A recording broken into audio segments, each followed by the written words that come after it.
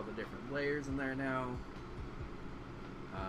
We got 3 different layers. It's basically a 3-tier lasagna, but with tortilla and Mexican ingredients instead. Honestly, it held up together better than I thought it was going to. It's probably not going to hold up together super well in terms of leftovers, but you know what? It's still probably going to be pretty good leftovers. And then flicking with the C-stick. Put these bombs down in a pattern kind of like that, and hopefully they'll all blow up. Ideally, you'll get them all to blow up by the time the first bomb blows up, so you can just run through there quickly. But as long as you get some kind of machine going, it's okay, I think. Right here, you want to put a bomb down and then run forward. I didn't make it. Ideally, what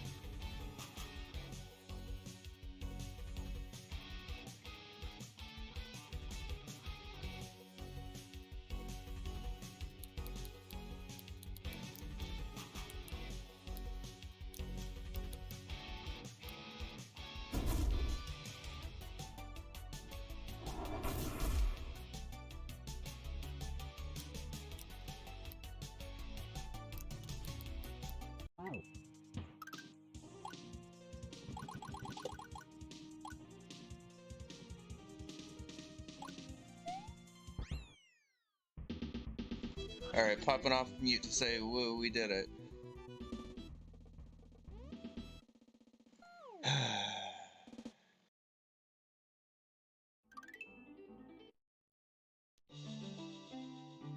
Another goddamn shiny. 2 in 2 nights.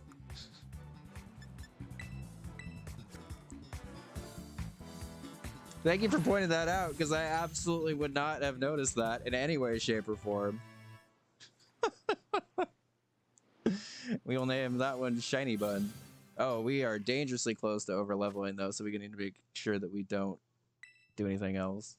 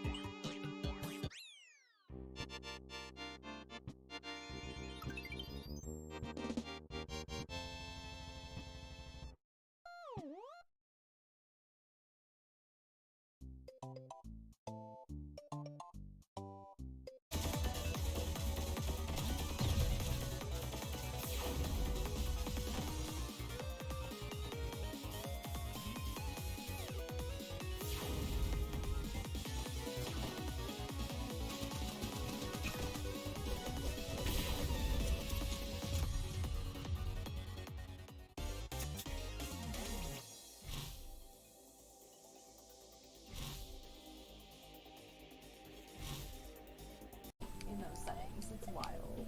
I don't understand him. But he's the only bot I know how to use, okay? Whew. That's hard. Also, genre of horror films that can explain that. Wait, that can explain what? Oh my god, do I want to know? Hi, Bernap, how are you? What? See, I was right? Okay. Please, I'm a hunter, not a researcher. You are, sir. You're a poacher. I'm a...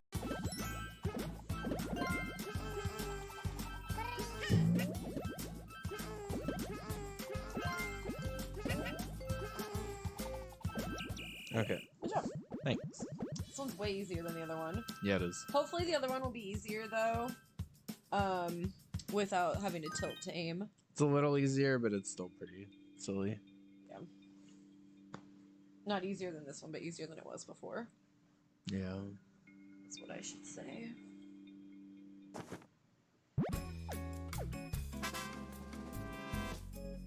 Everything's free. Oh no. It's a cow. Yoshi. Well, hello, Moo Yoshi. That's gonna be me. Let's see what it is. No, no, go for it. High five. Probably for the sake of not confusing people. Back to here. Stop. Look at the goal. Yerp.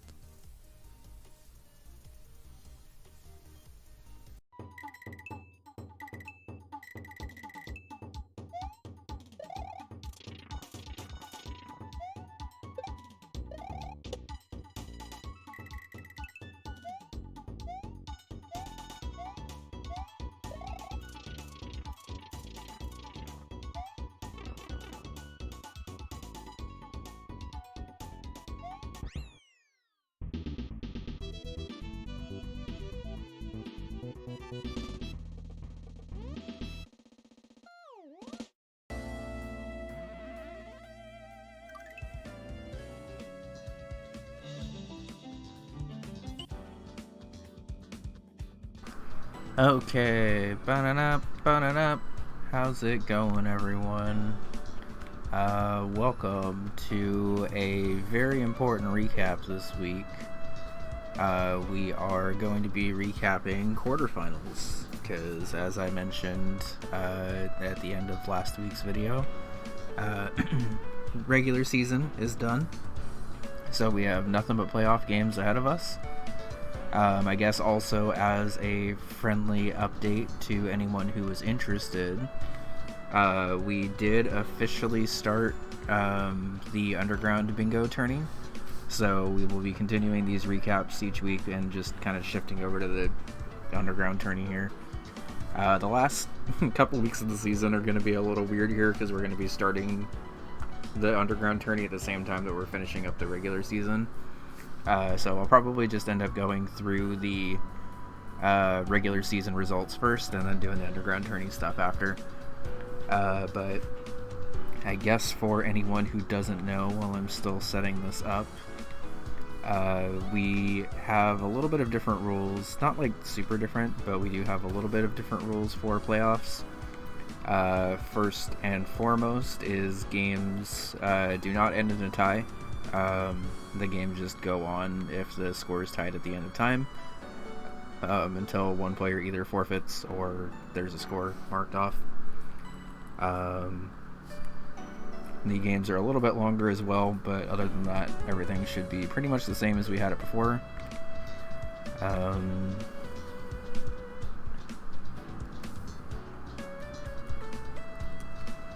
that's like way too big now, right?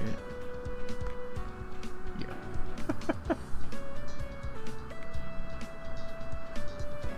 A little baby text up in the corner, because quarterfinals is a long word, but I also don't really know. You know, we'll just do playoffs. That's probably better. Sorry, y'all. I thought I had all this set up, but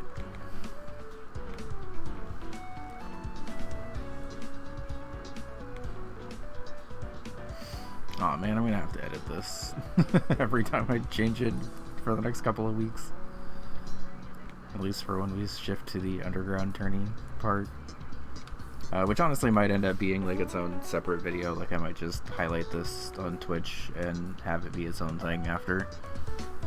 But yeah, we are here and we have a lot of playoff action to cover. One important rule change that I did not mention that I probably should mention here. All of A tier playoffs, as well as the grand finals for B tiers and C tiers, are best of 3 games. So if you're wondering why the ticker says game 1, game 2, game 3, it's because playoffs go really quickly if you only have a best of 1. Which honestly we actually already saw in some of the lower tiers, not to get like too ahead of myself. But best of 3 at first seemed like it was going to be pretty intimidating for every tier, and then quickly ended up being very valuable for A tier, and could have probably been helpful for a couple of lower tier games too.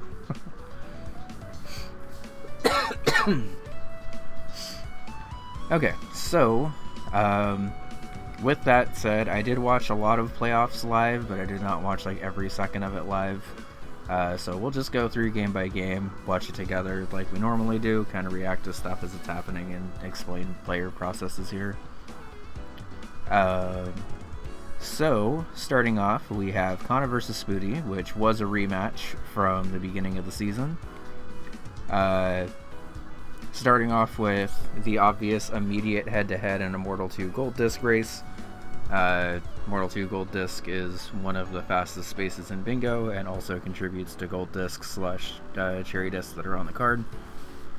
So, honestly, not surprised to see this happen in like any tier, but especially in A tier where the runs are so optimized, definitely makes sense. Spoody is able to win that one and then pop into Pin Golf in the time that Kana pops into Onion Delivery and Magic Garden. And already you're starting to see players starting to play a little bit more defensively here. Both Kana and Spoody are, I would say, 2 of the league's best players in Paint Chase. So if you're wondering why Spoody's maybe going for a slightly longer goal of Paint Chase beat 6 courses here at first, that would be why, because it presumably was a head-to-head with 2 players that are the most comfortable in Paint Chase out of anyone. But seeing that Kana marked off Mooncat kind of changes priorities here a little bit. Obviously that means that Kana's not in Paint Chase, and Spoody still got credit for the racer levels that he was able to complete there, which do at least help with the Road 2 bingo that Spoody's like sneakily working on here. And pops back into Paint Chase, grabs the extra 2 courses, is able to beat Rakshasa and Pin Golf. I skipped past a lot there. You know, the thing about skipping forward in A tier matches is you skip forward and then all of a sudden like 5 extra spaces are marked off, which is I think part of the reason why the A tier recaps have tended to be a little bit longer skewing for how short the games actually are. I've mentioned this in other recaps, but all A tier matches are just so dense and like full of really, really, really high level play that it sometimes takes a little while to explain actually everything that's going on here. And also I try to minimize the amount of like skipping around I do, just because it's a little bit better of a viewing experience if y'all actually get to like watch the players play also. But at this point on the board, Kana is main bingo threat is the middle row, whereas Spoody's main threat is the 4th row. Both players are trying to just kind of advance their own bingos at this point. I would say that Spoody's bingo threat overall is a little bit more likely here, just because, well, if you're able to clear Star Wasp for Wave 3, then obviously that sort of changes things here a bit, because now both of the bingo threats that Kana has are pretty apparent at that point. Just gonna go through and yeah, so pretty intense strategy here when it's a tied 3-3 bingo game where you're effectively just like racing your opponent to try to see who can threaten their bingo first. We've had this happen a couple of times in the league this season where players are pretty keenly aware of what bingo threats are available, and sometimes it's worth it to rush to block one of your opponents, and sometimes it's worth it to just push your own line that you're comfortable with. We did see Spoody pop into Paint Chase or Pilot Quest a little bit earlier to get started on that progress, and after grabbing 2 bosses in 4 games, it ends up being a head-to-head Pilot Quest race where both players are actually in position to theoretically make the friend. All you have to do to make a friend at a crash site is have 5 ingots and build a house, and then someone shows up and use those for like additional resources and stuff. But shoutouts to the Grambler dropping all of the ingots that Spoody will ever need. Definitely could have just like gone there and gotten all 5 of those ingots right there. I don't know if I've ever seen such a big ingot drop. But obviously this, even though Kana is doing the correct thing, going back to the site with 3 meat and 2 ingots to pop back out, unfortunately just doesn't have the time to block this bingo, and game 1 goes to Spoody. Again, both players played really well and just identified the threats that they were going for. And I even mentioned that the middle row bingo was theoretically a little bit faster, but I forgot how much progress Spoody had in 2 bosses in 4 games, as well as having additional pilot quest progress. And yeah. Skipping ahead to game 2, because as I mentioned, every game in A tier is a best of 3. We have another board with Pilot Quest on it, so I think learning from the mistake of not opening Pilot Quest a little bit sooner, Kana immediately goes into Pilot Quest this time just to get that cooking in the background while they're working on other stuff. And Spoody is going for a Valkyra Skull that is a little bit more difficult. Defeat all enemies in level 1 using only your blaster. Like, in your head, sounds like it's a really, really fast goal. But you can see even with Spoody struggling here a little bit that it does end up being a little bit more difficult than you might expect. Some of these guys can spawn like really, really, really far on the other side of the map, as well as like behind a bunch of boxes and rocks and stuff. And then you have to kind of like excavate a way for you to be able to actually kill everyone there. And can definitely be a little more trouble than it's worth sometimes. Thankfully, when you do get it, it is a really fast goal, because all you have to do is beat level 1 of Velcrest, which, even if you're taking your time, is only a couple of minutes. Meanwhile, Kana is popping into Star Wasper here to get progress on that. This is obviously, as we saw last game, a very good game to defeat 2 bosses in 4 different games.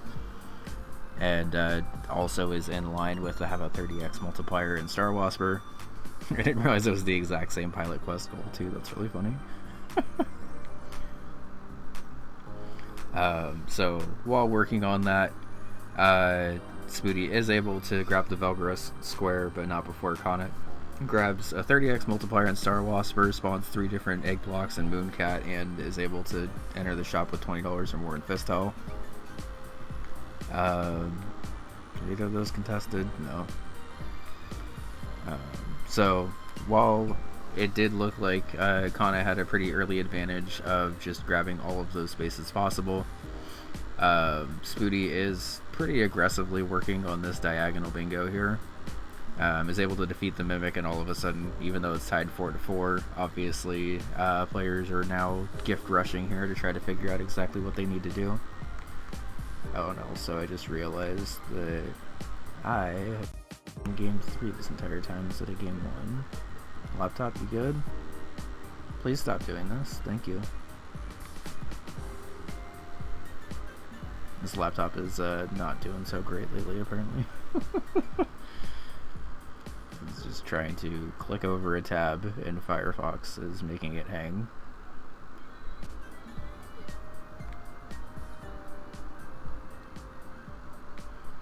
Okay, so that was game 1.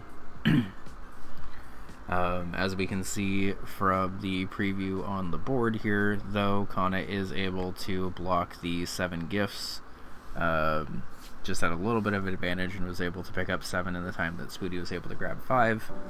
And then all of a sudden, with that 1 space and the extra Fistel progress from earlier, Kana turned what could have been a bingo loss into a bingo threat of his own. We did see that kind of a lot this week as well, where there were a lot of really, really intense head-to-heads, and basically whoever won that head-to-head set themselves up really well for a bingo opportunity. Unfortunately for Kana, in the case of that bingo threat up there, I don't think you could ask Spoody to play a more comfortable game than Warp Tank, honestly. Like, if there's any like exceptionally good warp tank player I think of in the league, it's definitely Spoody, and you can tell just by the dashes that are being made here. So pretty clearly looking like healing sector is just gonna be Spoody's space, which will block the main bingo threat that's being worked on here.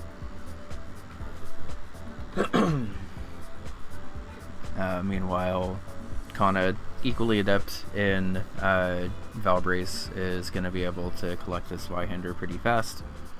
According to the board time, he got this in 3.7 minutes, which is absolutely wild.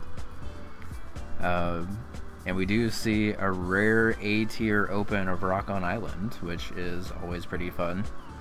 Luckily for Kana, this is definitely one of the fastest goals, period, much less a Rock on goal. But you can do this in the intro level, which already has a little bit of a chicken farm built up, as well as really, really, really short waves. This is meant to basically just be the tutorial level of, like, here's how to build stuff in the game.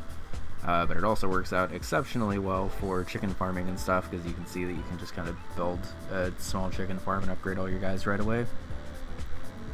And then with this being 7-4, the only bingo threat for Spoody is going to be this middle column bingo, and Kana is basically just pushing the outside borders with the first column and last row bingos here. I think it's pretty clear from both players that both players would definitely prefer to not have to go into Club Pass and Perfect 2 levels from Rock on Island, which, like, even if you know what you're doing in Rock on, is still pretty long. And it's also fairly risky if you don't know, like, exactly where to put stuff. Because if you take any damage, obviously that's not a perfect in Rock On anymore, so both players pretty much doing whatever they can to avoid that. Both players making pretty significant Pilot Quest progress. I would say Pilot Quest was the running game. Oh, hi, thank you.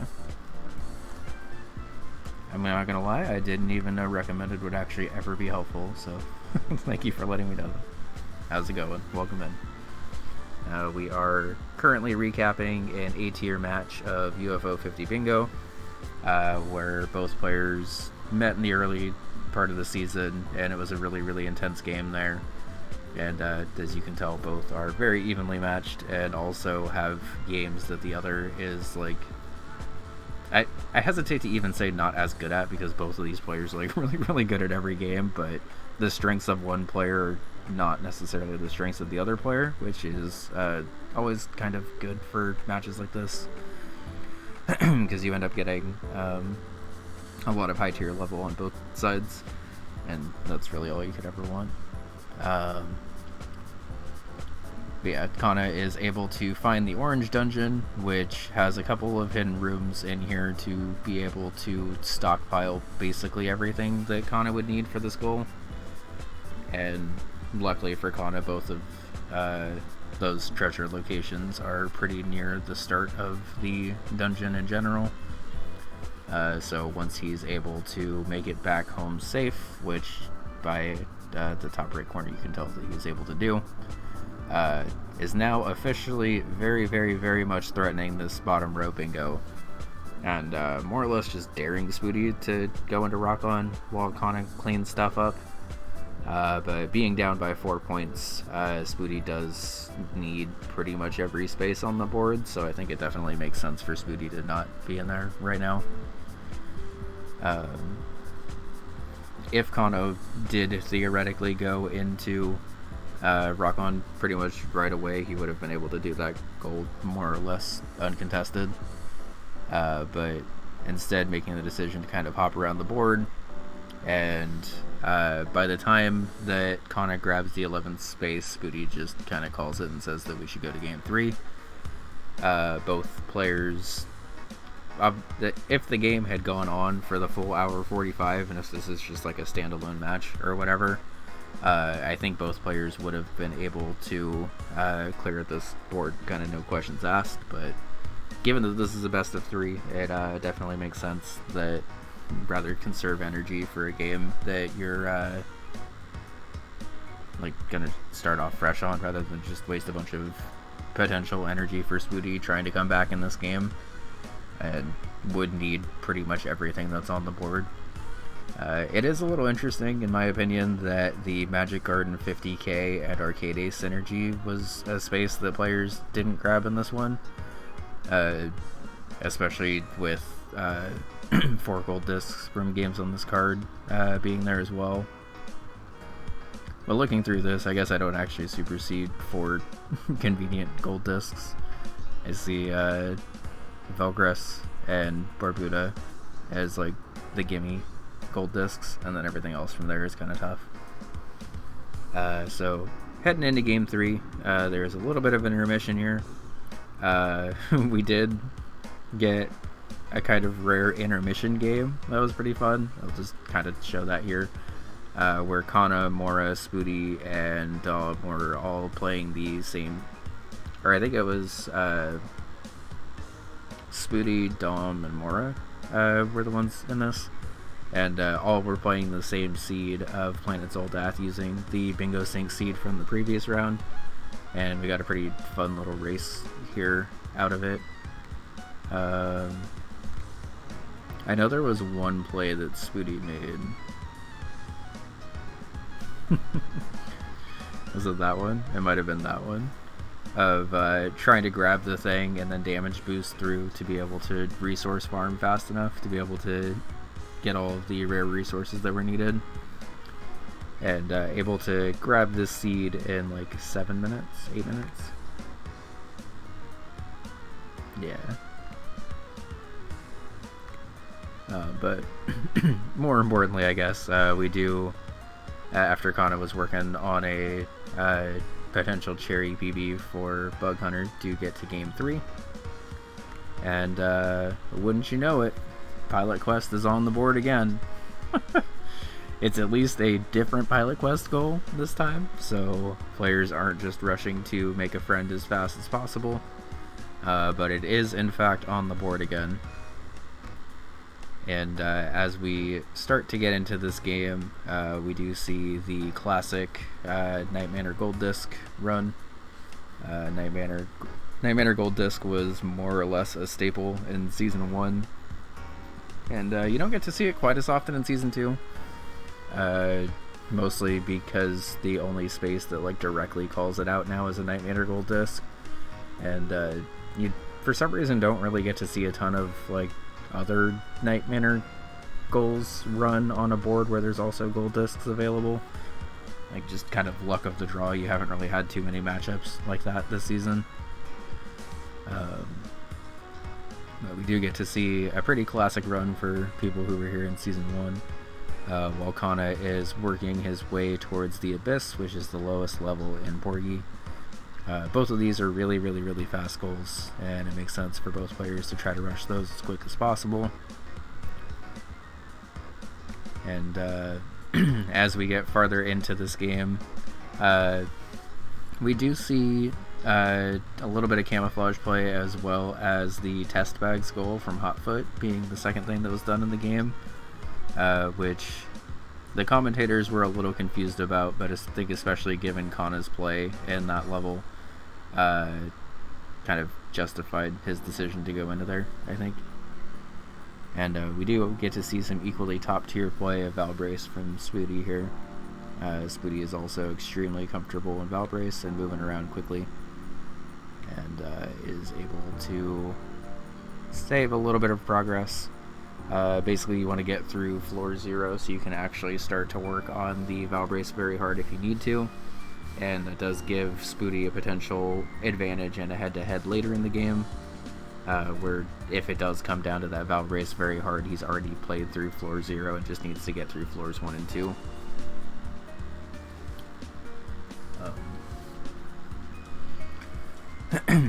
And if you're comfortable in Valbrace, the Valbrace very hard is actually one of like the faster and or more consistent very hards you can do, because it basically just is keep a streak going through floor 2, level up, and then beat the boss at the end of the floor. If you end up dying on floor 2, that goal ends up taking forever because you end up having to grind 400 essence, I think it is, just on floor 2. and that is not something that players always want to do. Also worth mentioning, by the way, that there is also a second Valbrace square on the board, which also requires you to get to floor 2 anyway, so there's like extra reason to try to go for floor 2s there, I think. The never-ending pilot quest for these two players. We get a head-to-head divers race here. The divers square, looking through the board, is reached level 3 and does potentially block one of Spooty's main bingos that he's working on here. So both players, even though they are both actively and aggressively pushing their own bingo lines, are also aware of what's going on elsewhere. Spooty is able to grab that space while Conan does make it up to floor 2 in Valbrace and starts to work on the gem puzzles. Is able to grab that, but then isn't able to grab the level up and very hard off of that.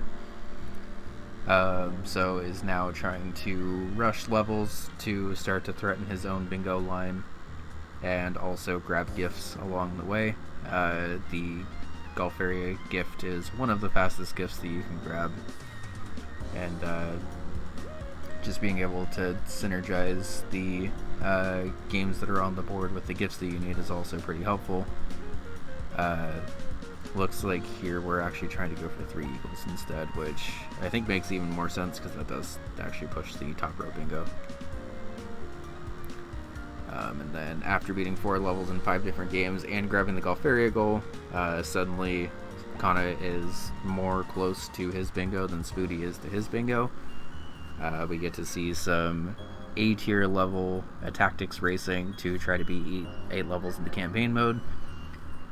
Basically with the season on the line, because if Kana's able to grab this, obviously that's a bingo, and if Spooty's able to grab this, that more or less blocks every threat that Kana could have. Kana theoretically could still bingo in column 5 at this point, but given that he only has 1 square of progress in that and would have to collect the trade map piece in Planet Soldath, that can sometimes take a while.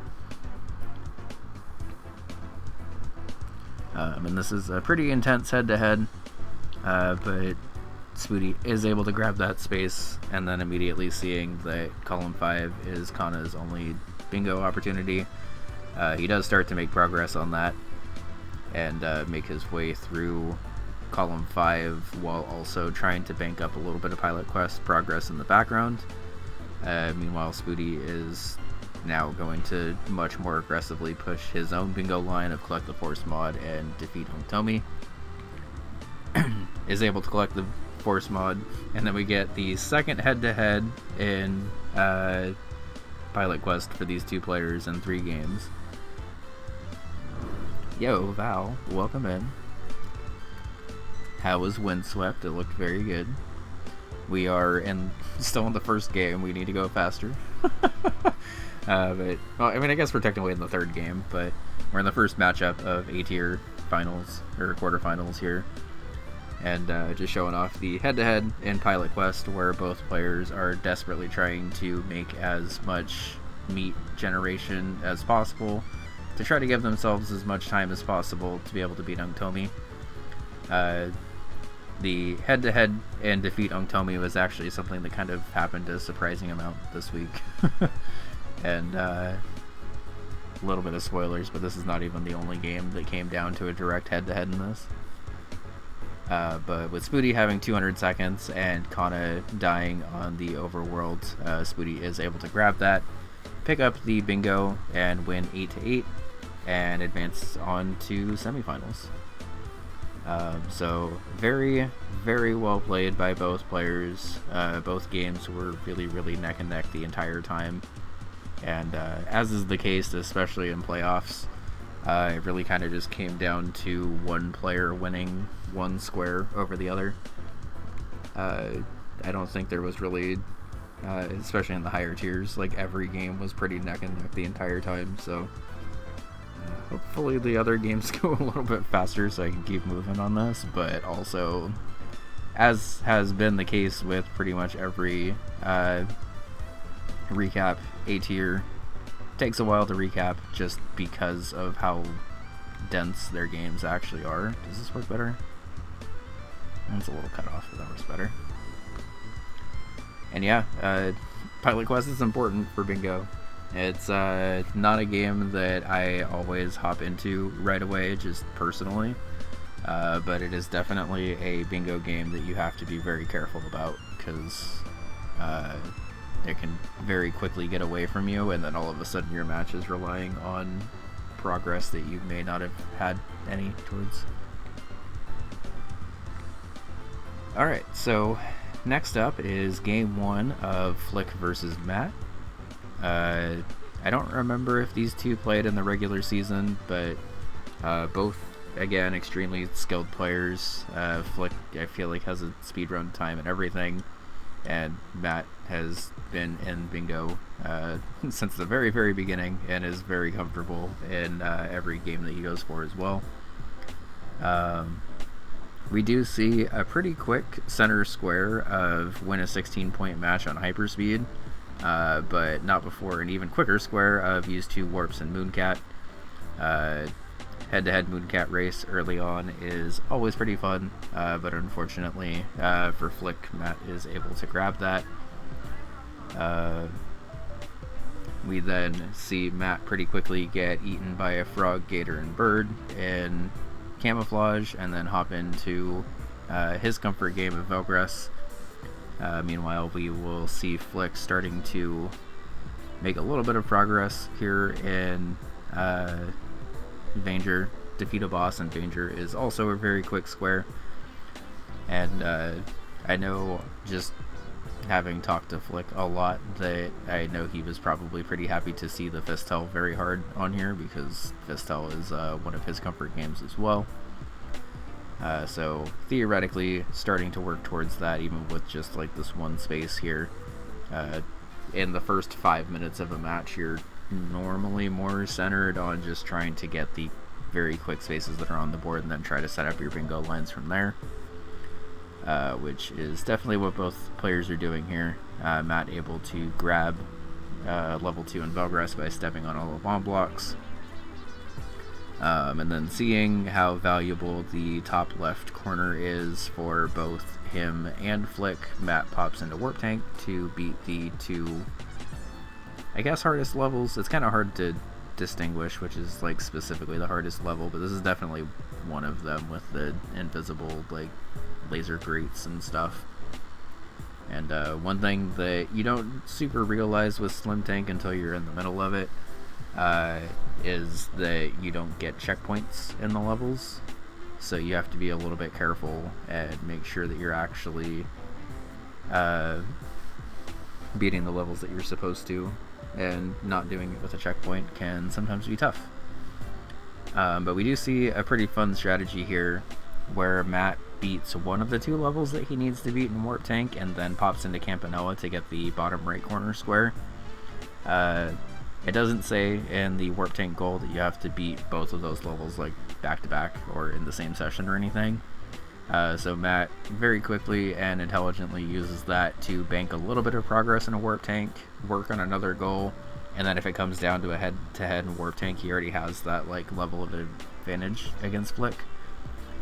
And we actually start to see that play out a little bit, where he's able to just grab the 2 corner squares while Flick grabs the tactic space and the Vanger space. So at this point in the game, like, if you're Flick, I definitely understand not necessarily reading that top to bottom diagonal as big of a threat as it actually is. Meanwhile, Matt, obviously starting to push that bingo as aggressively as he can, is just going to go ahead and complete the hiding minigame twice in Night Manor.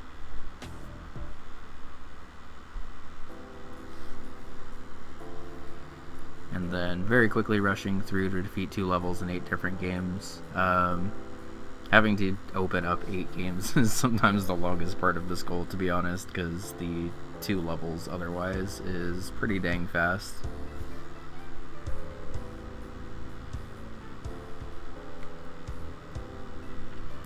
And then after getting that, we do get a head-to-head in Bushido Ball. It's always interesting to me who players pick for this hyperspeed goal. Because I personally learned this goal as Tomoe, but then lost in a head-to-head in Kini, playing this match as Raizo, I think. I don't remember if they played as Raizo or Kitaro, but Raizo and Kitaro are both two of the top general picks for this goal, just because of how much power they have and how quickly they can end the game. But we do see a pretty intense head-to-head here. For all of the crap that Chiome gets and kind of rightfully deserves when you play as her as a player, Chiome as a computer is sometimes extremely difficult to play against. And we do see a pretty neck and neck back and forth here, but Matt is able to grab the 16th point, and in 18 minutes is able to grab the bingo here. So very well played by both players. Matt just did a really good job of very aggressively pushing that diagonal bingo, and not only reading it as the threat that it was, but being able to execute on every one of those spaces right away. And Flick did really well to almost block that bingo, and had he been able to, it would have actually set up a pretty nice line for him to push this middle column bingo, which would have also included a space that he definitely is super comfortable in. But as I mentioned before, that sort of happens with bingo stuff, where games are more or less decided on one space pretty quickly. And as a rank says in Cosmo Inc.'s chat, an 8-4 bingo in 19 minutes is wild.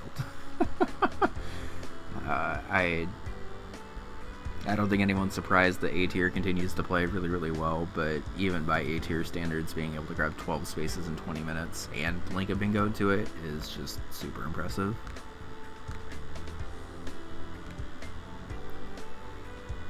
Alright, so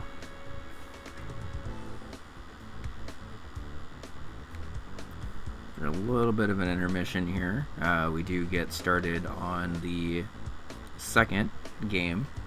Again, A tier playoffs are all best of 3, so if a player gets bingoed right away, it doesn't matter quite as much as it would in the regular season, just because you do have 2 games to potentially come back there and win back-to-back. Unsurprising to see a head-to-head in Waldorf. Basically any Waldorf goal is always really, really fast. And Flick is able to purchase 4 items in a run in 1.8 minutes.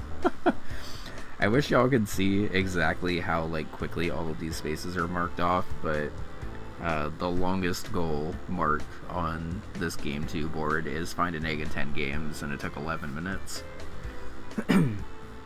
Everything else is a sub 10, and most of these are like a sub 2 or 3.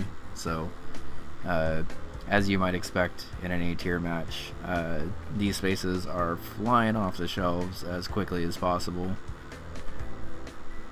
And kind of similar to game 1, I think both players are now a little bit more intimately aware of the quickness that bingo can have. And specifically in this case, how quickly a line can form if you're not careful about managing it too early. So here both players are going for a very powerful center square after the first 5 squares are marked off. Maxing out 4 upgrades at once is, depending on how comfortable you are with Overbold, an extremely fast square. And Matt able to grab that right away and basically prevent the diagonal bingo that Flick was theoretically forming there.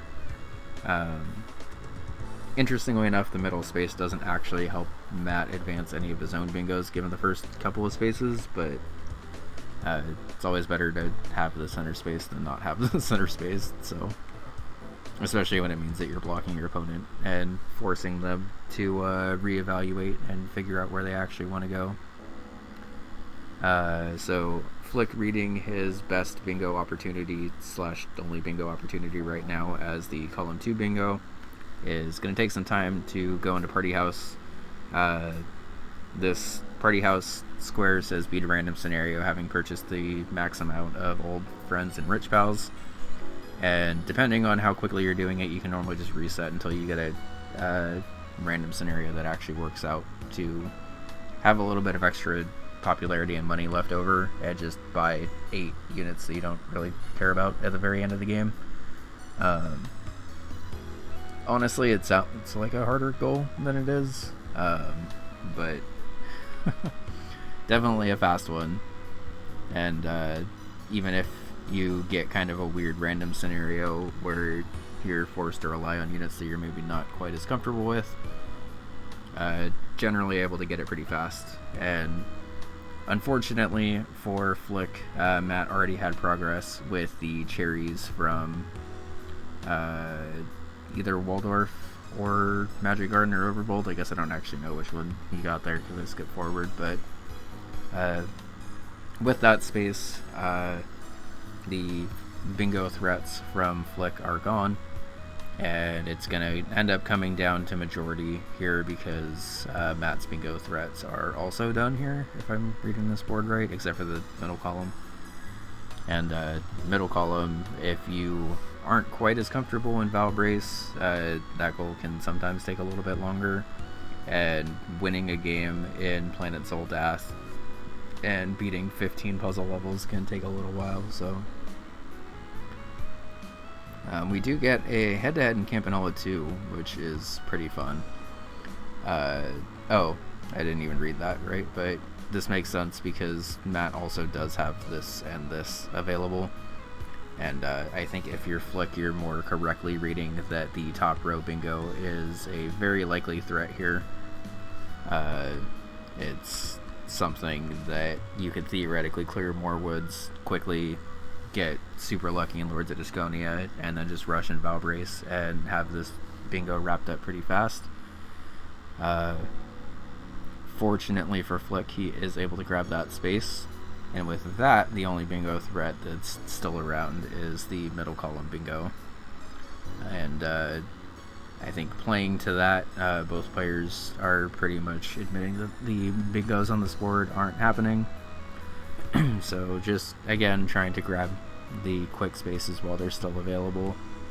I don't think either player necessarily wants to pop in to try to, like, even if you're comfortable in Rakshasa, like, having to gold disc it on command in a bingo match is sometimes a lot. Hi Circle, how's it going? Good to see you. Okay, so later into this game, it's 7-6, and we do start to see Matt starting to push the middle column bingo here with Puzzler, and Flick, seeing that that is the last bingo left, is going to go ahead and instead hop into Valbrace. We do get 7 gifts on the card and a little bit of progress towards Puzzler. Meanwhile, Flick is already in the middle column and eventually is able to grab the Zweihander from this room. It can sometimes take a little while depending on the enemy drops that you get there. I don't actually know the exact percentage of finding it, but you just keep examining the room over and over again and you eventually get it.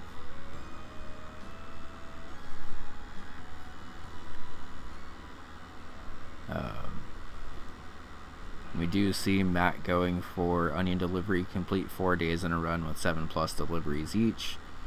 4 days in Onion Delivery isn't quite as long as it sounds, but it's definitely getting to the point in the game where pretty much no matter what you do, you're going to have some amount of long goals to go for. And up 7-9, Matt's basically just trying to maintain that advantage. Oh, this is already done? Oh, we gotta go way faster.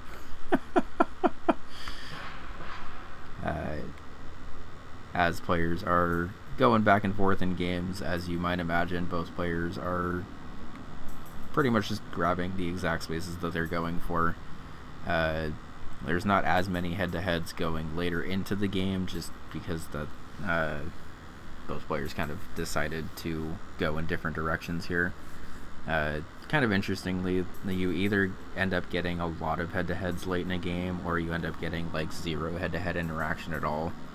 and it really kind of just comes down to specifically what games players are comfortable with.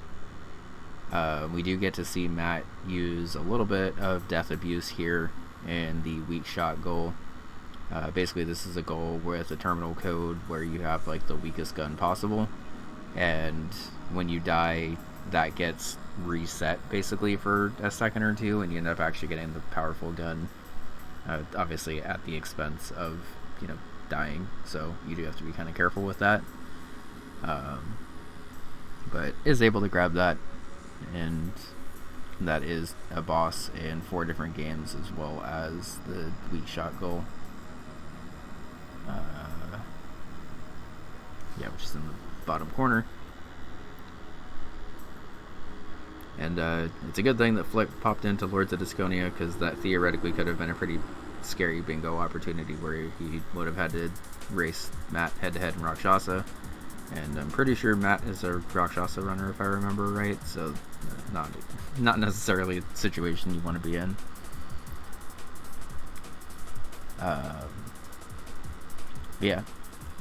Down 9-11. Flick will more or less need every single space on the board, but we do unfortunately see an Umbra death in the cave here, which is definitely not what you want to see if you're trying to get this goal, because Umbra does need to be alive in order to actually get the skill. Given the fact that Matt's not in Grimstone, this doesn't really end up mattering, but that little bit of extra time lost does kind of end up mattering here. Because at this point in the game, every single goal that's left is long. Winning the first match as every character in Bushido Ball is a lot longer of a goal than you would expect it to be, especially if you're not like super comfortable with Chiome. And Rakshasa is just kind of a long game, so having to gold disc it is sometimes a lot. And depending on your party house, or depending on your Zoltath seed, Trotters can sometimes be a really quick goal and sometimes can take forever. So Matt taking the comfortable long option that's at least like consistent, because obviously if you're comfortable in Rakshasa, like there's not really a lot that changes between runs in Rakshasa. I'm not actually even sure if there's like any RNG in Rakshasa, to be honest, but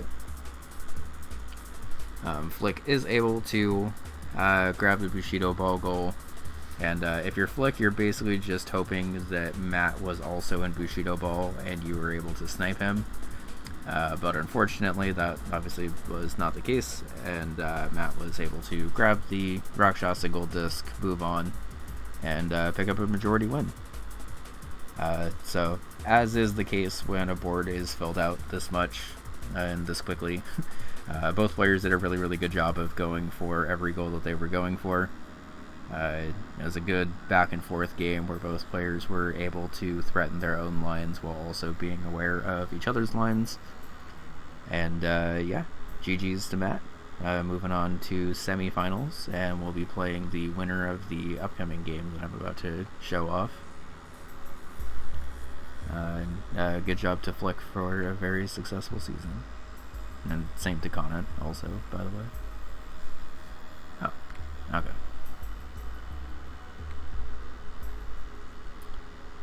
Alright, next up. So, I guess it makes sense time-wise that A tier is taking a while, because it's kind of just as long at this point as every other tier combined, almost. How's my audio leveling for this, by the way? It looks good? Okay. So let's try to squeeze in Cosmoing versus Slam before this break in 10 minutes. I doubt I'm going to be able to, but let's see. So Cosmoing versus Uncle Slam, game 1. Once again, every game in A tier for playoffs is the best of 3, so really no matter the result here, there will at least be another game after this. And then, depending on how the players played, there'd be a Game 3 tiebreaker. It's always kind of interesting to me whenever you get a board that has a general goal as the center square. Because most of the time, like as you saw in Cosmo's case there, it makes sense to rush that goal as quickly as possible, just because of how powerful the center square is. and both players in this game in particular. It's a little hard to recap this part of it, but both players were doing a really, really good job of identifying games and spaces on the board that also counted for other spaces on the board. So if you're watching these and are curious how players are able to mark off spaces like every 3 to 4 minutes without like playing a new game every like 3 to 4 minutes, that's generally why. So you'll see Cosmoing here going for the square that says open the chest containing the parasite hammer, both because that starts to push his diagonal bingo here, and also because that's a gift, and it's one of the fastest gifts that you can possibly get.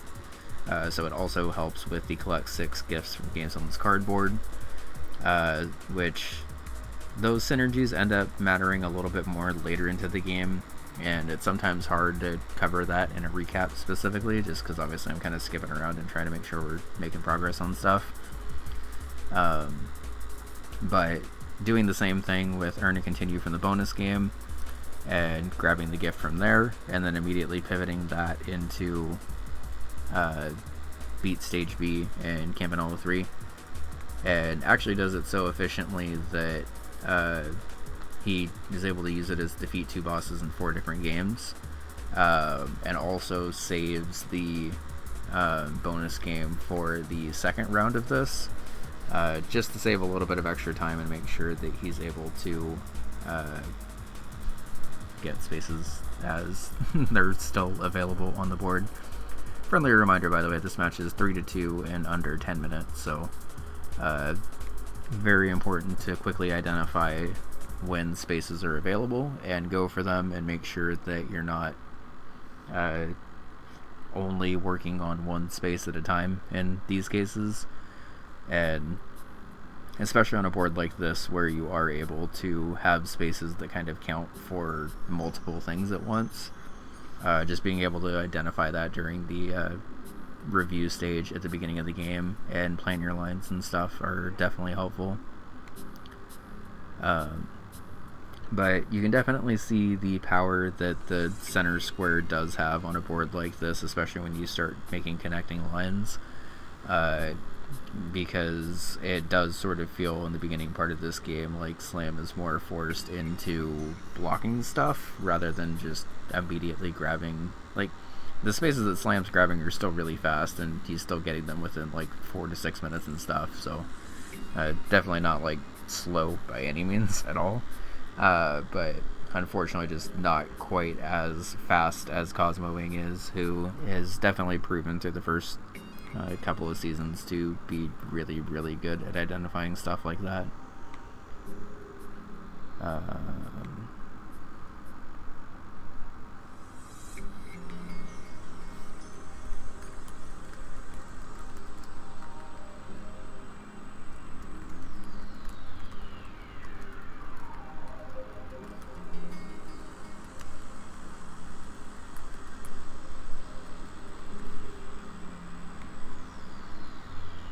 Okay, well, I never mentioned in the bingo chat that I was actually live here, but I guess it doesn't actually make sense to ping everyone and then have an ad break in 5 minutes, so let me let them know that I'm live after that ad break's over.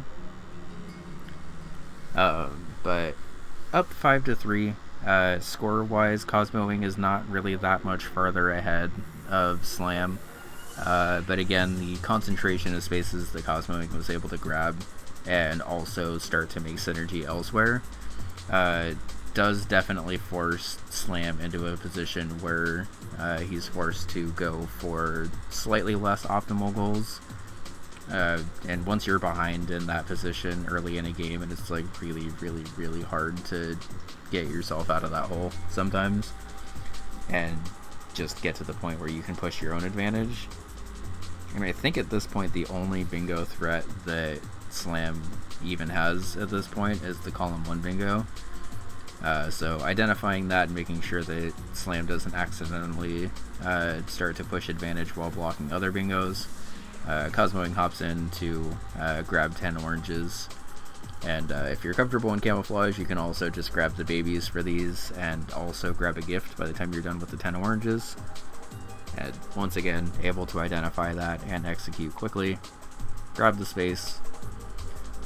Slam is able to finish Jungle Rush and block the diagonal bingo, but even at this point, up 8-4, like immediately has to then pivot into trying to block another bingo, and at this point it's sort of like pick your poison on what Cosmoing's like even trying to go for here.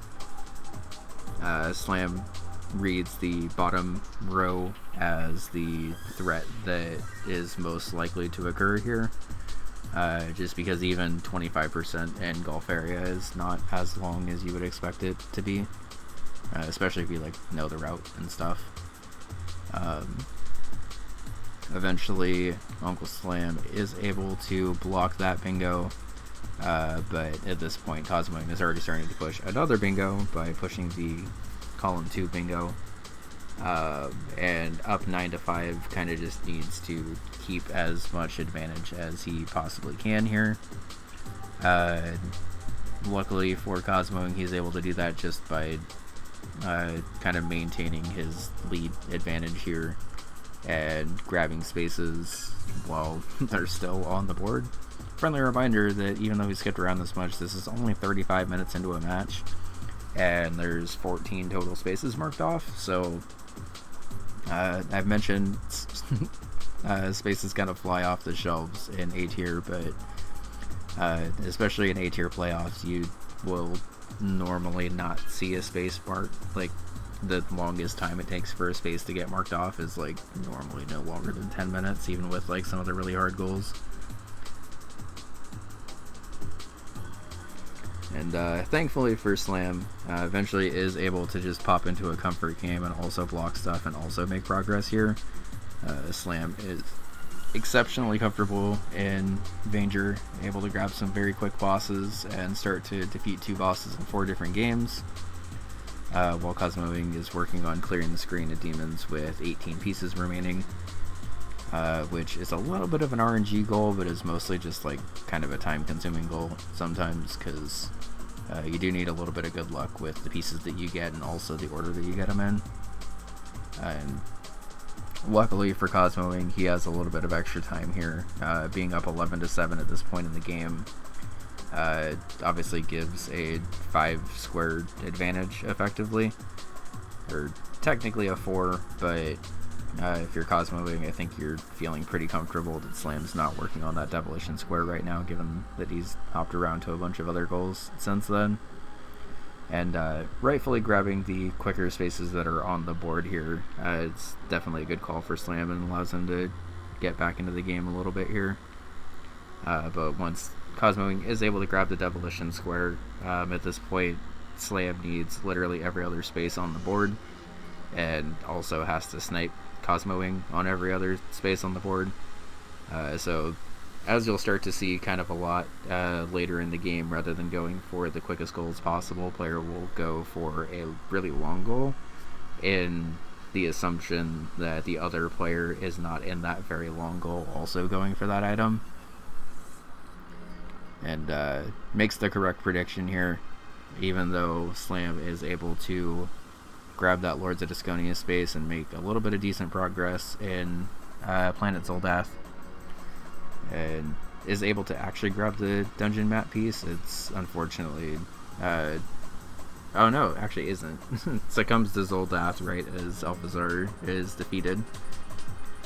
So a really good back and forth game. Slam was a little forced onto the back foot for most of that game, but was able to start to gain a little bit more advantage towards the end game, while Cosmoing was really aggressive early in the game and then started to understandably go for some longer goals as the game went on.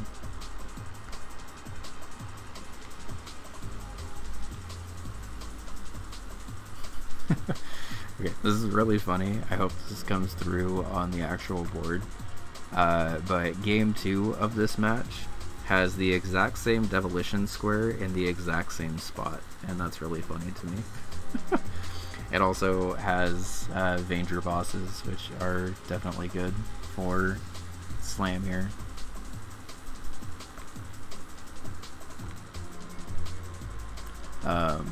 But first things first, in the beginning of game 2, we do start to see a head-to-head mini and max. Collect the full reward for ridding the Book of Silverfish is already one of the fastest goals in bingo, honestly.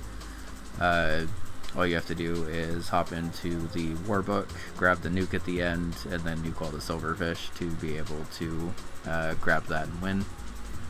Cosmo does take a death on the way to the nuke, because if you get hit by anything in here, you're just instantly dead. But thankfully, you can just grow out of the book and go over to the silverfish from here. Everyone is going live right now, apparently. When you throw the nuke in here, make sure everything dies. And this also kills all of the stuff that's off screen. And in this position, we sort of saw the opposite of this happen in game 1. Now that Slam has the center square, is able to kind of just start to push quick spaces rather than having to immediately worry about a bunch of bingo threats. And meanwhile, Cosmo Wing does have to be a little bit more aware of those bingo threats and start to head them off while also making progress elsewhere. And this board doesn't have immediately as many quick goals available here. Do we get a triple mark here? I skipped a little bit ahead, and then all of a sudden Cosmo Wing had 3 spaces. And I'm not sure if Cosmo Wing is holding at this point, but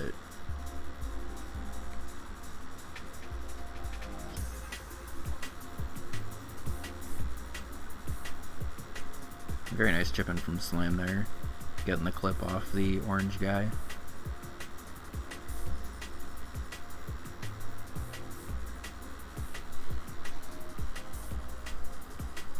Yeah, no, Cosmo Wing just grabs the Cyber Owl's goal, and then very, very quickly grabs the Warp Tank goal, and then equally quickly grabs the Hotfoot goal. So in the span of... Oh no, he had Warp Tank already, because that was marked off at 0.0. Okay, that makes more sense.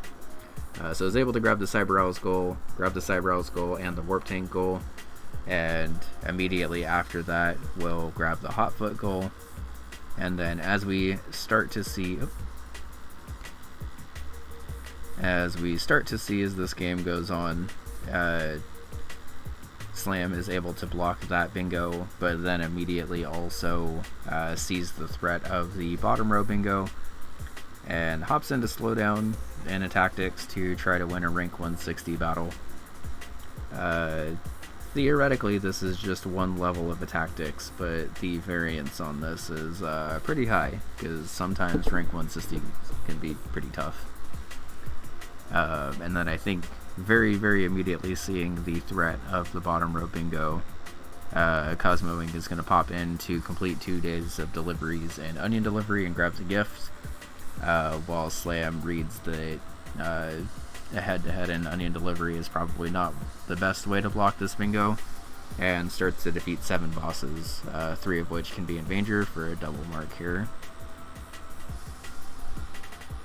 And is able to start to make that boss progress, and Cosmo Wing obviously able to complete 2 days of deliveries and onion delivery. Very, very aggressively pushes this bottom row bingo. Once again, friendly reminder that we're only 15 minutes into this match, and also for some reason Twitch VODs are just super slow today, and unfortunately most of the games aren't on YouTube yet, but that's fine. So after Slam is able to block that bottom row bingo, obviously that is pretty much every bingo that Cosmo Wing's actually been working towards blocked. So with the game tied 6-6, the major bingo advantage at this point switches to Slam, who theoretically can get 50 gold in Lords of Discodia, complete 4 days of onion delivery, and then return to part to the crash site and pilot quest. But after Cosmo Wing does grab that space, is starting to push the bottom row bingo, but at this point is actually just gonna try to return a ship part to the crash site. We do see Cosmo Wing pretty deep into this dungeon, and is able to defeat the boss, but unfortunately just runs out of time on the way back.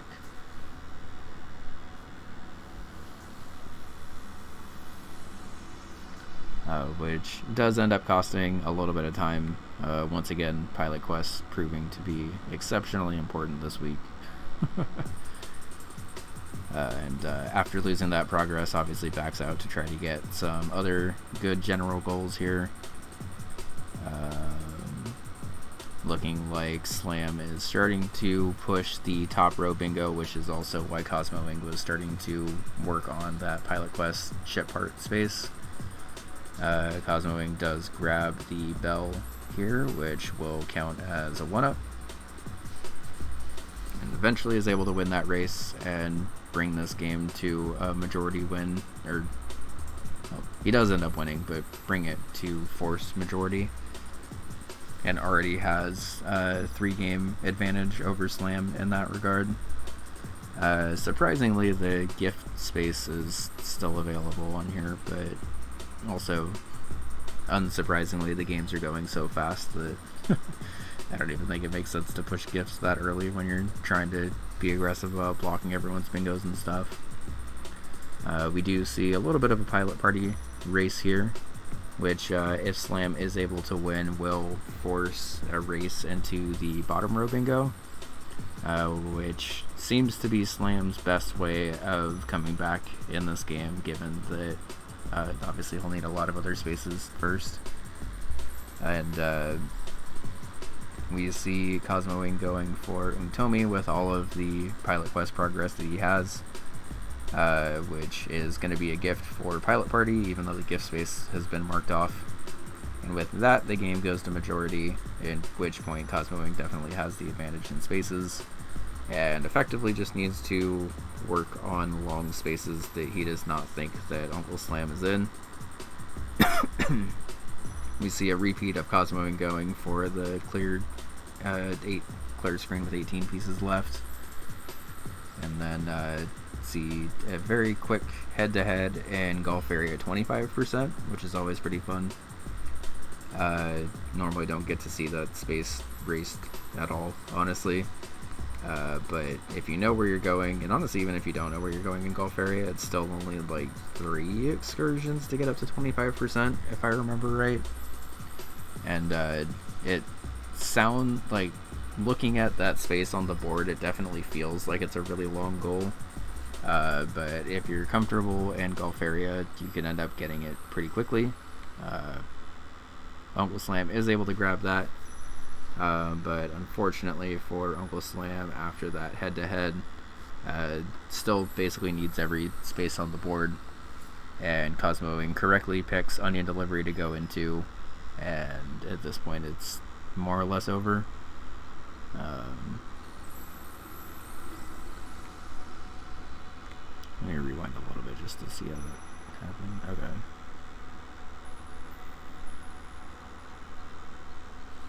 So yeah, it does look like it was a head-to-head in Golf Area, down 12-8, which kudos to Slam for being able to win that and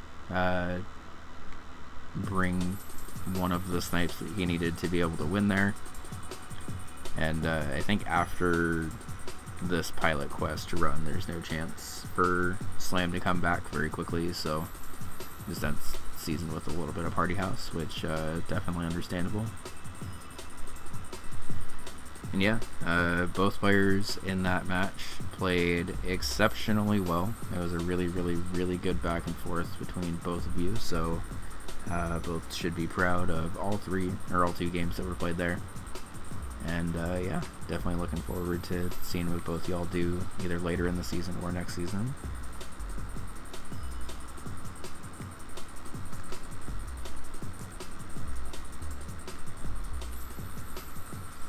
Okay.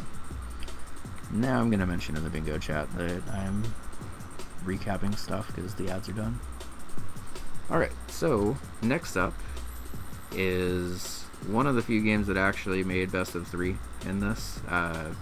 We have Canvas versus Red Robot.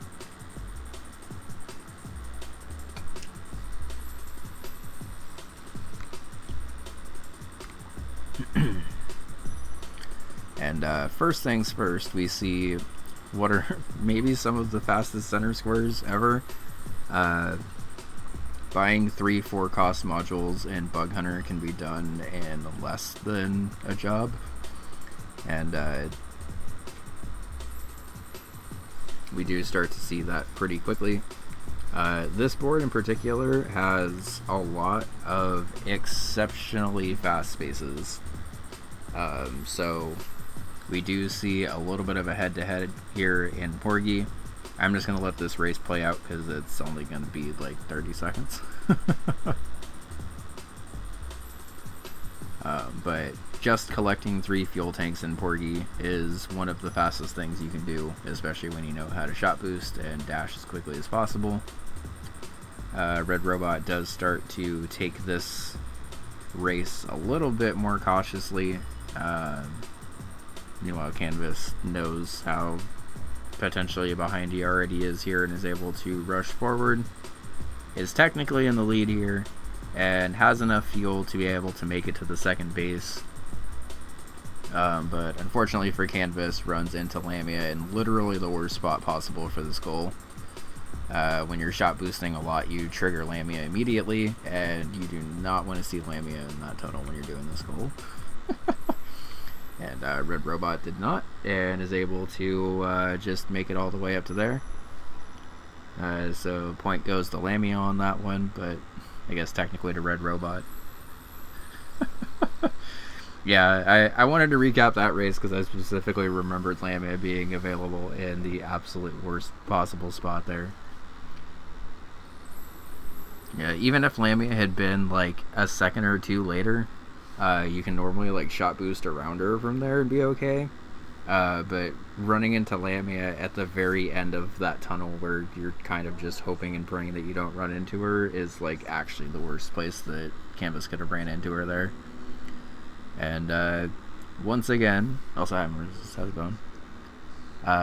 Once again, recapping how fast this is going. The score is already 3-2, and we have reached the 7-minute mark of this match.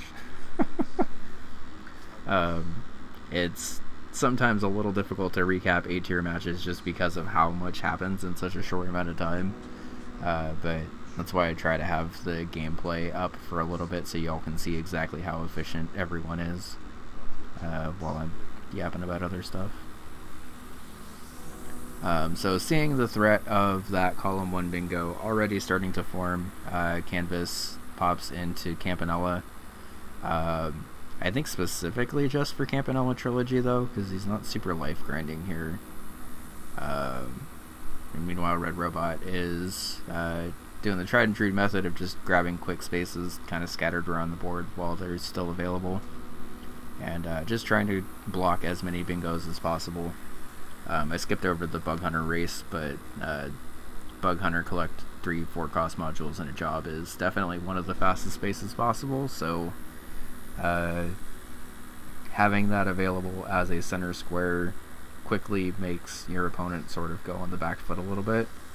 And it's like, it's weird to say Red Robot is doing anything on the back foot given that he's up 5-2, but being mindful of the possible bingo threats that you can run into for your opponent is definitely very important.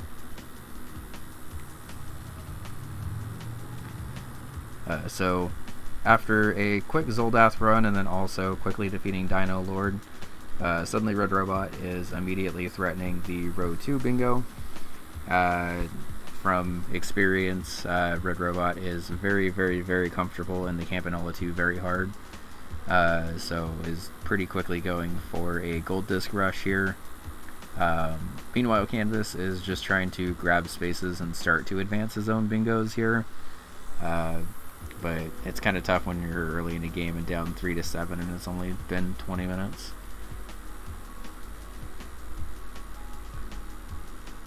So it does end up being a gold disc race. Unfortunately for Canvas, Red Robot is pretty significantly up on that. And yeah, from there we get a direct, about as direct of a head-to-head in Campanella 2 as we've maybe ever had, to be honest. This Campanella 2 space says obtain 6 power-ups in 1 run, which are basically just the square icons off to the side. And I think even when you know where you're going in Campanella 2 and get pretty lucky with money, I think the earliest you can get this is at the end of the second world of stuff. But generally have to play all the way through to the 3rd set of levels to be able to grab everything. Fortunately for Red Robot, he is able to grab that, grabs the extra upgrade in More Woods 2, and is able to have that bingo line, a 9 to 5 bingo win, by the way, in under a half hour, which is ridiculous. And as we've mentioned a couple of times, these games are best of 3. So heading into game 2, Canvas will need back-to-back wins here in order to come back. The first thing I notice about the second board is that Mortal 2 Gold Disc is on here. And one thing that these playoffs have definitely been doing so far is sort of giving throwbacks back to Season 1. And Mortal 2 Gold Disc and Nightmare Gold Disc, which you saw in a couple of games ago, were games that you almost saw every single bingo match in Season 1 that are much more, I don't even really want to say restricted, but just not quite as immediately helpful as they maybe were in the first season, just because they have to be on the card still. But the fact that both players know that that goal was fast and we're able to other goals even faster just shows you how comfortable both are at bingo. The Overgrow goal of saving 30 obbies in a run, Velgress goal of having 50 coins at once, and even the Pin Golf hole-in-one on 3 different courses are all exceptionally quick goals if you're comfortable with them.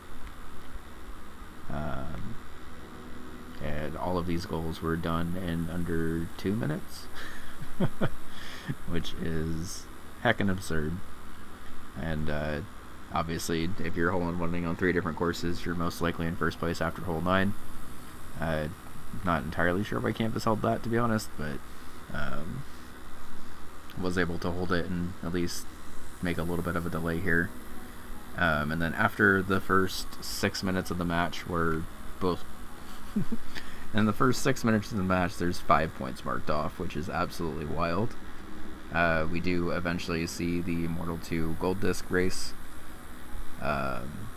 Players just grabbing quick Gold Disc here as well as the space that are on the board, and can come back in later for the gift if they want to, but it's also a pretty quick gift. And the Mortal 2 Gold Disc does synergize with the upper corner of Collect 4 Gold Discs from games on this card. Keep that in mind as we get farther into this match, because that does end up being pretty relevant here.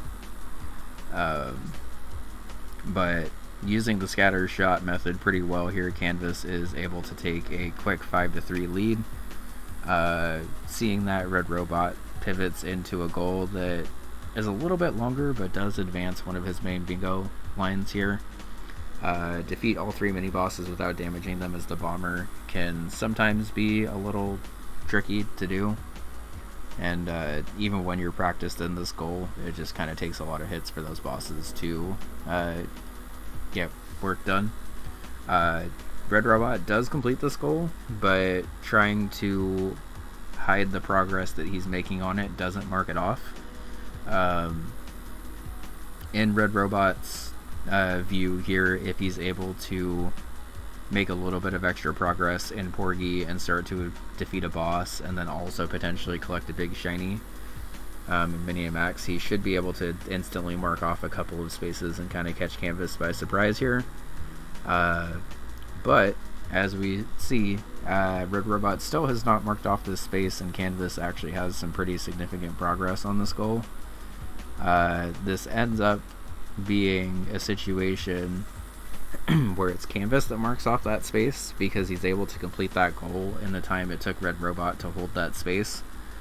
And suddenly Red Robot basically did an entire goal for nothing at that point, which is sort of the drawback of holding spaces. We do allow players to hold on to a space as long as they want to, and a lot of the times we've seen in this season where that can actually be really beneficial. Basically, it sets up situations where players are kind of baiting their opponent into going for a space that they've already done and can mark it off really at any point. And unfortunately for Red Robot, he kind of just held onto that space a little too long and allowed Canvas to come back. In Red Robot's defense, as I mentioned, that square is pretty long and not typically one that you'd super have to worry about your opponent immediately going in on. But ended up mattering a lot this game, obviously. Meanwhile, Canvas and Red Robot are trying to hop in for a center square that actually helps both of them quite a lot. If you're Red Robot, this starts to set up the only bingo line that you have left in the bottom to top diagonal right here. And if you're Canvas, this immediately pushes the middle column bingo and also blocks Red Robot's last bingo, so very beneficial for both players here. And fortunately for Red Robot, he is able to grab the 25k and stays in for Rakshasa to be able to grab a gold disc out of it. Players revealed after the match that Red Robot assumed that this was an arcade game, which understandably so, given that there's a high score leaderboard and stuff. Which in his eyes would have also counted towards Arcade Ace and would have been able to set up that diagonal bingo pretty well there.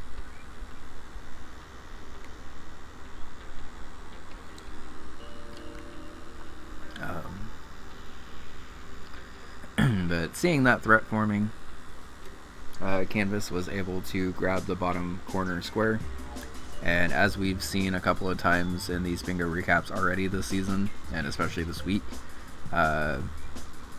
one square can suddenly swing a match around kind of a lot, and by Canvas grabbing Arcade Ace, this now sets up the column 1 and row 5 bingo pretty well, and sort of forces Red Robot onto the back foot and even more, and just tries to have a combination of grabbing these final bingos and also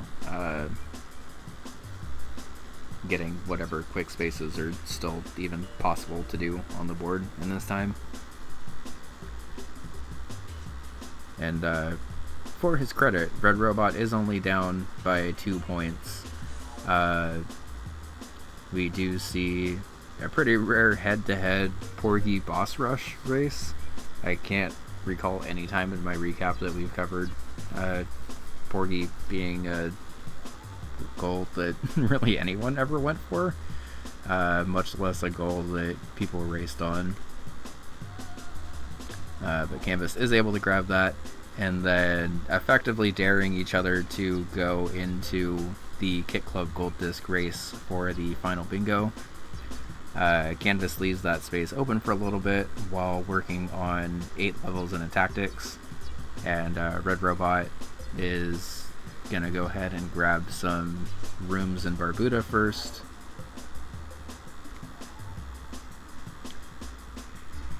By the way, if you're wondering where the 12th point came from, in the middle of this, after getting sniped on the 25 rooms in Barbuda, Canvas does realize that he has 4 gold discs at this point.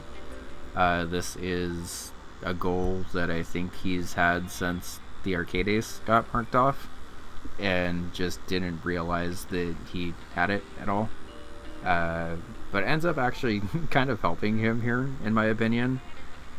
Because it sort of gives the impression to Red Robot that Canvas didn't get sniped on Barbuda here, and instead was just working on gold discs the entire time, which understandably so, in my opinion. Like typically if you have Arcade Ace that got marked and had the games that were on the board, typically you just mark them off at the same time and get your credit for stuff. But after Red Robot does hold here a little bit, Canvas marks off 4 gold discs, and it ends up being a head-to-head and a tactics, which we saw a little bit earlier that Canvas did have a slight amount of progress on, actually. and that slight amount of progress allowed him to bank that and then go forward into that final head-to-head with a pretty significant advantage and able to pick up the win there. Oops, I just resized that window. Is that fine? Yeah, okay. Alright, and the final playoff game of A tier. I also promised that all of the other tiers are going to go way faster than this, because every other tier below this is just a best of one game. So we've basically covered as much information in the A tier recap as we probably will in the rest of the league combined at this point, to be honest. But yeah, given that both Canvas and Red Robot were able to pick up a win there, they advanced to a Game 3 do or die scenario, where the winner advances to semifinals and the loser goes home. Once again, we see an immediate Porgy Rush for Red Robot after very quickly grabbing Pin Golf. Skipped 2 minutes into a match and we missed 3 spaces here. Let's just watch all of these quick spaces get marked off while I'm previewing this board. So, first things first, kill 6 1-ups worth of enemies is one of the fastest bingo goals that we have. Like, even if you're not super comfortable in Mortal, you can kind of just use the spot that Red Robot's using here to pretty quickly farm these enemies as much as you need to. Collect 6 1-ups and move on from there. And Canvas, getting to play one of his comfort games in Waldorf's Journey, is able to kill 3 squids very, very quickly. And attempting to parlay that into a cherry run very quickly here as well. In that like minute and a half though, it's A tier, so you got to be careful. In a minute and a half, there's a bunch of spaces that can be marked off, and Red Robot very quickly able to go through the first couple of courses and score under par on all of them. I can't skip forward in this game at all, which is funny. And even with the double synergy of a Waldorf's Journey Cherry Disc, and being able to sit in the game tied 2-2, sorry, able to sit in Waldorf's Journey to tie it up 2-2. Both players have about an equal amount of progress in whatever game they're going for at this point. And both are doing a really good job of identifying spaces that are on the lines that their opponent could theoretically be trying to set up. At this point in a Game 3, you're definitely pretty aware of your opponent's ability to quickly set up a bingo line if they want to. And there are many quick lines that are available on here, so kudos to players for identifying those. Also, this is maybe the quickest that we've ever seen collect 2 cherry discs marked off, because the game's not even been going for 10 minutes at this point, and the score is 4-3 with collect 2 cherry discs from games on this card marked off. And granted, Waldorf's Journey and Pin Golf are definitely 2 of the fastest and most consistent cherries that you could try to get in bingo. But so is Bushido Ball, which was the actual second cherry, so... And not holding on to that general goal nearly as long as he did in Game 1, Canvas just immediately marks it off. And meanwhile, we get to see the good test bag synergy here. Basically, if you're doing this 30-point test bags goal where all your shots have to be special shots, you like kind of almost have to have B be one of your characters. I've seen the second character kind of be up to interpretation a little bit more. Red Robot obviously preferring this power shot that does come back.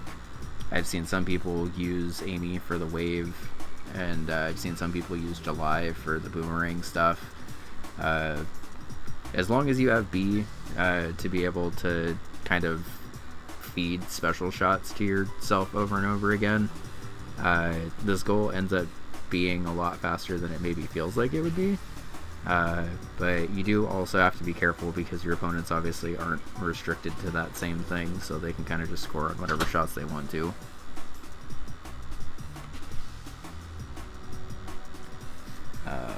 skipping forward a little bit farther. Score is 4-6, 16.5 minutes into this game, so I think at this point also the only bingos that are left are column 2 for Red Robot, the diagonal for Red Robot. Okay, so there's actually a couple diagonals for Red Robot, but the main bingo threats at this point would be the column 2 top row for either player or either diagonal for Red Robot.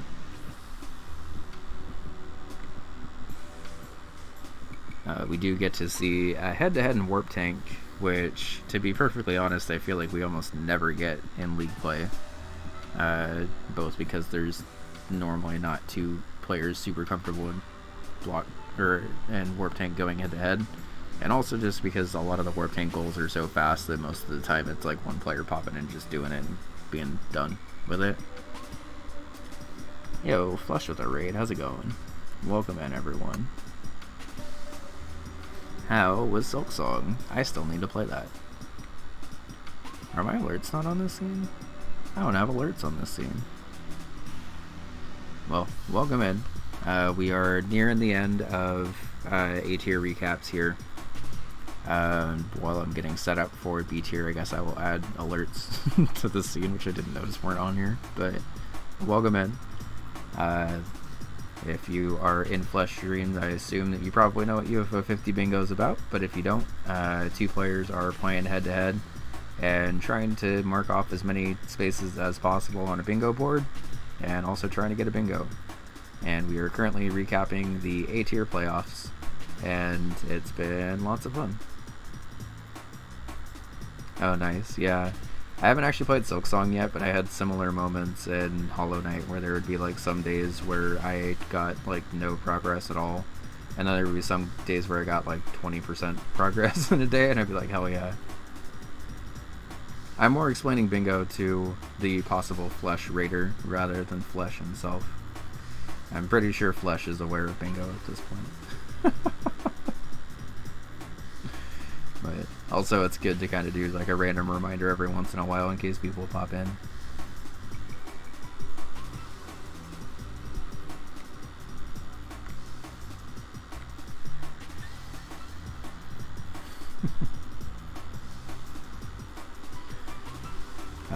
I talked over this, but let's recap this part because I'm pretty sure this is the part of the match where oh no, this is a different game that I was thinking of. Never mind. So able to pretty quickly grab that center square in Lords of Disconia, have 5 enemies drown at once is honestly one of the only consistent Lords of Disconia goals.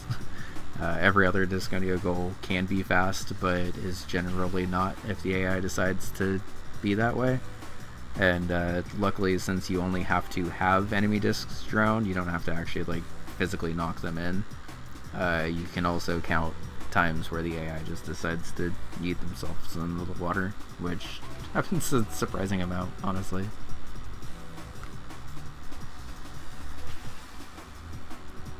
Yeah, and I guess I'll go ahead and rewind it if you didn't get a chance to see it, but Canvas effectively got what was the greatest board generation for this goal possible, and somehow got a Lords of Disconia game like on an island with a water patch in the middle.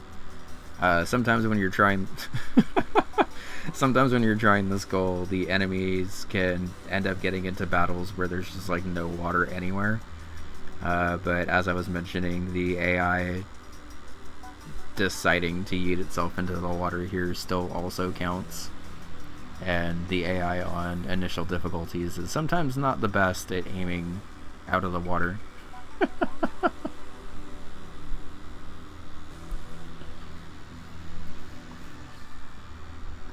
And getting to see that goal done incredibly quickly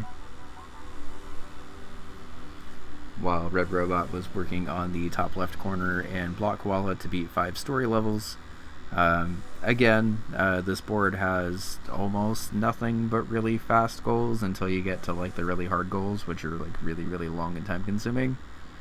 But as you can tell by the board in the top right corner, both players did not care about that at all and were able to block out this board anyway.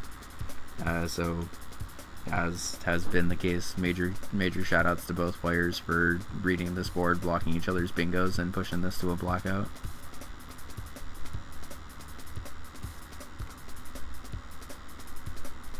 Okay. So here, Canvas is starting to work on the Kit Club goal.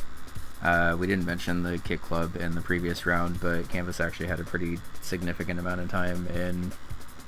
I say a significant amount of time. It was like 5 minutes maybe, but was able to warm up with Kit Club in the previous match because Kit Club was on the board twice, and Canvas was able to grab both spaces at the same time.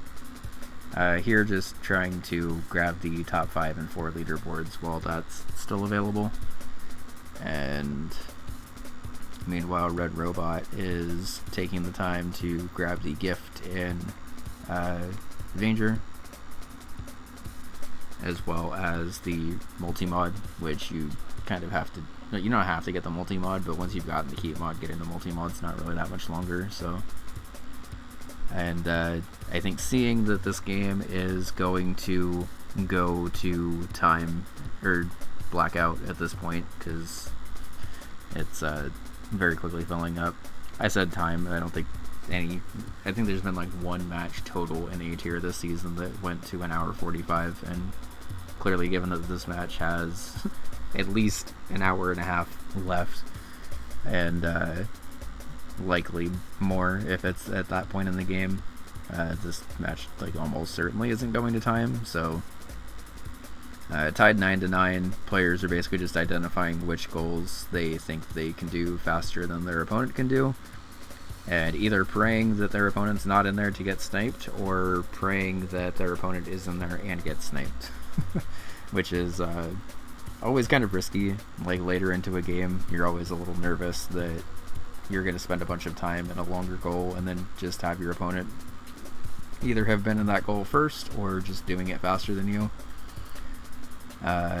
Look, I don't think that actually ends up happening in the tail end of this game. Like, both players are pretty much just working on their own goals and filling out stuff on the board.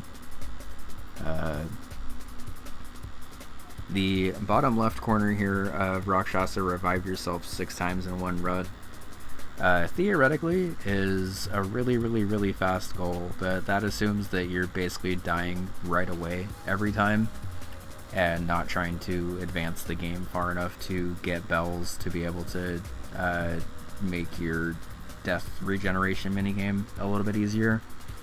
And I think even it's honestly reassuring that even in A tier, players are willing to just kind of play the game on a little bit, grab the bells, and not deal with the 6 skull revive minigame.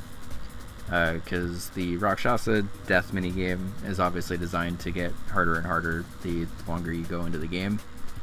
But it's a lot easier to do if you grab bells to sort of weaken that first, and just make progress as you can. Luckily, because you have to end up dying a lot, it normally doesn't end up mattering a ton. Yeah, I practiced this in Season 1 because this was a goal that for some reason in Season 1 showed up like all the time. I practiced this in Season 1 just doing all of like the death loops and stuff at the very beginning of the stage, which you're actually starting to see Red Robot do here. Obviously, it's a lot faster to just immediately die and do the recover minigame. But I'll leave it on screen exactly how much harder this minigame gets as the game goes on, because it gets pretty difficult, honestly.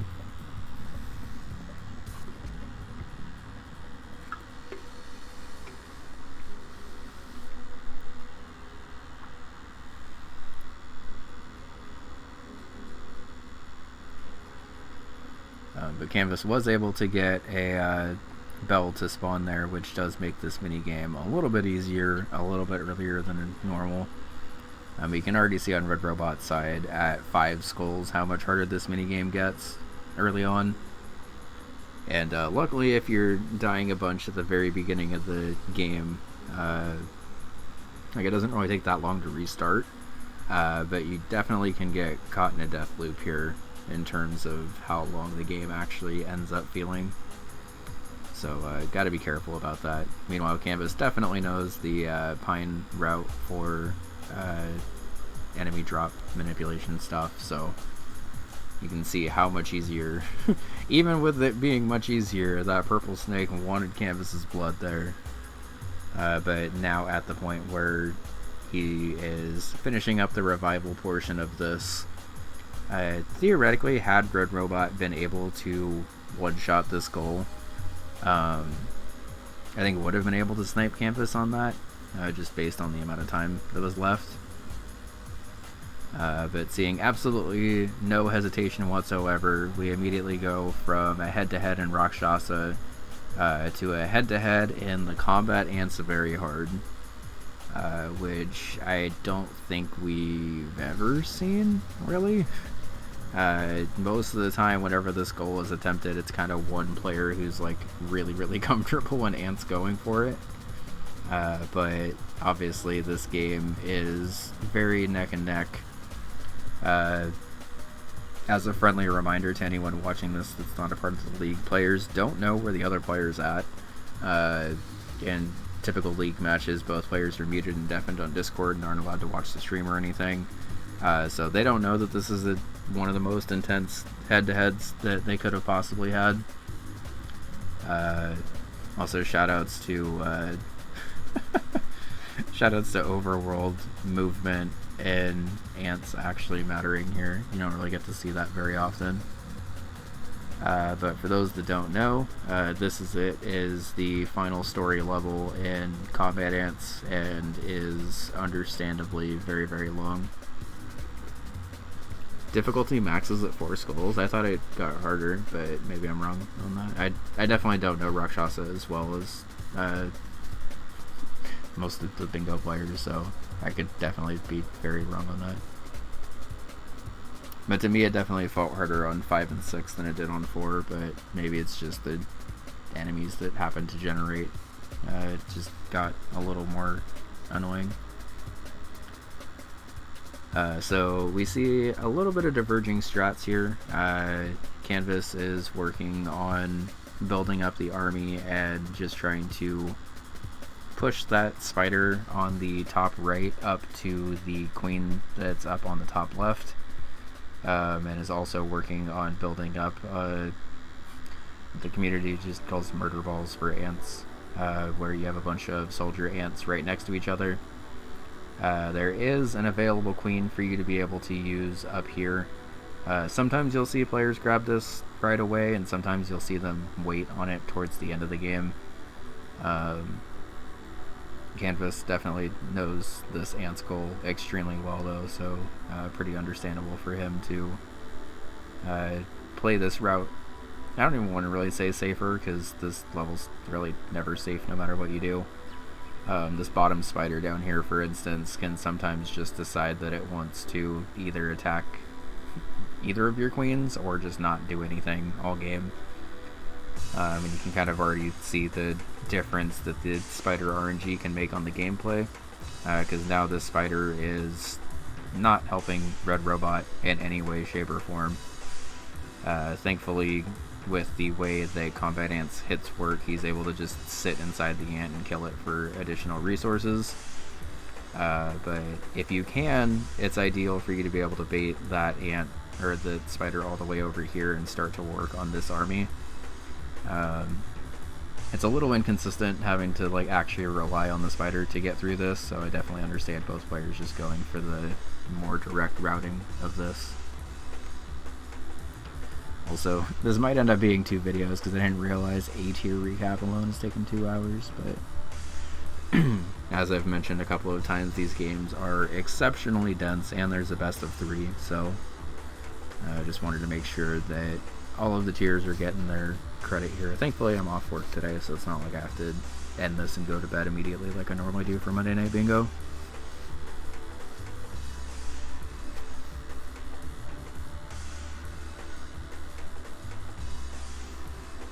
Having a giant army definitely is the way to go. Mine was unrouted, but played it like Commando 3. Yeah, this felt like a little bit more of an improvised race, but I think your improv route actually ended up working out really well here, honestly. And as Kana mentioned in the chat of Matt during this, it's pretty difficult to tell who's even like in the lead here. That specific death from Red Robot ends up actually putting him pretty far away from his army, which you generally don't want in a goal like this, especially once you're at the point of trying to attack the upper armies. You need to make sure that your guys are kind of supported no matter what, but kind of difficult to do that sometimes because obviously the ants have a mind of their own. Thankfully for Canvas, it looks like this upper right army is actually kind of just chilling, which is pretty nice for him, because had that army been able to just build up mass resources, it might have been pretty difficult to come away from. But now the player routes have converged a little bit, and you can see just how close this is. Red Robot does have an advantage in terms of these queens being marked off, and also has a much bigger army to be able to kill stuff quickly, but does have to still go through the right side of the screen as well as the bottom portion. We do see Canvas trying to bait the spider up to help kill the queen there. Meanwhile, the other spider for Red Robot is on its way to helping, but might just screw things over in the process. But thankfully for Red Robot, he is able to grab that space. Very, very intense head-to-head in Combat Ants, and I think honestly, had either of their turns gone a little bit differently in terms of like going back and forth, I think either player was definitely capable of picking those up there. So at this point in the game, tied 11-11, the only spaces that are left on the board are the longest general goal, the Fistel very hard where you have to clear 4 levels, and the Kit Club effectively. It's not the Kit Club very hard, but it's effectively the Kit Club very hard, because you still have to play all the way through Ice World and also play the Ice World boss more difficult than you normally would. So towards the end of this game, players kind of just divide and conquer and pick the spaces that they're in. I mentioned it earlier in this, but definitely if you're either of these players, you're kind of just, you're either hoping that your opponent is in a different space, or you're hoping that your opponent is in the same space as you, but just slightly behind you. And since you don't actually know what space your opponent's in, you kind of just have to either guess or pick the game that you are more confident in racing at that time. And we do see some pretty confident play from both players in both of their goals. Canvas is actually able to finish the 4th scare first, but then picks, I guess incorrectly on that 50-50 here, that Red Robot isn't in Kit Club currently. Defeating the goalie in Kit Club is pretty difficult because it takes, I think it takes 10 hits as opposed to the regular boss taking 5. And this net has a weird habit of kind of just instantly killing itself. So when it's just the net left, all you got to do is just kill it out from there. And not a huge snipe if you're Canvas in this situation, just because obviously that goal didn't take Canvas a ton of time to do. But unfortunately, Red Robot does see that and pretty aggressively holds here. Kit Club is a game that even when you're playing it quickly, you still have to get through 30 levels to get to the boss. So Red Robot, knowing this and just seeing Canvas having marked off the Fistel square, is gonna go ahead and use this little bit of advantage to gain a little bit of extra time in the divers portion. Yeah, and I know you've mentioned it before in previous matches, and also having done roleplayer myself, roleplayer is honestly, in my opinion, the hardest general goal, just because of how much you have to do, especially in Valbrace. Like the divers and Grimstone portion of this goal are kind of whatever, unless you get like really unlucky at either, but even then it doesn't take super long. But the Valbrace portion of this is effectively playing through the Valbrace very hard and just not having to be the boss. and without Valbray's progress, it's pretty tough to have a direct head-to-head there. And you can see here that up until Red Robot returning back to the base there, or actually still hasn't marked it off because he knows exactly how long canvas should be taking there. And by the time he's done with divers, marks it off and has 1 game's worth of progress and is able to ride that to a 13-12 win. So as I've mentioned a couple of times with players, whenever there's a blackout, both players have to play incredibly well for there to be a blackout at all. Both players have to play out of their minds for there to be a blackout in a little over an hour. And especially with the pressure of playoffs and stuff on the line, being able to execute that cleanly and quickly on, frankly, a pretty hard board. Like, there were a lot of, like, quick spaces on here, but once you got past the quick spaces, all of the spaces that were left were all, like, really hard goals. And being able to execute all of those hard goals really without any issue, honestly, and it just coming down to whoever could do it faster is pretty much all you could want for a game 3 of a Tier A final. So GG to both. Definitely looking forward to seeing what y'all do in future weeks/seasons and stuff. And yeah, with that, I didn't mean to pull this out. Oops. With that, we are actually finally done with A tier. So as just a heads up for what the next couple of weeks are going to look like, round 2 of A tier playoffs is going to be Red Robot versus Spooty and Matt versus Cosmoing. Once again, both those games will be best of 3, so stay tuned next week for equally time investment amount of A tier recap, but less games to recap, obviously.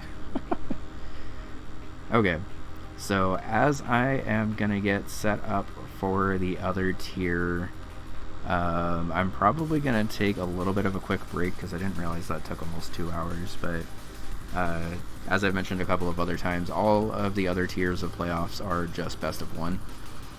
So I'm expecting the rest of this recap to basically take as long as A tier did.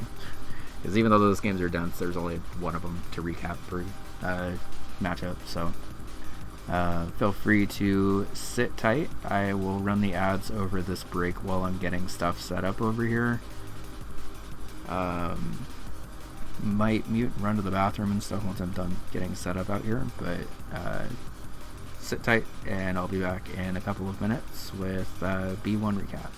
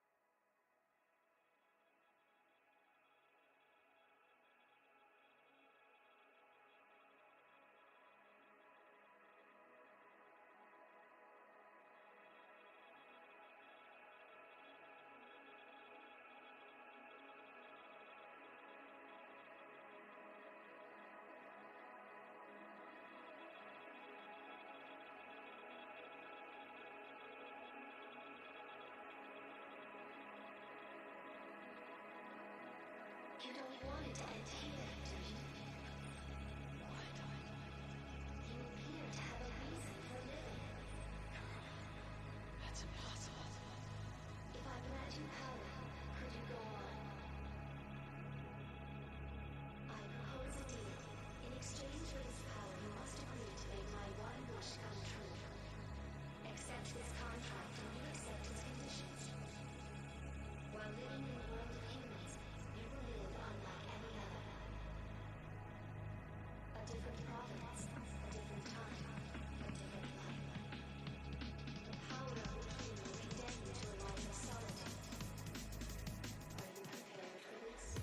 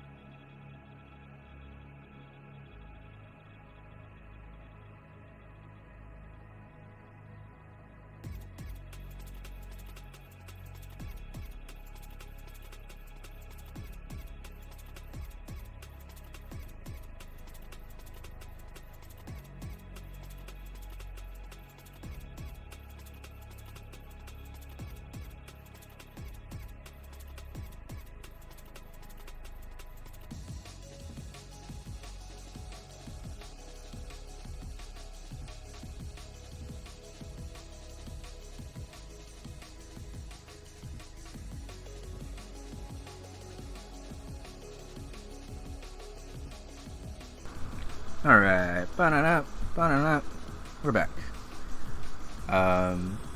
And we have B1 tier recap. And as y'all probably know by now, B1's my tier. I think it had some incredibly hype playoff games through and through. So let's just get to recapping them. Alright. Starting off, we have Marshmallow versus Dom. Dom was able to pick up a 13-12 majority win. So, as I've mentioned a couple of times already, when both players are blacking out a board, it is really hard to say like one really played better than the other, because you both have to kind of play out of your minds for that to happen. Both Dom and Marshmallow are extremely good players and also extremely well-rounded players. So doesn't really super surprise me to see that both push this to a blackout, to be honest.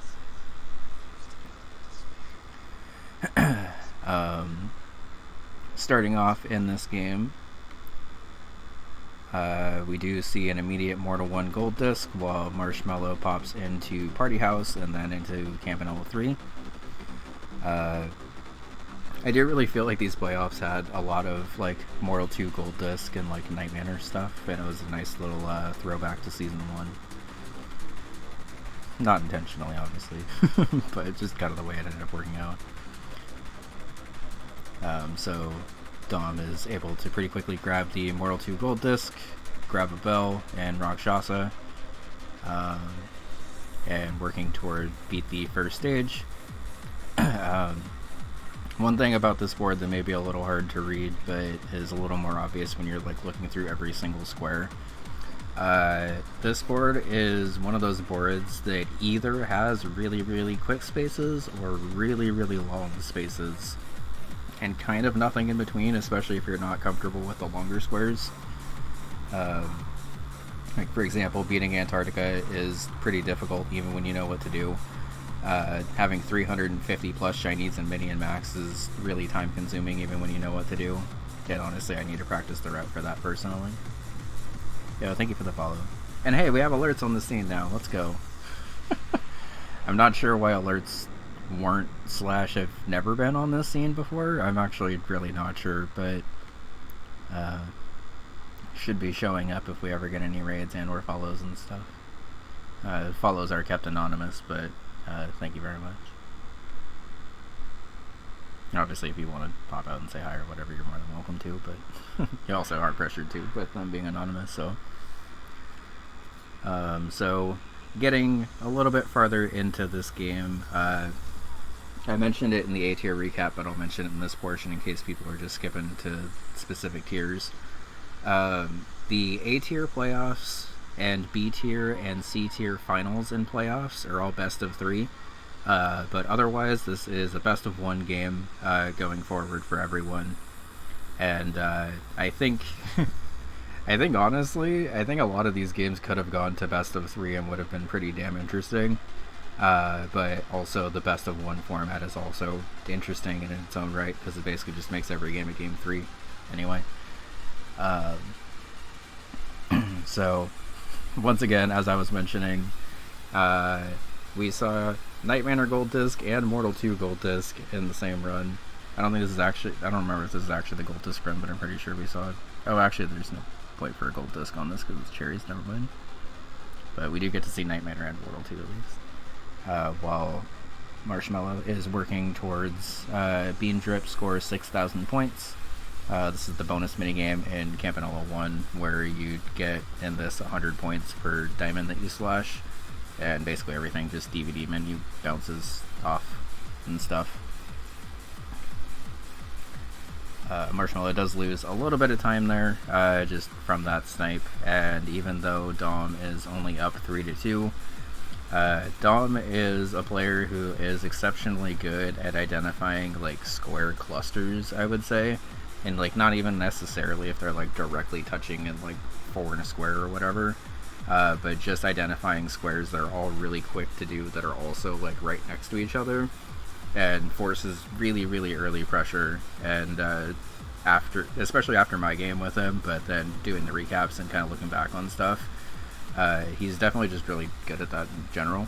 And this does sort of put a lot of pressure on his opponents specifically, to make sure that they're, like, first of all aware of that. And second of all, also able to very quickly identify things that could potentially stop that. This Velgress collect all 3 keys in a single run very naturally synergizes with collecting a cherry disc in Velgress, since that's the exact condition you have to do to cherry Velgress anyway.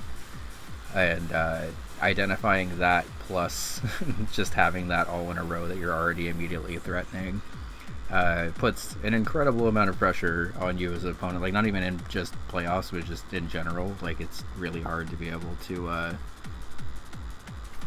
work through that sometimes. And even though Marshmallow's only down by 1, already having a very, very important head-to-head here, where if Dom gets this, turns it into a cherry, already has the Mortal 2 cherry, so can immediately mark off these 2 spaces. And then in the first 15 minutes of the match is threatening Rock on Island Oasis race, which, having looked around the league this season, it seems like a lot of people are still scared of Oasis because they, I assume, haven't learned it yet. But from personal experience, Oasis is not that scary, and you're definitely more than capable of learning it if you can do a lot of the other stuff I've seen at Bingo.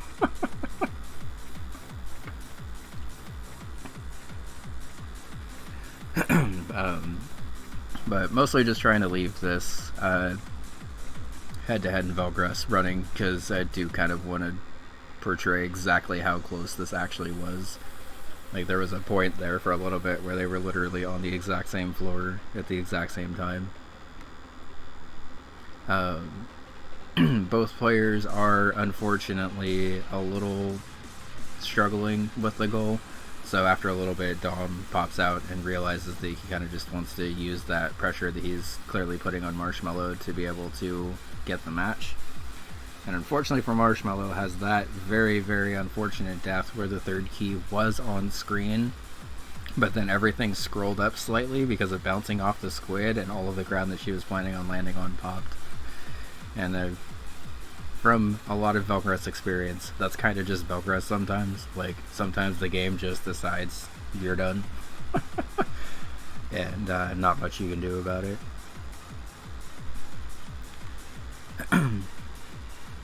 So, after quitting out, Dom makes a little bit of progress and a couple of other goals, and then eventually grabs Bean Drip. And meanwhile, Marshmallow is looking to grab this third key. Obviously, it would be helpful for Marshmallow to also parlay this into a cherry, but I think it was more important for Dom to do that, so he could push the top row as an immediate bingo threat. So, even if Marshmallow were to get the third key and then immediately die, it definitely, like, she doesn't need to cherry this. Like, she can even come back later and cherry this if that ends up, like, being relevant or whatever.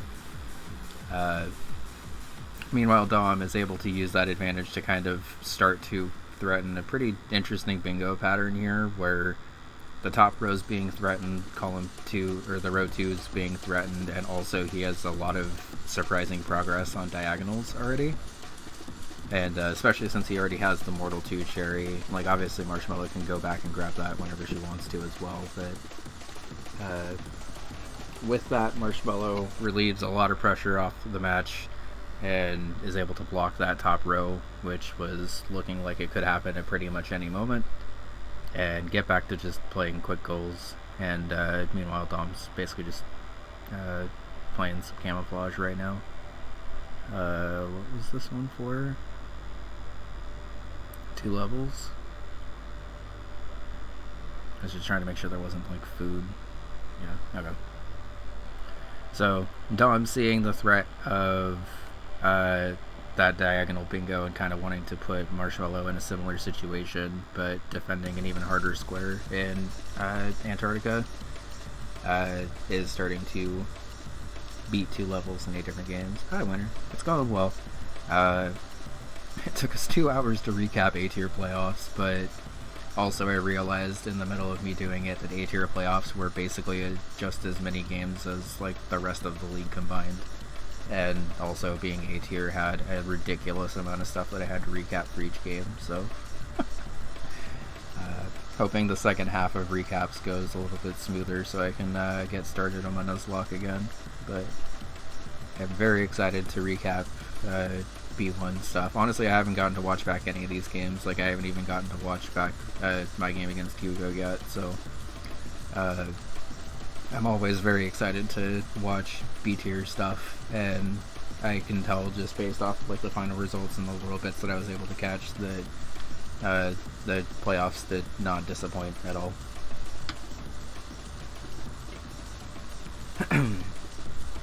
Yeah, and one thing that I definitely want to make sure with these recaps is that I'm not just, like, blasting through the games and being like, so-and-so won 13-10.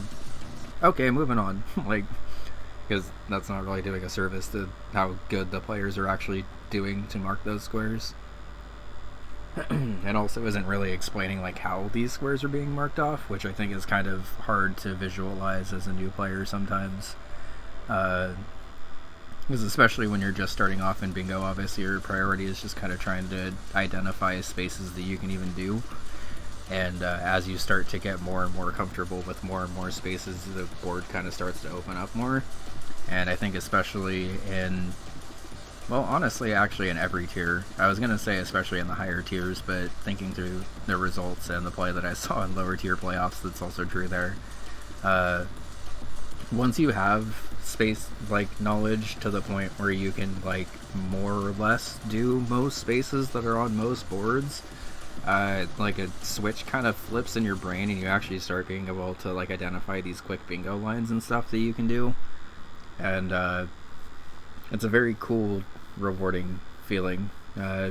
Speaking from experience as both a player and a caster, and it's a little hard to see that sometimes if you're not like actively playing bingo, just because it does require a lot of intimate knowledge of the game, as well as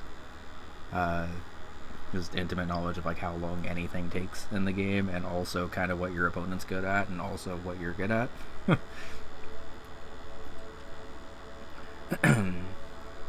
But yeah, as we're kind of yapping through this, we do see Marshmallow starting to work on her column 1 bingo, bring 4 levels back while bringing a money crate intact. If you don't have a route, this can sometimes be a little difficult, but at least in this case for Marshmallow, there is a super punch in this level that can kind of clear out guys and make it a little bit easier. But meanwhile, perhaps more threatening and definitely in a more dangerous situation, Dom is currently working on beating 8 levels in campaign mode to threaten this diagonal bingo, where theoretically all we would then have to do is go into Hawk Base and beat Antarctica to win here. So in this specific situation, I guess it might have been beneficial for Marshmallow to have the tactics race here, both to block that bingo and then also push this one. But I think depending on your comfort in Rail Heist, you may want a little bit more time working on these Rail Heist goals. Rail Heist is a game that's like really, really quick for bingo, but if you fumble around in levels at all, just from like dying and stuff, it can sometimes take a while. And meanwhile, 8 levels in campaign mode of a tactics is either like a couple of minutes or a pretty big time investment.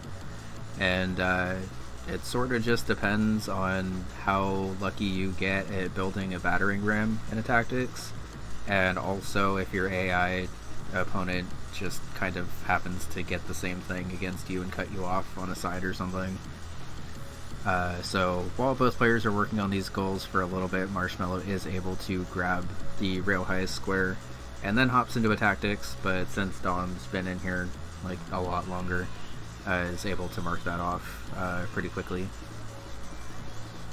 And suddenly, 31 minutes into this match, the player who is able to beat Antarctica first, if it's Dom, wins, and if it's Marshmallow, blocks the bottom to top diagonal. And as you can see here, Marshmallow is immediately calling out that bluff, and or doesn't see the diagonal. Speaking from experience, a diagonal bingo with the center square not marked is a little difficult to see sometimes. I've been on both ends of that, like where I've threatened this exact bingo line, and I've also had this bingo line threatened against me. And like, you know, your brain doesn't like necessarily see this as a bingo line right away. Yeah, spoilers, winner. Get used to that square not getting marked for a minute.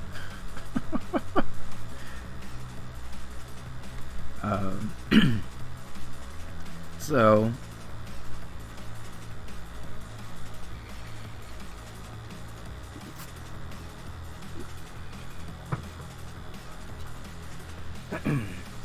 we do see a little bit of progress on Mini and Max here.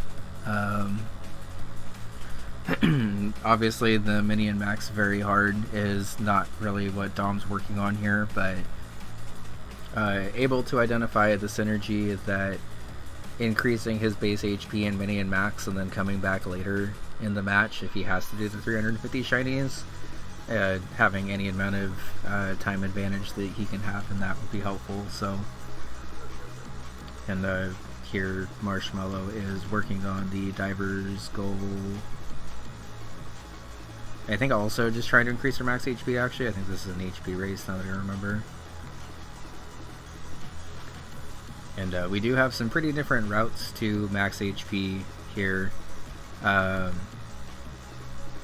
but Marshmallow is able to win that race. And then suddenly we actually have a pretty intense paint chase race where theoretically, if Marshmallow is able to win this paint chase square, either player would then bingo off of beating Antarctica, which I don't think I've ever seen before in a match. But clearly neither player is immediately rushing that Antarctica space, and this is a position that Marshmallow managed to put herself in where if she wins this paint chase and Antarctica, she wins by bingo, and if Dom is able to block either paint chase or Antarctica, but in my theoretical paint chase race here, Marshmallow would win. And then it could be an either way bingo here of winner by bingo through the final level of Cyberelves. As you can tell by the board, though, that didn't end up happening because Dom ended up playing paint chase exceptionally well here, and just being a little bit more efficient, and I think being a full level's worth ahead at that point.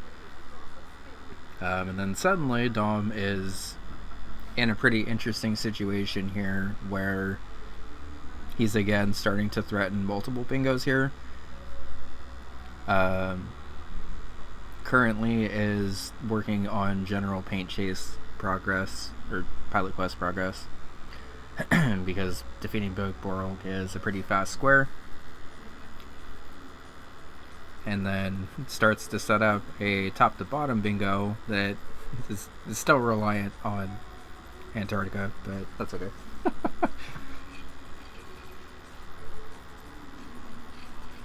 But with the way that Dom grabs spaces on a board, it's almost always linking to something else. And even just now being in a position where Dom is threatening this diagonal bingo, this vertical bingo, this diagonal bingo, and the bottom row bingo, as a player puts you sort of more on the back foot of just trying to read which bingo the player happens to be going for at that time, and hoping that you're blocking the right one, and hoping that the square that you're blocking it with is good enough. And Marshmallow identifying that goes into Fistel to be able to block this bingo and this bingo. And thankfully for Marshmallow, is able to block that bingo threat that Dom was actually working towards. And even though Dom has been in a pretty commanding position in terms of like the positioning of his spaces this match, is only up by 2 points here. So sort of in a position where Marshmallow is kind of just trying to get back into the game in terms of score, even though her bingo opportunities are done this game. At this point in the match, I think it's safe to say that both players are pretty comfortable that the other player has not been in Antarctica this entire time, both because other squares have been cleared, and also because I think they're kind of just both calling each other's bluff that the other person isn't comfortable in that square. We do see Barbuda defeat the Mimic being worked on, while Campanella 2 scrolls in 1 run is also being worked on. Both pretty quick squares, and again, this board had a lot of very quick and also very long squares, so I definitely understand players going for the quick squares to block bingos while they're still there and comfortable with it. Hey Carmen, how's it going?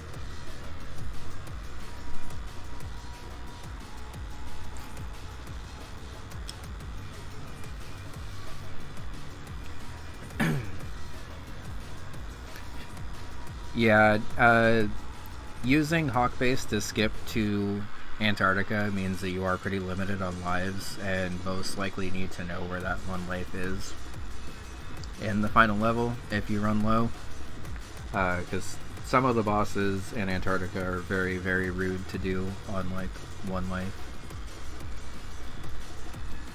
Dillo's scary. I think the missile is also scary if it just decides to be in a weird position. But yeah, when the thing is if you're only grinding Antarctica over and over again, and you don't have to play through the rest of the game of Cyberelves, like even if you do lose on it, it's not like that much of a time loss.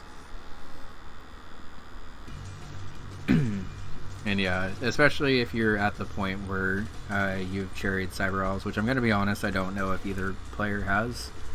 I know most of the players in B1 have all cherries, but also, like, we just, like, not everyone has every cherry, so I'm not sure if either player has done that grind yet. But either way, both players working to block the other remaining bingos, and then about a half hour after this bingo was first threatened, we do see Cyber Owls opened, but it's just for the gift. Not quite yet. And in these players' defenses, both players are doing a really, really good job of grabbing the spaces that they are going for. I just know commentary was also kind of flipping out that this bingo line was open for so long for both players, and neither went for it. But I think when you're in playoff mode, you're more thinking about just trying to grab as many spaces as possible.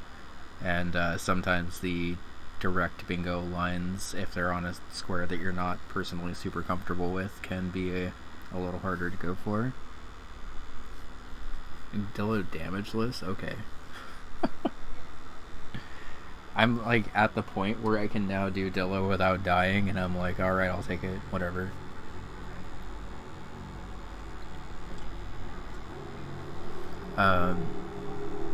We do also now see going for Hawk Base after the gift square is done, and now that it is 11 to 10, Marshmallow has put herself in a position where she's able to grab this one long goal. I know going into the match that Marshmallow had mentioned in the pre-match commentary that she was practicing Mini and Max and stuff, so presumably is going to be pretty comfortable in that portion. And yeah, the reason I've been hyping up either player going into Hawk Base so much is because once Marshmallow got into Hawk Base, I guess quick spoilers here, but it was a one-shot, and she kind of crushed it. And, like, the only time it was close was, like, there, where she still had, like, a full life left. And, Dillo was kind of annoying, I guess, but, she absolutely destroyed this goal, and, was able to eventually grab it. And while Marshmallow's been working on that, Dom's been quietly working through Arcade Ace. I forget if Dom beat Oasis? No. Okay. So yeah, Marshmallow does block that diagonal, and now tied 11 to 11. Yeah, I sort of skipped over that, but she had some pretty sick dodges into that grenade throw at the end. And definitely did a very good job of clearing through a hard game and hard level. Because even though there's only a couple of spots that are like super scary, it's still a long and hard level on limited lives. So able to clear that out under pressure while Dom's been working through Arcade Ace. Now tied 11 to 11 with a little under an hour left. It is very likely at this point that this game is going to blackout, even if like unless Marshmallow happens to start working on Arcade Ace here, gets sniped, and then loses the Oasis run or something. But we can see here that both players are kind of just working on their own thing. Marshmallow has a chicken farm built up and is able to get through this. And then suddenly, we have a direct head-to-head 350 shiny race in Mini and Max, which is a new, very hard goal, and is one that I'm going to be honest, I personally haven't practiced. So I was very intently watching these players do it, and there are surprisingly few amount of like big shiny drops here. Like you are able to, like Dom's trying to go for a big shiny here after manipulating the spot, and Marshmallow's going through the couple of like big shiny reserves that there are. But the big shiny reserves only get you up to like 150 and not 350. So this is like the only mini and max goal outside of like the direct goals for the mini quests, where like you have to actually do the side quests and mini and max to like help people out and get shinies and stuff. So that was a cool goal to end this game on, in my opinion, because the spot that Marshmallow's in is like one of the few spots where there's just like a bunch of shinies lying around, and everything else is like genuine actual work to get your shinies and stuff. And we see both players consulting the resource dock, trying to race up. Dom has managed to maintain that little bit of an early lead and just have like an extra couple of shinies here.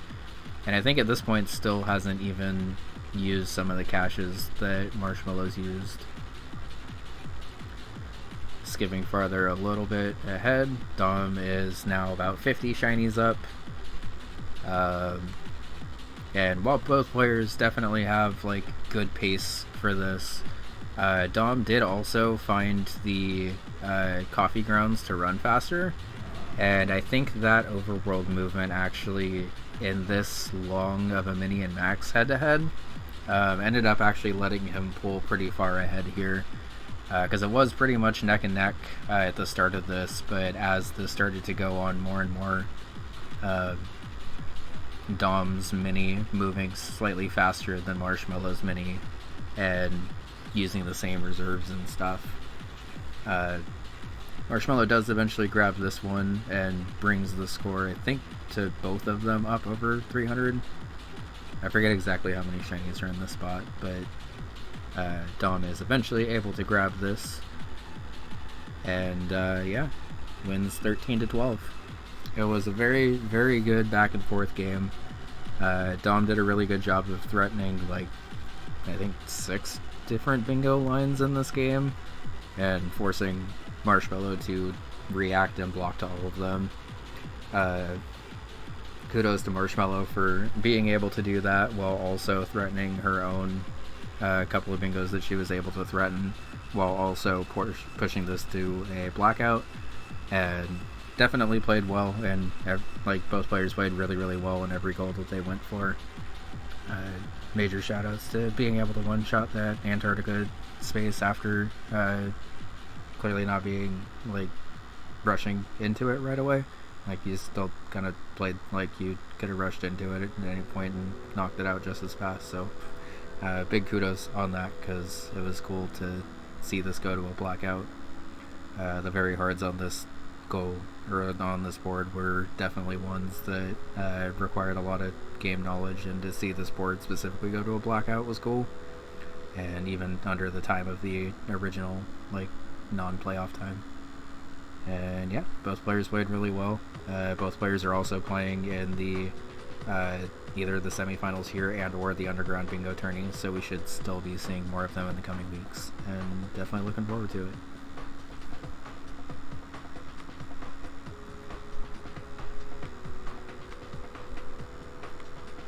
Okay, next up is another near blackout between Keeney and Winterbit.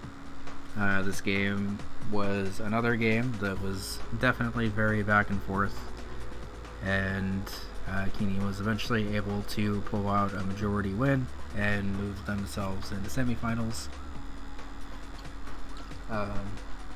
Starting off with this game, we have an incredibly quick center square. Have a 30x multiplier, and Star Wasper is theoretically doable by the end of wave 1, but more likely it will take you a little bit into wave 2 and stuff. And we do see Pilot Quest on the board, so once again, Pilot Quest progress is looking very important for general bingo like games and stuff. And it's also kind of a weird game for bingo, as we've seen, because it does require you to get into the game pretty early. I also don't want to skip over Keeney actually getting to play Rail Heist, because Keeney playing that Rail Heist or Winterbit playing Bin Golf are always two of the top tier players of that game, so it's always fun to see. And already, for what it's worth, Winterbit is threatening the middle row bingo between Star Wasper and Pingolf. Gonna play through to collect the cherry disc to further threaten that, while Keeney is beating Rail Heist, holding the square for a little bit, and then starting to work on Paint Chase progress. And Keeney's spaces currently aren't like super touching and threatening bingos and stuff, so definitely makes sense to just get the quick spaces and stuff while they're on the board. And also didn't like need to immediately mark off the Rail Heist square, because when you are like game expert level of comfort at your game, you know exactly how long it could take theoretically anyone to do it after they've marked off another space, and then just kind of play from there. And Keeney was able to use that to theoretically get a little bit of time advantage there. It didn't actually end up mattering because Winter wasn't in Rail Heist, but even just those like small little level holds are pretty high advanced stuff that I want to point out when I can. I just wanted to let you know that I miss you. Oh, unfortunate. I hope you're Yeah, I sometimes it's a little hard when you're, especially in the middle of like a playoff game, to like fully digest the board state like as a whole until you're like a little bit farther into the game. But yeah, I could see that you're already pretty much at the point of if not getting 4 lives, getting very comfortable for it, or getting up to 6 lives. I assume this is just for the crowns and stuff then, to threaten the diagonal bingo, which makes sense, but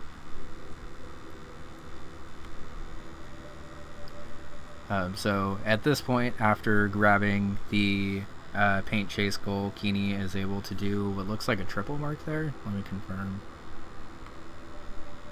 A double mark at least, but yeah. So grabs that, and then all of a sudden, Big Bell Race.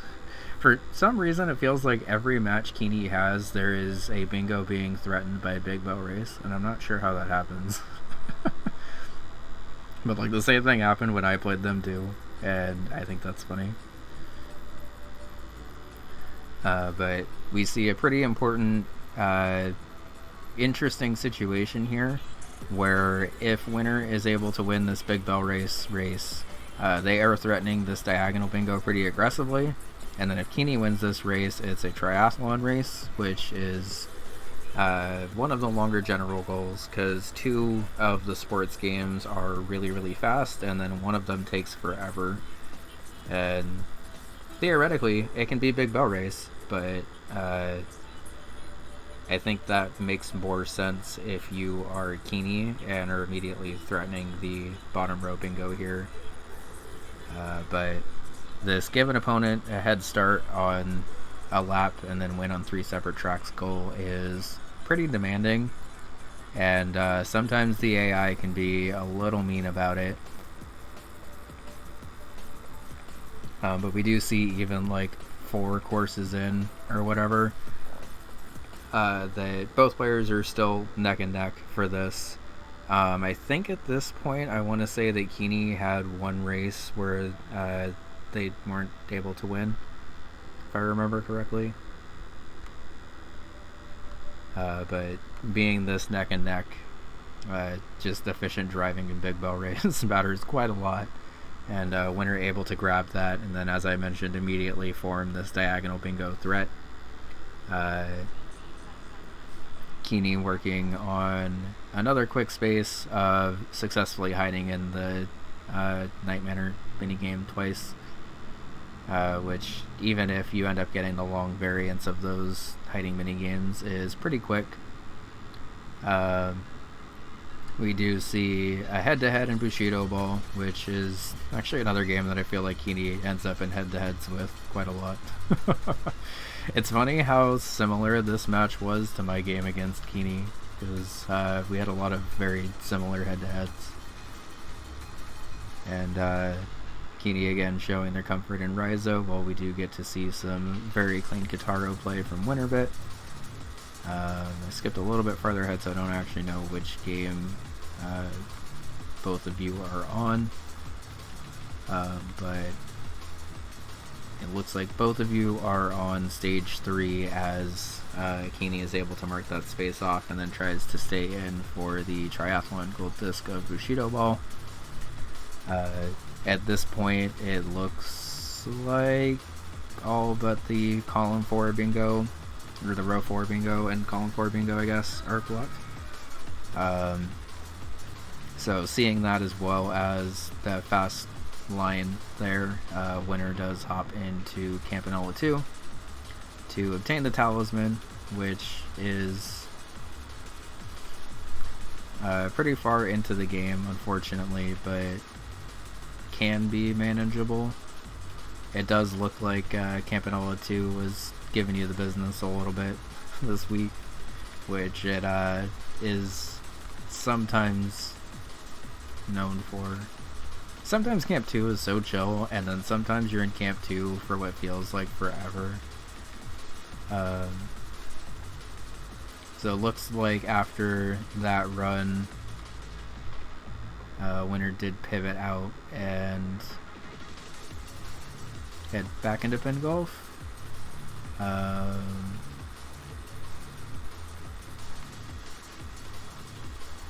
Looking like sticking out for the chariot this time, which makes sense. Because after grabbing the Bushido Ball and Seaside Drive bingos, Keeney is now threatening the column 1 bingo, which I, for some reason, didn't see even when I was recapping it now. So, makes sense to grab this progress as well as a cherry disc. Wasted too many strokes in 10 objects. Yeah, that's kind of what I figured. That goal can be surprisingly mean to synergize with other stuff. Like, if you're just going for that goal is kind of whatever.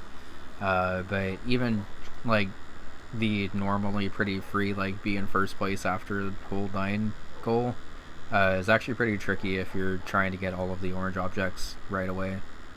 Because it's surprising how many strokes you have to use to actually hit those things sometimes. So here we do see a little bit of an overbold cherry disc grind. Speaking from experience, overbold cherry disc is a very, very scary space. Personally, overbold was one of my last cherries just in general because of the exact toucan spam you're seeing on Winner's screen right now. And being able to bust this out on demand in bingo at all, much less under a time limit and much less under the pressure of a live playoff match, is pretty intimidating, honestly. But obviously with the value of blocking both the column 1 and row 4 bingos here, it definitely makes a lot of sense to go for. And yeah, I was building up to that, but spoilers, a Winner was able to grab that cherry and also did it really quickly and also had a really good time. Which you should submit, by the way, because the leaderboards for overbold are surprisingly not super deep. At least the gold was. I guess I don't know how. I assume the cherry's even less deep, honestly, but.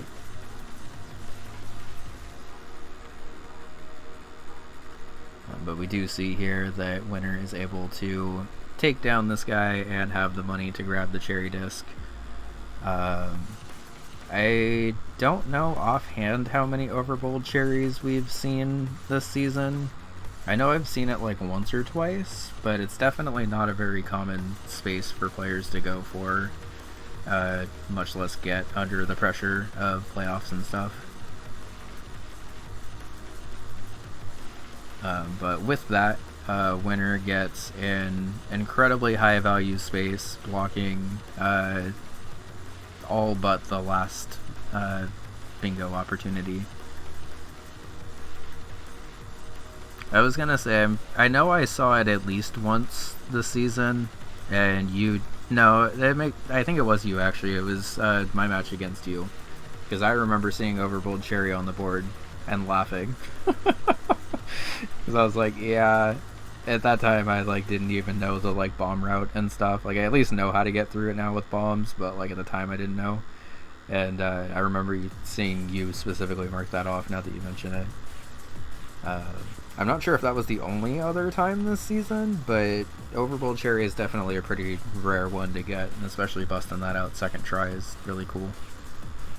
And haven't mentioned it in a while, but at this point in the game, by the way, Keeney is up 8-5 and is going through to collect the talisman as well as 6 power-ups in one run, which I didn't notice until like saying that in the synergy, how nice of synergy that is, because I'm pretty sure most of the time by the time you have the talisman you normally have a couple of items anyway, and I'm pretty sure the talisman is actually something you pick up on that route anyway, unless you do I glossed over when Red Robot blasted through that goal in his match, but I want to say the talisman is part of that route anyway.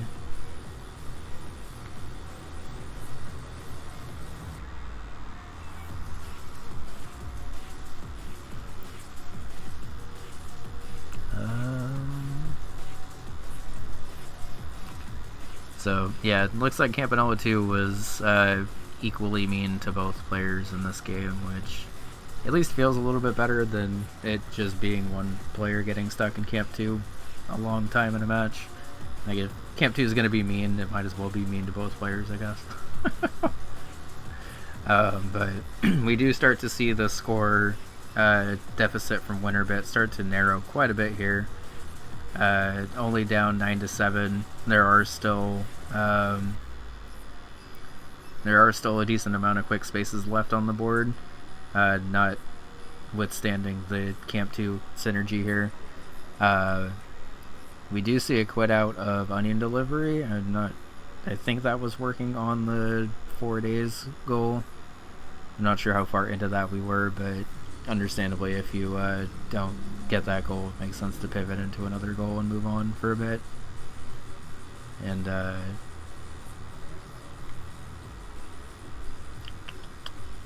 skip forward just a little bit.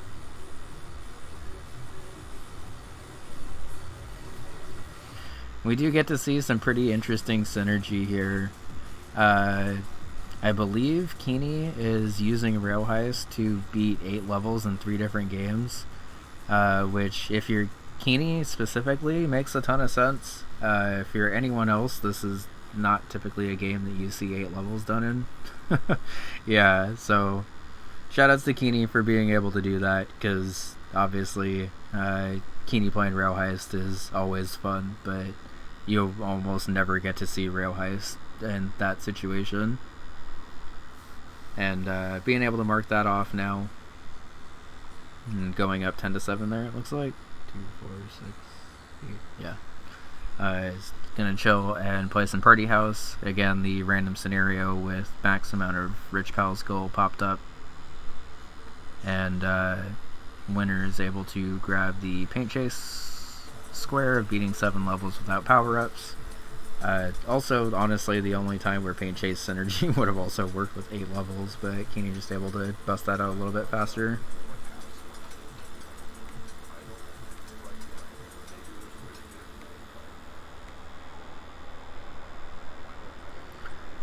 But it looks like after review, that winner, I'm guessing, hit a power-up somewhere in a level and only did 6 instead of 7. So at that point, yeah, it's a little tough to it's tough to read, and it's tough to count in the middle of a match, so I don't blame you for having a little bit of trouble with that in the middle of a playoff match. Shoutouts to the head-to-head and Onion Delivery. At this point, winner is more or less going to need to grab every space that's on the board. Is able to grab the talisman and then hop into Onion Delivery. And pretty close Onion Delivery race, but Keeney's able to win. And then, understandably, both players then hop immediately into Caramel Caramel, since this is effectively an auto-scroller until you get to the boss. Mentioned a couple of times in other recaps that this goal was actually pretty hard because you can't you can't use the camera to heal yourself halfway through the stage like you normally would, and sometimes you don't realize exactly how helpful that is until you're in the middle of a match. Both players taking a death at that point and eventually getting back to the point where, yeah, the toe dead bullets are a little mean. So we do see a little bit more of an attempt at the paint chase beat 7 levels.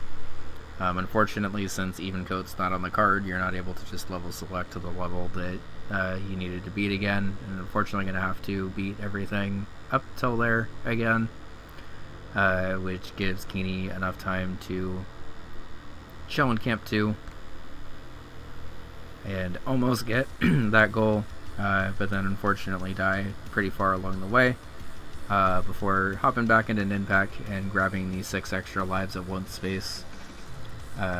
By the way, Winner was able to grab the paint chase goal and is now only down by 2, but will still need all 3 spaces left on the board to be able to win this one.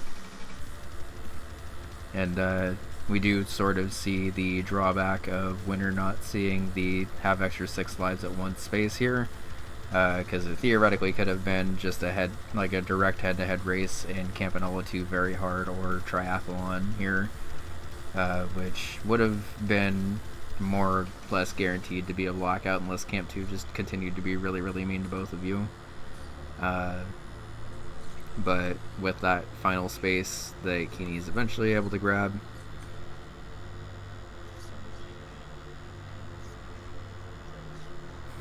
did we see the Ninpak gold disc first? I didn't realize there was a Ninpak gold disc along the way. Shoutouts to Keeney, because I think that might legit actually be the first Ninpak gold disc in Season 2. I know that Season 1 had a couple of Ninpak gold discs, just because of how many...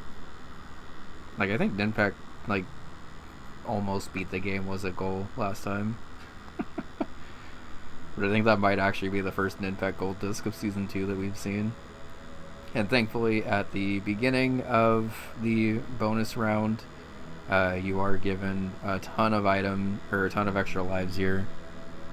You're just gonna go ahead and take one more death on the way, and then finally is able to grab the 6th. Yeah, very, very fun game, very back and forth. I think a couple of things falling the other player's way could have resulted in a different result, but y'all definitely played neck and neck the entire time, and it was a really, really fun game. And both honestly played really well. I know Camp 2 is kind of giving you the business a little bit, but that kind of is just Camp 2 in general. We all definitely did a good job of reading each other's bingo lines, unblocking them, and getting into games when you needed to. The Overbold Cherry Disc was cool. Getting to see a Ninpak Gold Disc and Rail Heist being used to clear 8 levels is also really cool. a lot of very cool moments in this game. Yeah. Alright, Canvas, you can come back now. I know you can't hear me, but that's okay. Alright, next up is my playoff game against Hugo, which honestly went pretty well. I got bingoed on, which is obvious from the dot title here, but I think both Hugo and I played this game pretty cleanly, and outside of like a couple of like very minor things that I could have done a little bit better, I think I played pretty well here. Weird moment at the start of this game, by the way. When I was loading into this match, I clicked cast review on accident. I thought I just automatically loaded, but I definitely just like instinctually clicked cast review and loaded up the first version of this board, which is not the version that we're seeing here. It's the version of the board that's like still behind this. When I loaded into the reloaded board, it like didn't clear my cache right for some reason, so I was still seeing the previous one, So there's like a little bit of an awkward delay here at the start of the game as the game's getting started. But if you're wondering why there was an immediate pause like before the game started and then we're kind of just both sitting here for a bit, that would be why. But good news is it didn't actually impact the match at all. I just did want to kind of explain that at the start. And we do see a head-to-head in Mooncat trying to beat 2 warps. I take a death and end up not being able to get that goal anyway. We then see... We also have the head-to-head in Pin Golf right away? That's really funny. I was going to say, I know I went into Pin Golf right away, but... Alright, we're going to watch this one back almost like, I don't want to say fully, but just the fact that I haven't gotten to watch this one back in general, but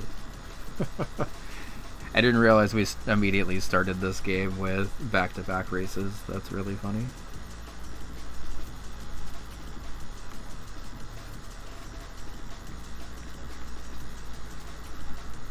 Not sure, Morzus, but they'll be here for a while for bingo stuff, because we still have all of the underground tourney as well.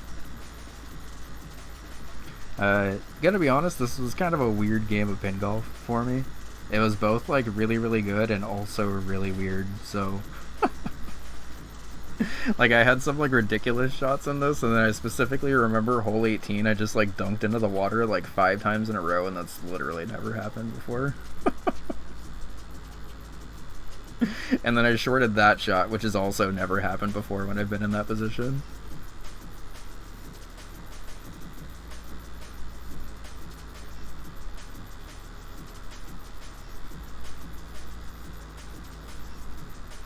But then got this dunk. Like, this is the weirdest game of pin golf of my life. I'm gonna very slowly recap this game of pin golf specifically, because for some reason this was both like the best and worst game of pin golf I've ever had. Yeah, the pressure of playing Hugo is definitely pretty intense. It's the first time I've ever actually gotten to play Hugo, so I was honestly more excited than nervous, but obviously when you're playing a player who has not lost in arguably the most competitive tier where everyone is losing and beating each other, is a little intimidating.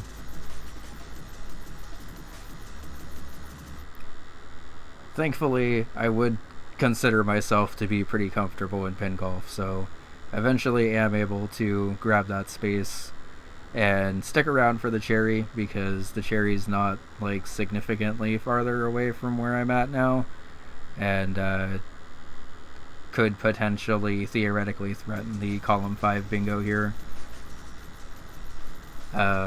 Meanwhile, Hugo pops into Fistel to reach wave 7 as Cat. One of the benefits of my square being in the bottom corner here is it does theoretically, I guess, threaten this bingo, and this bingo. Obviously, one space isn't really threatening much of a bingo, but something that you at least got to be kind of aware of as you're going a little bit farther in. So I stick around for the cherry, and I'm able to also grab this Day of Onion Delivery driving in reverse. Meanwhile, Hugo pops into Golf Area to try to obtain the breaks. As a side note, this Onion Delivery goal is one that I really like, but has proven to be a little harder than I maybe initially gave it credit for. Because if you get some deliveries that are like really far away, this goal is actually like really awkward to do. And then if you get deliveries like this where they're all like right next to each other, this goal is like completely free. Like, being able to just back up over this dirt and go to Kyler Projects from there is so much better than I had earlier in the season, where I had to like go all the way to Jurley's or something and then all the way back. And one of the good things about driving in reverse is that you actually go just as fast as you like would be going forward. Let me put on another brake core next, because it looks like that one's done. You know what? We'll go by the way, but... Okay, so worth mentioning, by the way, that during this time Hugo has been working on obtaining the brakes. Yeah, I hadn't tried this goal with bad RNG until pretty recently, and the amount of weird deliveries that you can get, because it doesn't even just have to be like get screwed on Jurleys. Like if you just get a couple that are like pretty far away or require jumps which you can't take, it's surprisingly brutal. And then also I've mentioned a couple of times with this goal that if you are at the point where you like take any damage or whatever, like I did just there, you can normally drive fast and heal yourself, so it's not that big of a deal. But you don't get that benefit of being able to do that in the reverse mode. So I stay in to pick up a gift and then immediately quit out, and then start to open up Valbrace to start to work on 2 chests in 5 games, and then I read that the Gulf area space is there.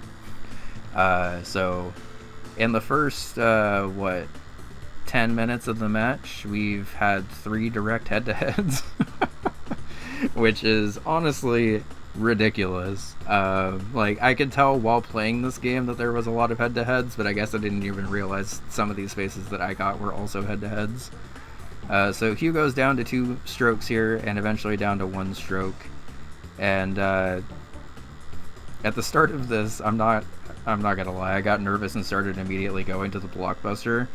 And then I realized, oh, maybe it actually is a good idea to get the Blockbuster first, both because I want the gift and because I want to make this route over to breaks a little bit easier. Because I have, at this point, learned the setup that Violet uses, shout out to Violet, by the way, to line up where you don't need the Blockbuster and can get through the cave leading to the breaks a little bit easier. But I kind of wanted the Blockbuster as a gift in this game anyway once I saw Gulf area was on the card, so I was like, I might as well just combine both of these. This does give Hugo a little bit more time to be able to work on this square, and is able to get a little bit better of a lineup here. But thankfully I'm able to honestly play some of the best Gulf area I've ever played in my life. I don't think I've ever reached the Blockbuster with this many strokes before, and then having the Blockbuster in the tunnel that Hugo's currently stuck in kind of allows you to just take a very direct shot on the way over there.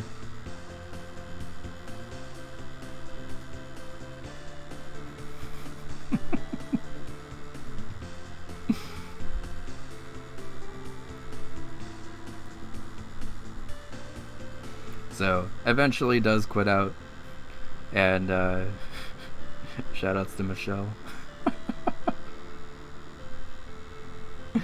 And then starts to work on Magic Garden, reach a score of 10,000 before scoring 50 Oppies.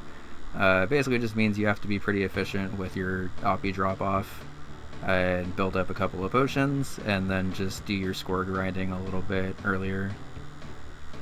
Yeah. The thing with Gulf area I've noticed, especially before you get the breaks, is that you're definitely a little more susceptible to not remembering how helpful like little baby taps are to line yourself up, because normally you just use the brakes to brake whenever you need to. Also, this route over to this checkpoint was the rudest it's maybe ever been. I also got slightly lost, but that bug is very mean. But thankfully, because of the Blockbuster, I mostly just want to leave this on here as a comparison point for how much easier the Blockbuster actually makes this goal sometimes. Because outside of like a very direct race where I absolutely need to obtain the breaks as the first thing, this is much more chill even when this tunnel doesn't go right. So I try the lineup just to see if it works, but end up messing up the shot. Get this ridiculous ass bounce, and then this tunnel, which Hugo ended up having to like do these weird bank shots all the way around, ends up just being 2 direct shots all the way down. And I then see Hugo mark off the Magic Garden space. I'm gonna be honest, I guess in hindsight I could have actually held this obtain the breaks a little bit more. especially knowing that Hugo is likely going to stick out Magic Garden for the gold disc here. But I was mostly just concerned with getting spaces and moving on to other spaces at this point. But Hugo does quit out of Magic Garden pretty much right as I grab the brakes. And then I do see the threat of my own diagonal starting to form. I considered going into Mortal first, but at least got the dust off.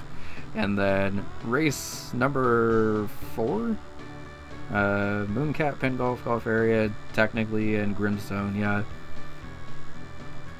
So it looks like Hugo is waiting through to the demo screen to get the manip here. And I'm just gonna go manipless and hope that it works out for the best.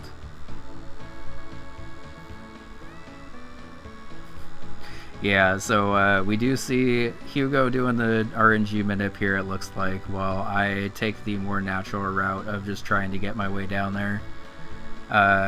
Fun fact for this goal, as long as you get any kind of normal encounters, there's normally a pretty safe route. And you're normally able to kind of just make your way out. I do leave the city first, and I'm kind of just hoping for good encounter RNG here. Because, as I've mentioned in a couple of other bingo matches, this ends up being a pretty important space for either of us. Unfortunately, I get a hawk and get immediately blinded, so... showing off the power of the RNG manip. And then I forget that you can't run away unless you're blinded, so I end up having to take a reset here, which then puts me behind Hugo. And given that Hugo is going for the RNG manip, as long as he doesn't crit anyone, should basically just be at the point where all of his battles are pretty much free. Meanwhile, I am subjecting myself to the whims of RNG. And to be perfectly honest, actually get pretty close here. Like, for throwing myself to the whims of RNG and having a bad battle, I am maybe 15 seconds total behind Hugo here. This race felt very close when I was in it, so I'm glad that it ended up being that close here too.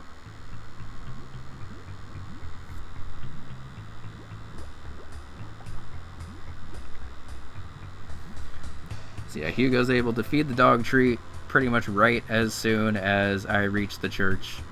I almost quit out here, but then I realized that I might as well grab the 2 chests while I'm here to be able to open 2 chests in 5 games. Open both of those and then quit out. So Hugo does a good job of blocking that diagonal there, and we are tied 4-3. Friendly reminder, by the way, we've been watching this pretty much all in real time, so only 17 minutes of this match have passed so far.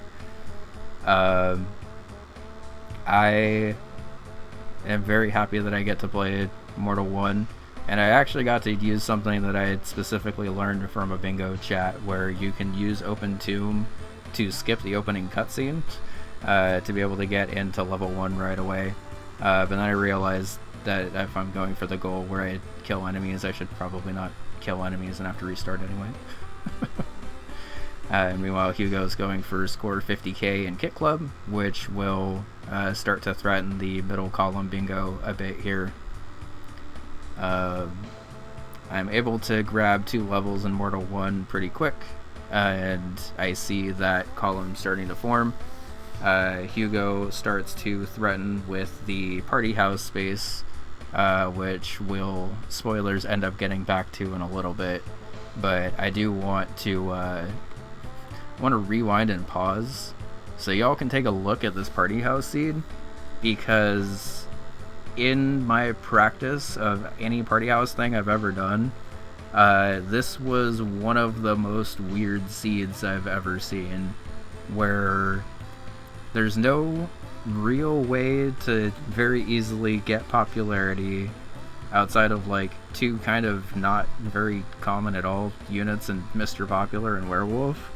The money generation is spies, which is like okay but not great, and outside of that you're kind of just left to hope that you can either build up enough money where you can get dragons, or build up enough popularity to be able to get unicorns.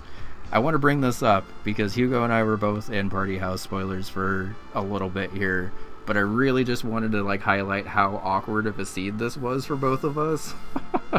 Because from what it sounds like Hugo got really, really close, and obviously given the fact that Party House can go pretty quickly here, mostly just wanted to sit down and fully highlight how awkward that seed actually was. So Warp Take goes pretty well for me until I forget where the coffee is on this 5th level and how to trigger it. So I end up having to look it up in the resource dock and then get it. But thankfully that was actually the only time I needed to even reference the resource dock in this match, which felt pretty good because as someone who's written a lot for it, I'm not reliant on it, but I do end up using it more in matches than the average player would. But a lot of these goals that are on this card are ones that I felt pretty comfortable doing. So here I'm trying to beat 4 levels in 5 different games, and theoretically have my final game be Open Tomb Mortal. Mostly because I wanted to be able to actually use Mortal 1 for a levels goal, because you never get to see that. I miscounted in the middle of the game, but I forgot that I had already done that in Warp Tank, so is what it is, but definitely could have already marked the space off or whatever. But I did get to use Open Tomb Mortal to be able to clear the final boss of Mortal, have that count as a level, and then come back and have my 4 levels be marked off in the middle of World 3, and then also parlay that into just beating all of World 3 here. Meanwhile, Hugo is working on a gift rush here, and I guess given the amount of gifts I had now that I'm looking at it, I probably should have also been trying to gift rush, because that would have helped me out a bit, but instead I miscounted with games and decided to go for this Mortal goal, which I think is helping me a little bit more than it actually is, because I again already have the levels goal. Gets a little dicey towards the end of that, but we are able to grab that, and continuing my streak of menu games this run, I am pretty happy that I got to play some Rock On Island, because Rock On is one of my favorite games of the collection, and actually a game that I sat down and learned recently. To be perfectly honest, this is also some of the best like Rock On play that I've had in a minute. Just in terms of like the amount of quick stuff that I was able to do at the end of each match. But more importantly, I guess, on Hugo's side, even though I am up 7-6, Hugo has a pretty big advantage at this point on gifts, and is starting to threaten the middle row bingo. And just being perfectly honest, I thought I had already blocked every bingo that was possible and that we were going to majority, and my eyes did not necessarily see this bingo threat forming as much as it actually was, until basically until the Barbuda thing was marked off. But as I mentioned earlier in this recap, it's a little harder to see the bingos, period, but especially when the middle space of the bingo isn't marked yet. So even though this game of Rock On is going incredibly well for me, and Hugo and I basically finish up our goals at almost the exact same time here, spoilers, ended up needing a little bit of extra time in the Party House seed. Also worth mentioning that Hugo lost their previous attempt of that Party House seed on the final day, so they were definitely more aware of how awkward of a seed it was heading into that, and likely had a little bit of backup. But tied up 7-7, I'm able to finish Oasis pretty quick, grab that, and then I immediately pop into Party House because I now see how dangerous that actually is. at the exact same time that once again we have another head-to-head. I've lost track of how many head-to-heads we had in this match, but I want to say it was at least 5 and potentially 6. Which, honestly, given how close this game was, is pretty wild. Let me actually count this really quick, because it was Mooncat, Pin Golf, Grimstone, Golfaria, and Party House, right? Yeah. So,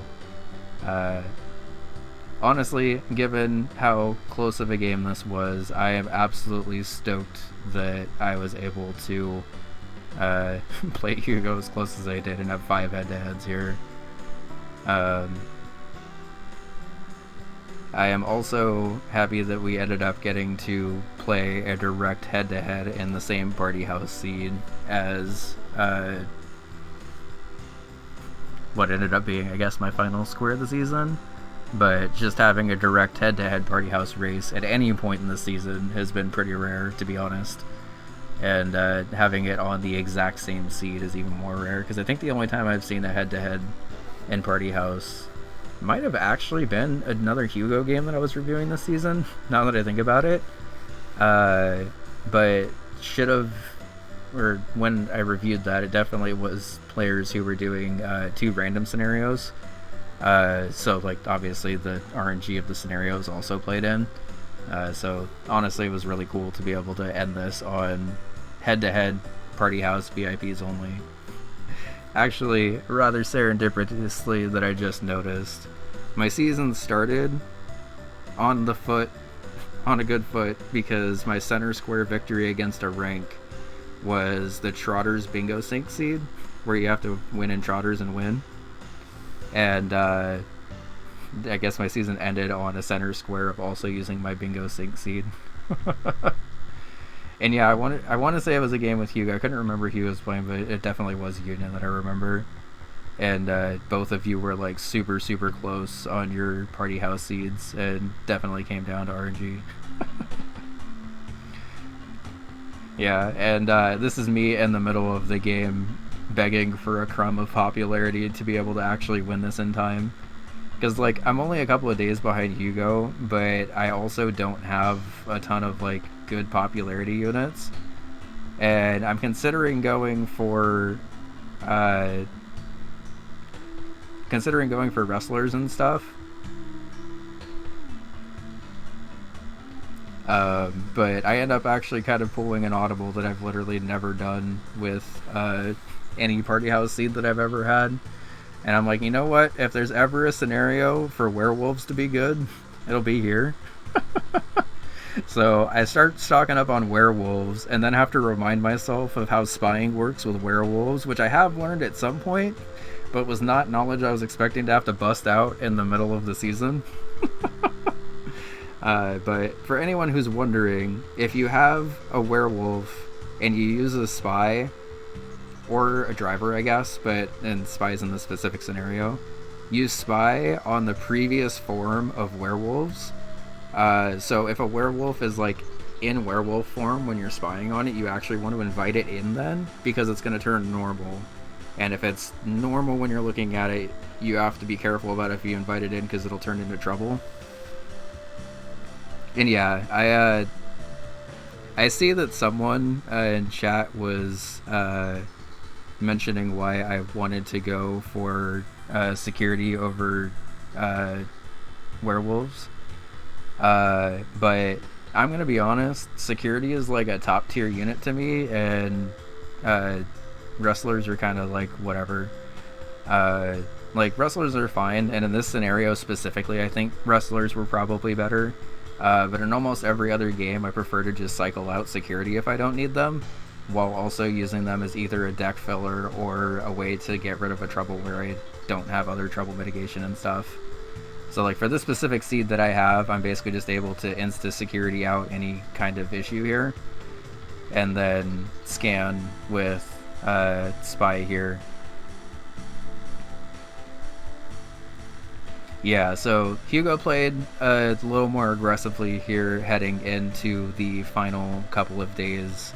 I've more been commenting on my strategy for this, so I don't actually know how many star units he's at currently.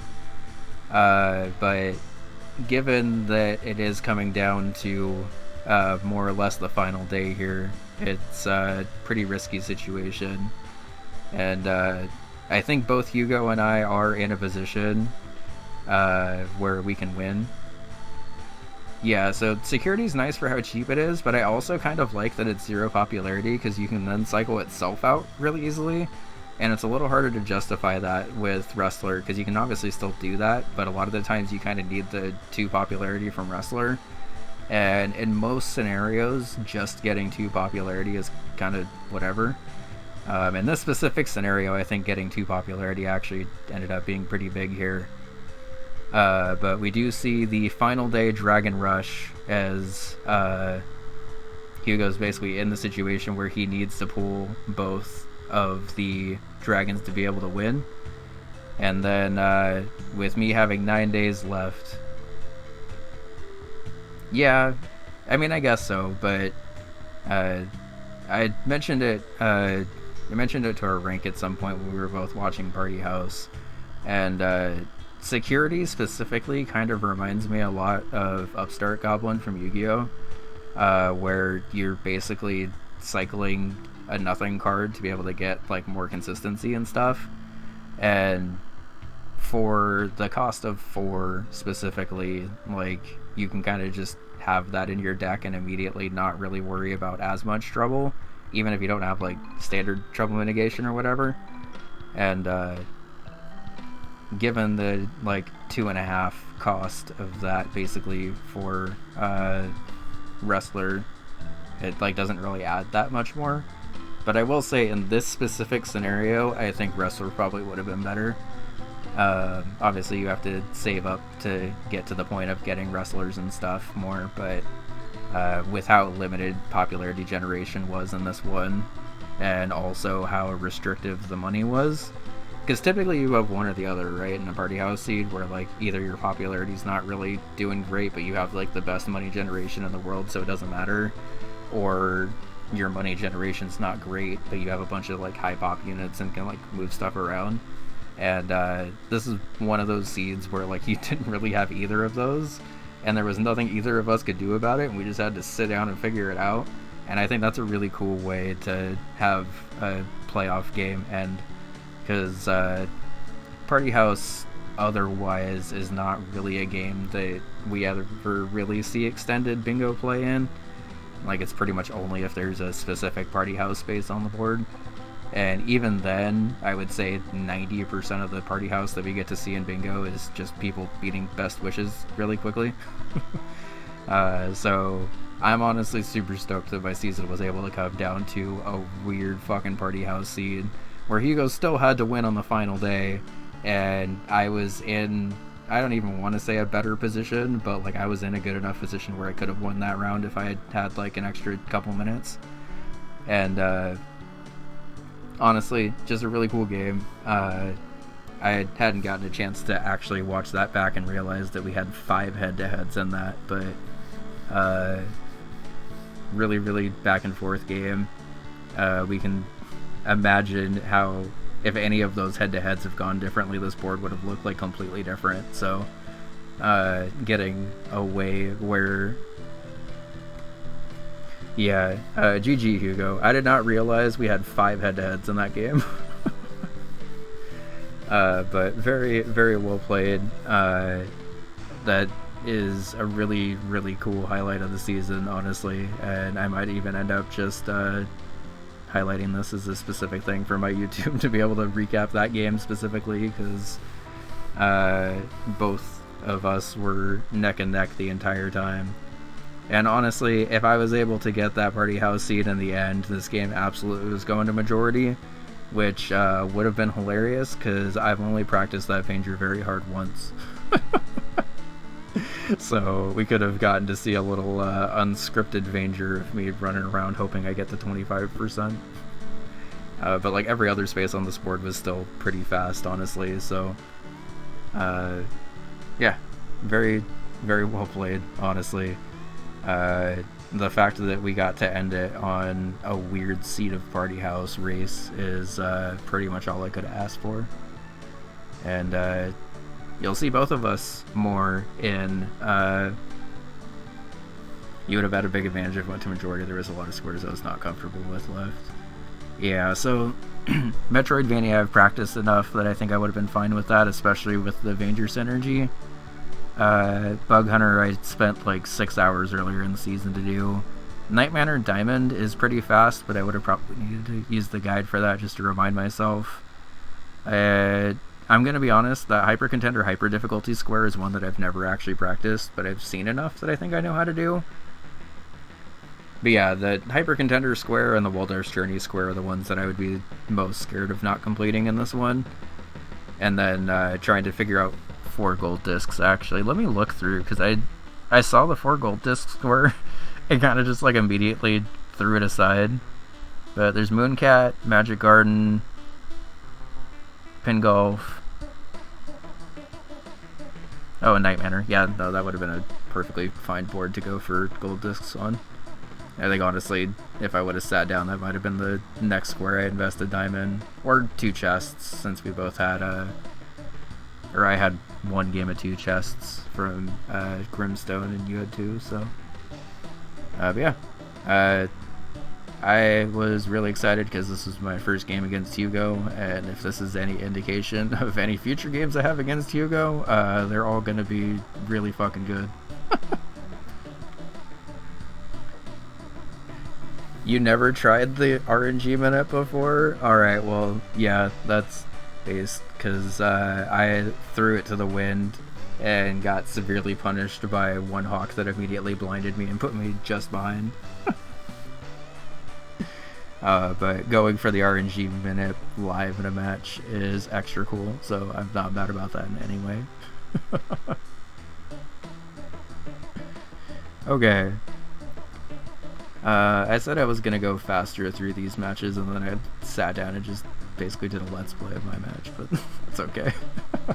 I hadn't gotten to sit down and actually watch my match back yet, so definitely wanted to make sure that I gave that game the credit it deserved, because during the game it felt like a great game. Yeah, and I mean that's Grimstone, right? Like, unless I'm specifically learning the RNG minute for it, like, you're kind of just gonna get those battles sometimes. And like, I'm gonna be honest, I totally thought that you just got the super lucky God Seed and were able to grab that. Yeah, next up we have Flesh versus Pine. Flesh was able to pick up a win and win 13-8. If I remember correctly, Flesh, you were also the first person to beat Pine in the regular season, right? Do I remember that right? So, even though this was a 7 seed versus a 2 seed, this was another game that was pretty even in terms of like the ranking and stuff of both players. And with one of the fastest center squares and also one of the fastest center squares that basically just comes down to who enters the game first and then eat 5 sandwiches. Oh, right. Pine versus Hugo was like a day before yours. I forgot about that, yeah. So we do immediately see a head-to-head in Ninpeck, and unfortunately for Pine, there was a little bit of a misclick, and Pine immediately entered Paint Chase instead. And as I was mentioning, Ninpeck is basically an auto-scroller in terms of how efficiently you can actually grab stuff.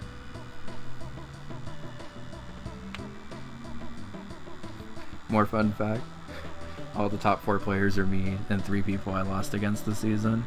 If it makes you feel any better, Flesh, if I beat Hugo, I would have been in the exact same situation.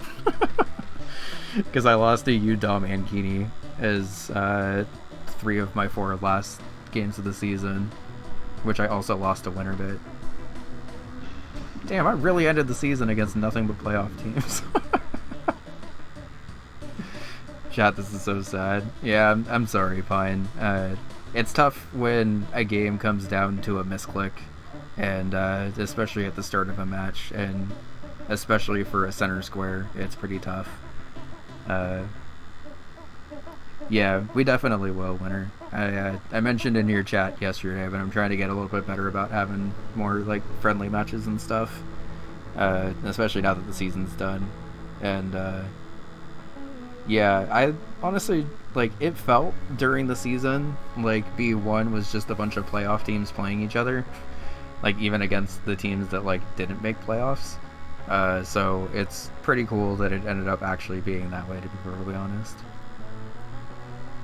But with the little bit of extra time and very efficient sandwich grabbing there, Flush was able to go up 1-0 with the center square, and a tough snipe there, but one that is possible to come back. I'm sorry, Pine. Yeah, honestly, the pressure of playoffs is kind of a lot. I was more excited about getting to play Hugo for the first time than like super nervous about the playoffs. But I definitely felt the nerves and the weeks leading up to playoffs where I was still like actively trying to make it and stuff. And yeah, you were just going for the early time save and paint chase. You're good. But I've definitely had matches where I've been nervous and just kind of misclicked around and fumbled around in the menu more than I'm used to and stuff, and it's definitely understandable.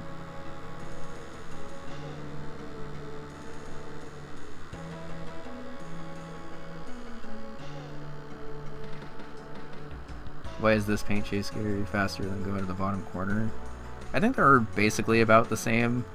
I don't remember exactly how the Jerry thing works, but I'm pretty sure if you, like, it just needs to reach a certain point of coverage before it happens. And I think that mostly comes down to enemy movement.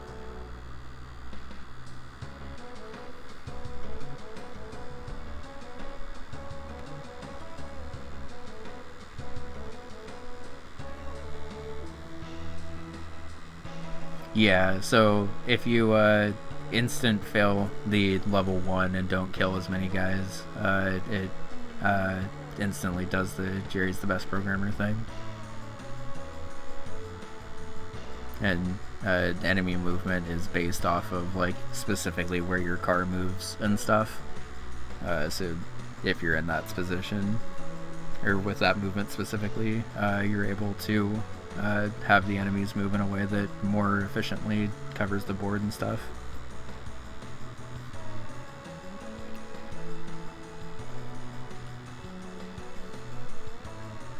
Yeah, have a good night, Flesh. This will be up on YouTube almost immediately after I'm done here. As I mentioned, I'm off work today, so I normally have to normally when I do these on Monday night, I'm immediately heading to bed myself, and then end up like uploading it and stuff in the morning, but I should be good to just upload this after. Depending on how long this takes, I might end up moving out to the living room and working on my Ren Plat Nuzlocke a little bit more, because I do want to get some Pokemon in today. But it should be live whenever that session's done. Getting a little bit farther into this match, we are 7 minutes in, and there's already 4 squares marked off. While I was the one who made the schedule, I can safely say that I did it with Team A plays Team, like, G or whatever, and then filled in the names after randomizing it. So the results of that randomization were definitely just up to random chance, which I think led to some cool matches, but also led to some rematches that I'm equally terrified of. So like I play Flush and a rank again before getting to play Toots as an out-of-conference team, so I am also equally terrified of my rematches, and have also never played Toots before, so I have no clue how that's going to go. But I think draft's going to be fun. I think it'll be a nice off-season. That was really funny, Winter, and a product of pure randomness that happened to work out in favor. Alright, so a little bit farther into this game, by that I mean 10 minutes into this game, we are tied 3-3 with Flesh starting to push the column 4 bingo, and Pine mostly just grabbing quick spaces around the board to grab the spaces while they're there. We do see some pretty quick, I believe this is for 4 levels, and this will block both of the bingos that we're working towards.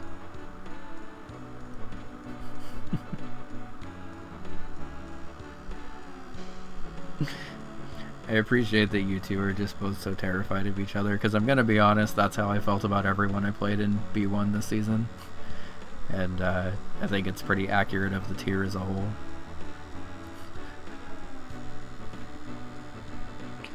And yeah, I also am curious to see how players do specifically in their games, which is always really nice.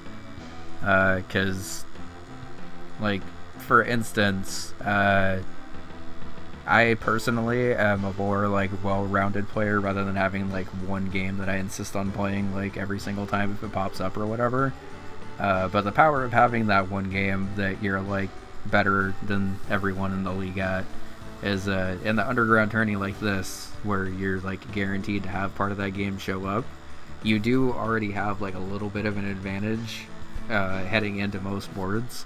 And I'm curious to see how players play that in the underground tourney, because in the first season of the underground tourney, it ended up basically being where that advantage led to some pretty crazy cross-tier upsets and stuff, which is why I wanted to keep the like cross-tier stuff anyway. But yeah, with how many games we're drafting, you're not like guaranteed for the games to show up or whatever. So it still helps to be like a well-rounded player that is able to kind of hop into games and like do goals as they show up. But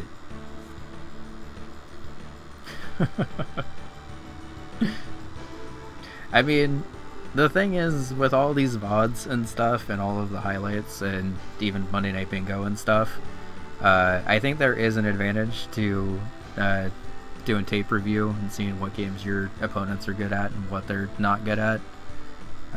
Speaking from personal experience, I have more fun with draft when I just pick games that I'm good at and the opponent just also does that, and we just have a really good back and forth game. But there is strategy to just picking games that you know your opponent specifically maybe struggles with that you're okay with, or even ones that you're maybe confident that you can like flub your way through if you need to. So curious to see how that plays out.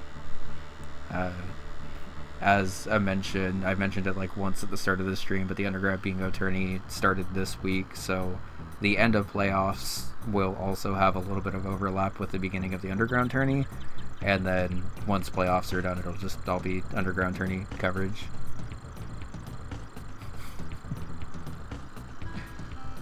I will say that you definitely have the advantage at Rock On in almost every game, I would say. I don't know if anyone would want to go against you in that.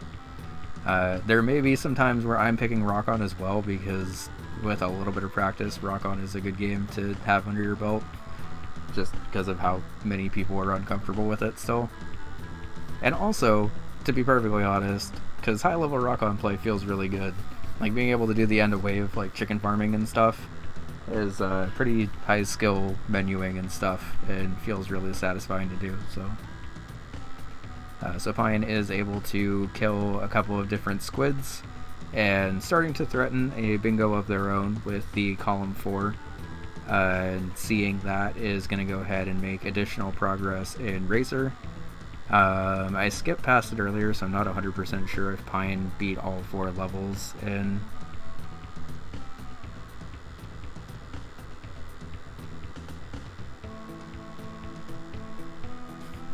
Yeah, that's also kind of why I like to do the recaps, Pine, because I've had a couple of games this season at least where it felt like I was just on the back foot the entire time, and then I watched it back and I was like, oh, I actually did fine. It's just my opponent played a little bit better, or like my opponent beat me in this race, or, you know, whatever.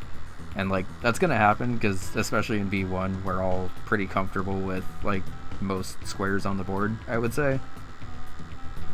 And more, I bring that up as high skill menuing, because the end of wave chicken farming is definitely like very high input and also very precise, and it definitely does take a while to learn, Like, I did a little bit in my game against Hugo, and it ended up actually being the difference between me getting the match and not.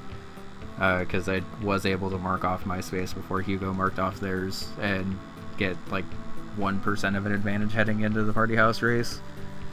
And I personally stand by Rock On being a really fun bingo game, even if most people are scared of it at this point. I do think / hope that heading into season 3 that maybe some of the games that aren't as like immediately high value for bingo start to be showcased a bit more. And yeah, I've been on record a couple of times here to say that Big Bell Race is one of my games I'm most scared of in bingo, because the game itself is very simple, and like just playing the game and winning the game or whatever is simple, but bingo goals for Big Bell Race are kind of demon, and there are a lot that end up feeling much harder than average Big Bell Race like gameplay does. And even just winning races can sometimes be a pain in the ass if the AIs do what they're doing here and just decide that they want you dead and all gang up on you, because you are sort of reliant on the AI not doing this sometimes. And if every single AI then decides to do that like they are here, you're sort of just in the position where you're playing the game for a lot longer than you want to.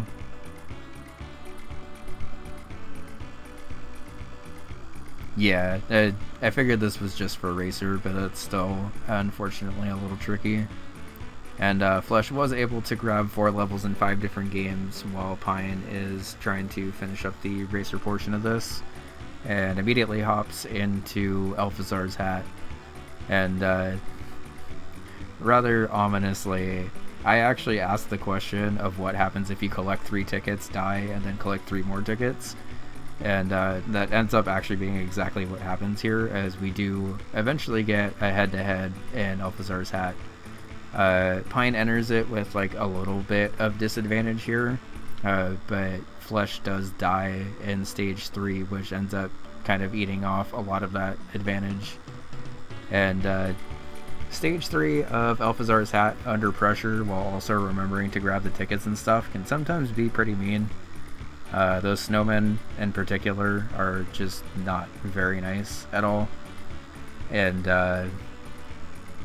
while most of the game feels kind of auto-scrollery in terms of like how fast you can actually move, the dash movement to be able to achieve that time is actually pretty intricate. So we do get a very close head-to-head here, but eventually Flesh is able to grab the 6th ticket after grabbing 4 on 1 life, and then immediately threatens with a head-to-head in Grimstone. So the second B1 match in a row that we're covering with a head-to-head in Grimstone, this time a different goal. I think this playoff has shown the value of practicing all of these like kind of weirder bingo games. So we do also see Flesh go for the manip here. So for the second time in a row, we see... I actually don't know if that was the manip or just opening the dock, but we do see both players going for different strategies in Grimstone. Just rushing would have been much better. Yeah, it's tough to tell that in the middle of a match, because sometimes you'd rather just go for the safety strats where, like, you know you're going to beat this goal, but it's going to take, like, an extra minute or 2 or whatever.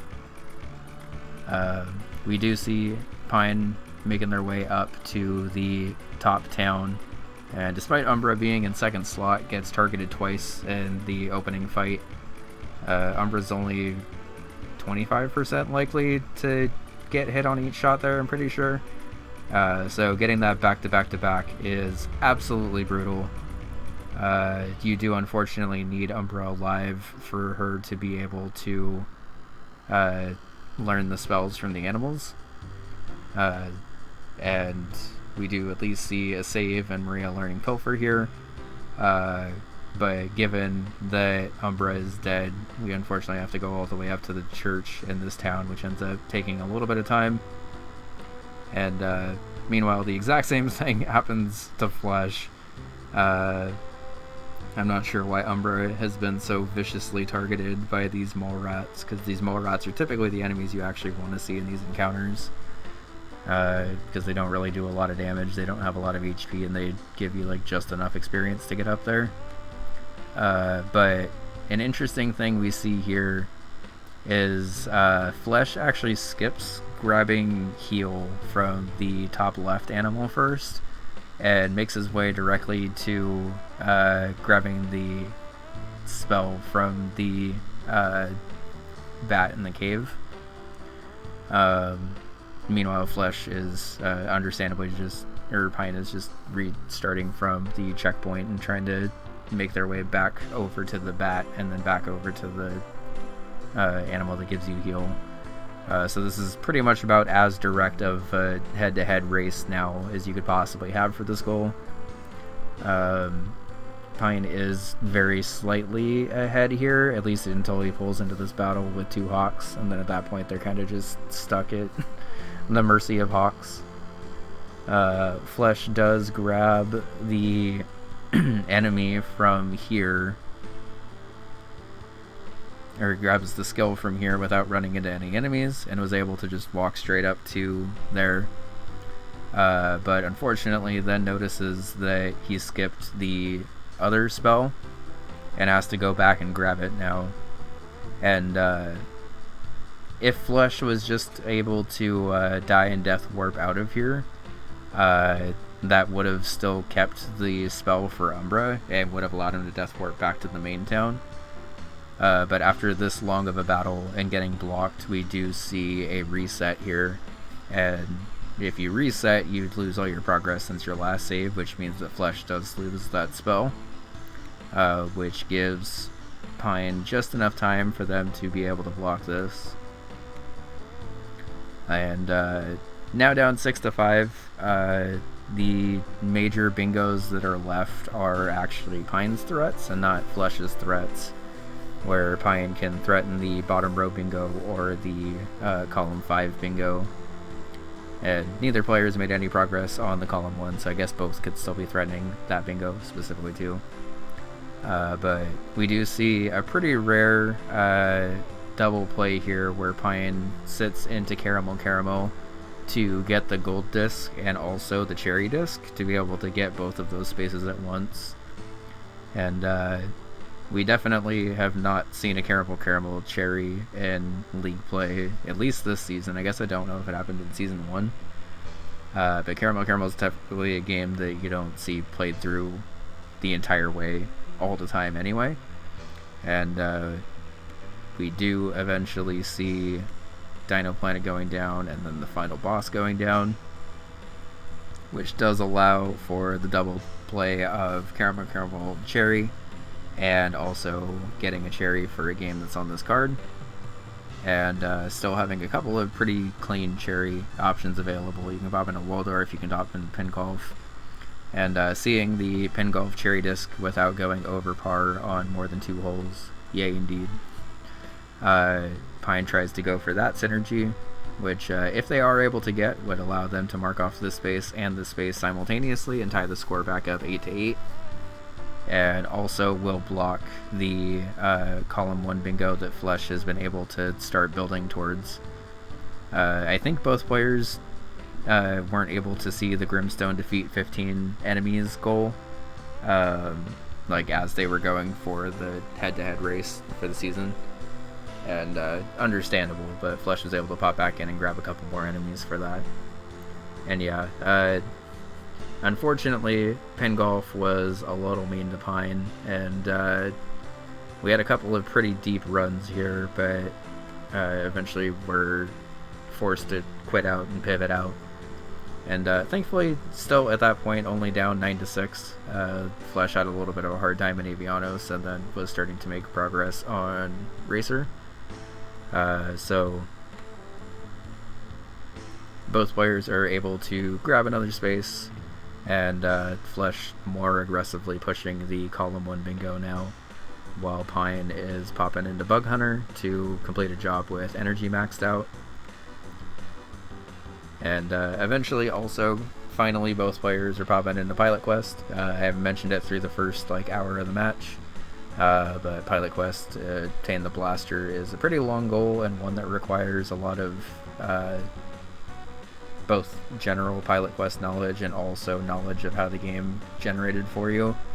It's definitely a goal you want to get into pretty much as early as possible. Even if you aren't able to complete these runs, just knowing where your blaster location is for a future run can help out quite a lot.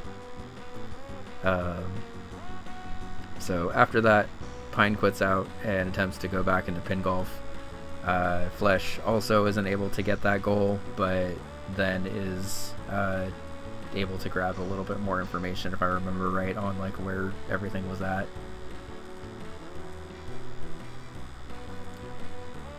And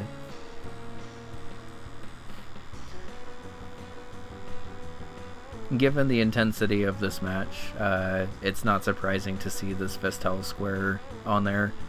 I was a little surprised at the time that Have $50 at once stuck around for as long as it did, because typically this just takes playing halfway through stage 2 without dying. But reviewing this match, every single space that got marked off was either really fast or really important in pressing a bingo, so it doesn't surprise me that this one ended up taking a little bit more time to get marked off.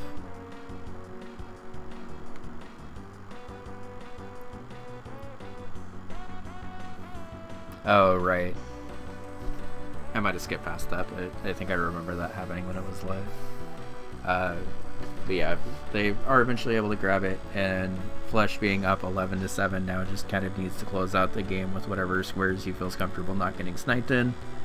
And meanwhile, Pine is waiting for Pilot Quest to eventually pop back in and plays a little bit of Ants in the meantime.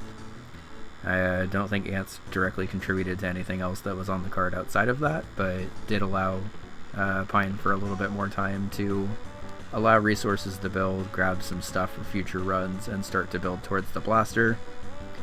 Meanwhile, Flesh up 12-7 is now going to go for the longest goal on the board and odds of being sniped the least, and is going to attempt the cherry disc without going over, but also have his own troubles with it. And then eventually just grabs a Waldorf cherry to win 13-8.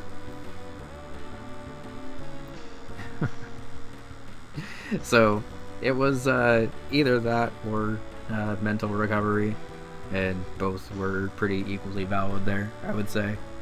GG's to both of you. That was definitely a really good back and forth game, and Pine, I know that was one that specifically you were stressing out a lot about, but I think you both played really well that game.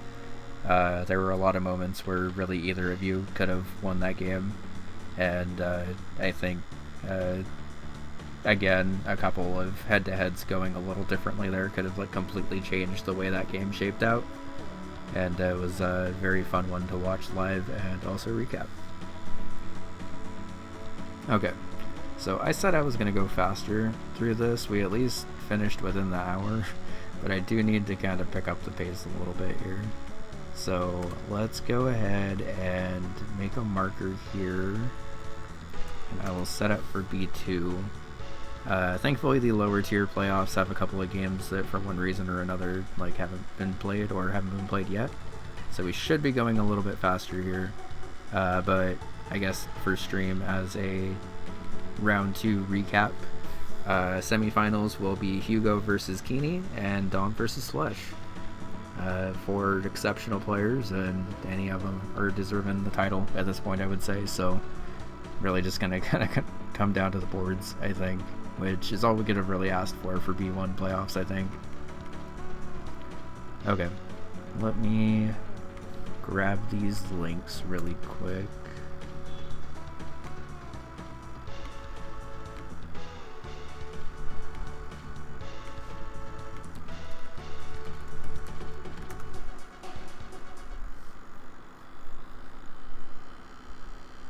Is there just one video with cassette piece to OST, or is it like all spread out? Whatever. That's fine. I guess it doesn't actually matter if it's all spread out.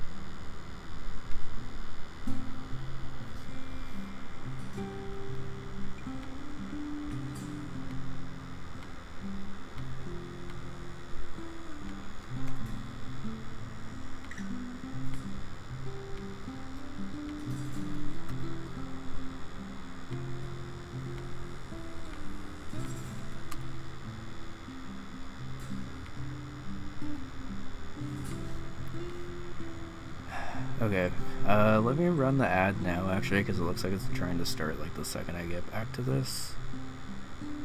And I'll go to the bathroom again real quick, and then we'll be back for some more recap. Like I mentioned, the second half of this recap's going to go a lot faster, thankfully, but the top games were all really dense, and also I, quite frankly, just wanted to recap mine a lot, because I hadn't gotten a chance to watch that one back yet. So, one sec.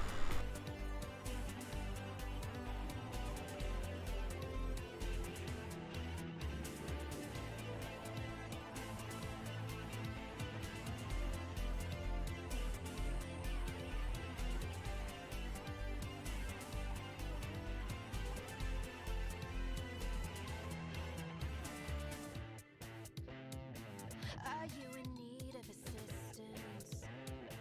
I can assist with my fisting. A little turn and a twist too. Keep my prey at a distance. If we join in arms, we can become more than one. We can pass the torch back and forth, set the world alight as we fight and unite. Ooh, when you're feeling low, you can. Ooh, take my hand, I'll show you to the. Ooh, gold plated finish line. A swift kick and a smile that take them by surprise. You're feeling fine, 'cause you start to drive as you cross your heart and hope to die. 2 steps back, but 3 steps forward. You're pounding just as you cross your heart and hope to die.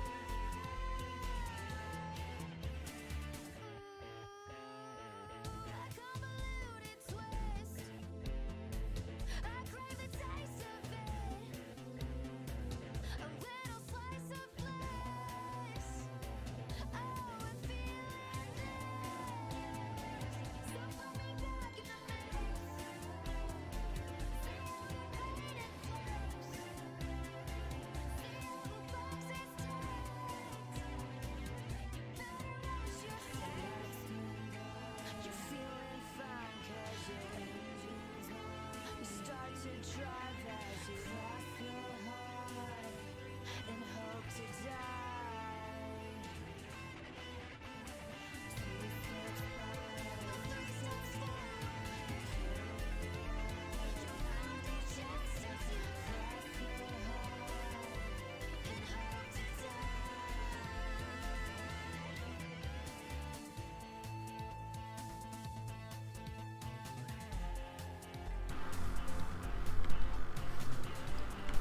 Alright, perfect timing. Banning up, banning up. Oh, we've been going for a while. We gotta go.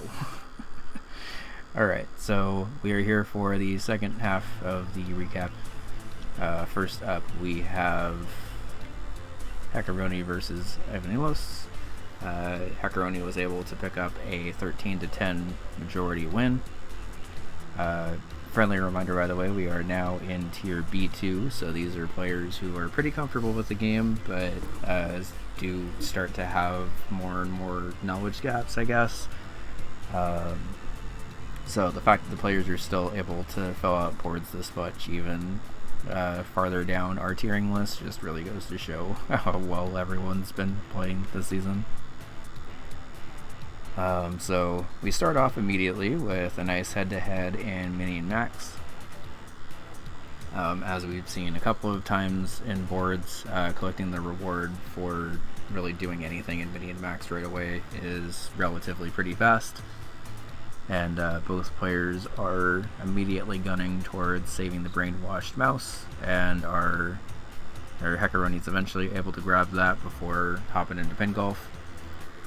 Being in first place immediately after hole 9 is another fast square, and Ivan hops into camouflage to escape with all of the collectibles on 5 levels, which, if you know the route, again, there's only 5 levels of camouflage, which are all like one screen puzzles, so all really fast. So doing a good job of identifying which squares are fastest on the opening board and being able to grab those. Ivan does actually look like he puts out before grabbing the 5th level, which allows Heckaroni time to start to make progress on it.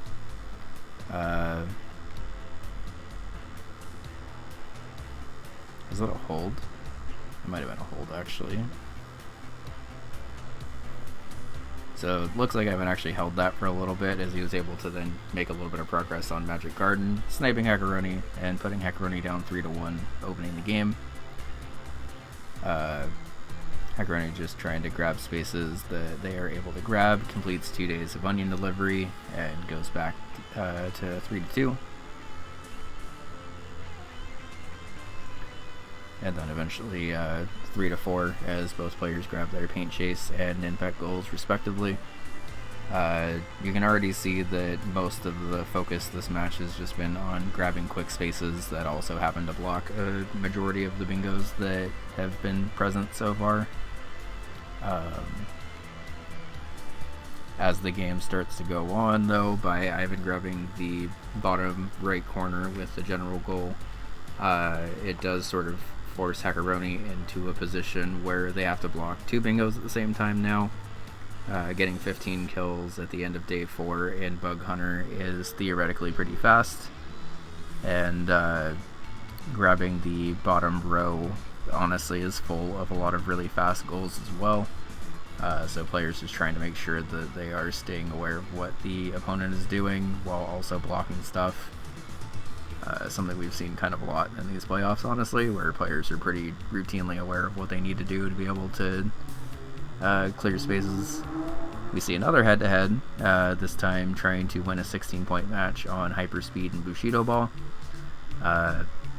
Definitely made sure that we got a lot of head-to-heads in playoffs, which is pretty fun to see, because again, players don't actually know where each other are at. So being able to have this many exciting head-to-head races with players just kind of intuiting where the other one's at on the board and going for it is pretty hype. We do see Ivan starting to go for the breaks in Gulf area, which makes sense because the breaks are theoretically a very fast goal.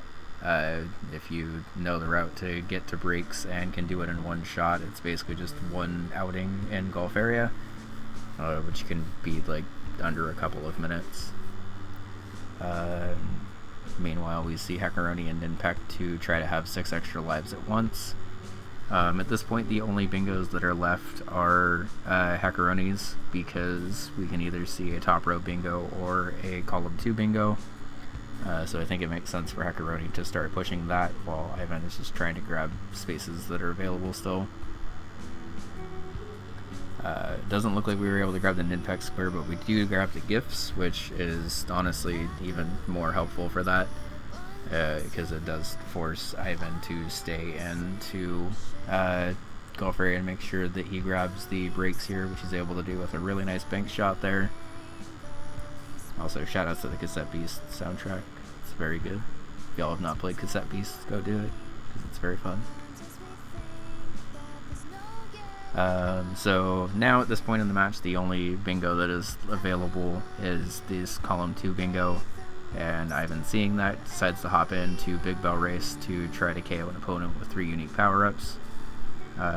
One of the rare, somewhat generous Big Bell Race goals, in my opinion, because if you're just farming guys, you can kind of just sit over by these items and try to kill people as fast as possible.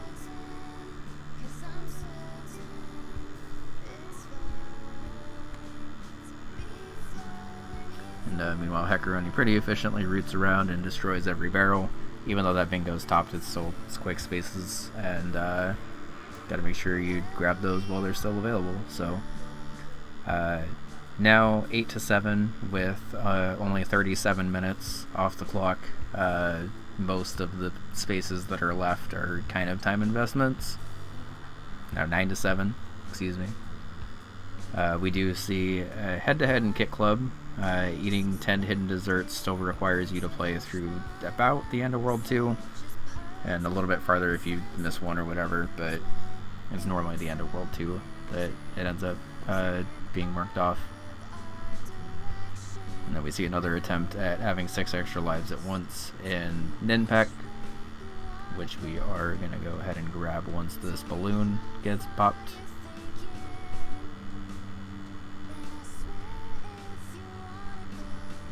So, as has been the case with pretty much every playoff match so far, players are just identifying the spaces that they get, or identifying the spaces that they want to get as quickly as possible, and doing a really good job of honing in on those spaces and also getting them. So, shoutouts again to both players for being able to do that well. We do see a little bit of an extended play into Hyper Contender to grab the gold disc, while Heckaroni is looking to defeat a boss in 6 different games and popping into Fist Hell for that.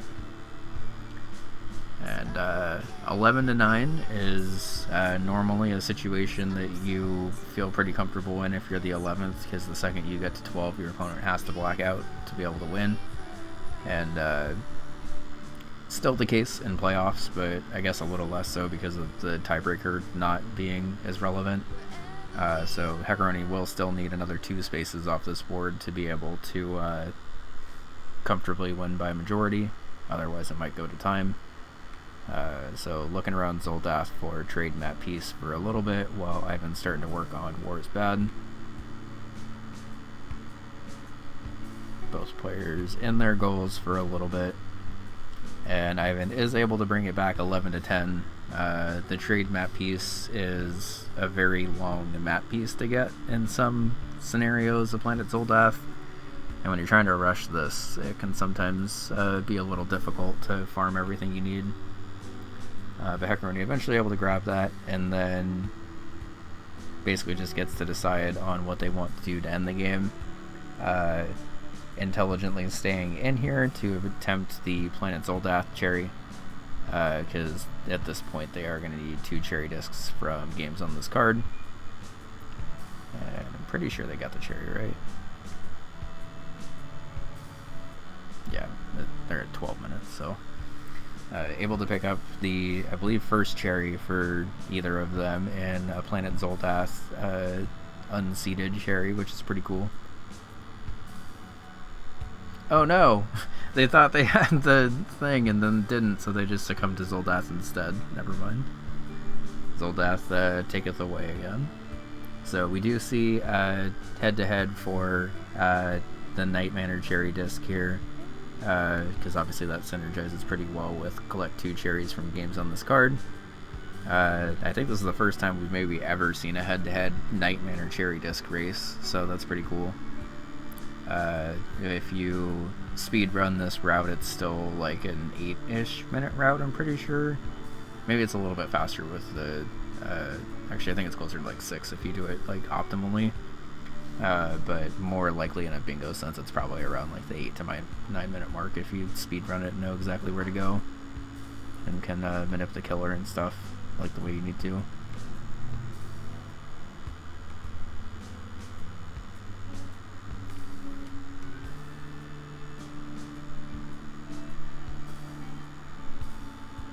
But we can see this race ends up being pretty neck and neck the entire time, honestly. Hackeroni is eventually able to kill the killer, grab the final key, grab the cherry disc, and end the game there. So yeah, it was a very well fought game by both. Another game where both players went really back and forth the entire time and threatened their own stuff. Very cool to see a Night Manor cherry disc in a bingo race, honestly. Even though it's it's not one that players super go for very often, so cool to see. And definitely looking forward to what y'all do in the future. Alright, next up is another 13-point majority win. This time in Grape versus Toots. Looking at this board, this is another one that has a lot of very quick opening spaces that definitely make sense to rush. So, Minnie and Max slaying the water bear is one of those squares that if you see on a card, you just go for pretty much right away because it can be done in like under a minute. Same for Ninpak Eat 5 sandwiches. As you can tell, 2 minutes into a match, we already have 2 spaces marked off. We also start to see the pilot quest progress and players starting to work more on general stuff after the first 2 are immediately marked off here. This will also help collect the multi-mod as well as just being a pretty consistent gift. Vanger is overall a pretty good gift to go for, so it makes sense to have that on the card and see that and make your progress on it early. And meanwhile, Grape has already gotten 2 squares that are connected in a line and is starting to threaten the top row, which sort of forces Toots to stay in and just complete this Vanger goal right away from the looks of it.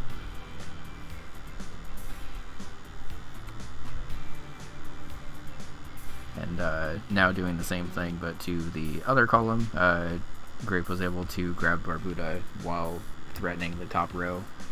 And suddenly it is starting to look like 2 players just kind of racing their own independent bingo lines and stuff, which is always a fun match. Because it kind of just comes down to who can do their specific games faster. Seeing that, Toots pops into Rock On to be able to beat Jungle Rush, which will both block the bottom of the bingo down here as well as start to threaten a diagonal bingo. Again, players doing a really good job of identifying what spaces they need to grab in order to advance their own game while also playing defensively. Grape up 4-2, but still has to be kind of cautious of the bingo line that Toots is going for, and makes sense to then pop into Campanella if you're Grape to try to block the far column and obtain the talisman. Both players are able to grab their spaces and move on from there. Toots also grabbing 4 seeds at the crash site to be able to immediately start to threaten this diagonal. Grape at this point is still looking to potentially grab a cherry here. Potentially grab just clear out a shop stock while it's still around. Yeah, I'm almost done, but yeah. I can make lunch or something after if you want. I'm kind of start. Are you starting to get hungry? I'm literally making lunch right now. Oh, okay. Well, never mind then. I'm making dinner at 3 p.m. Okay.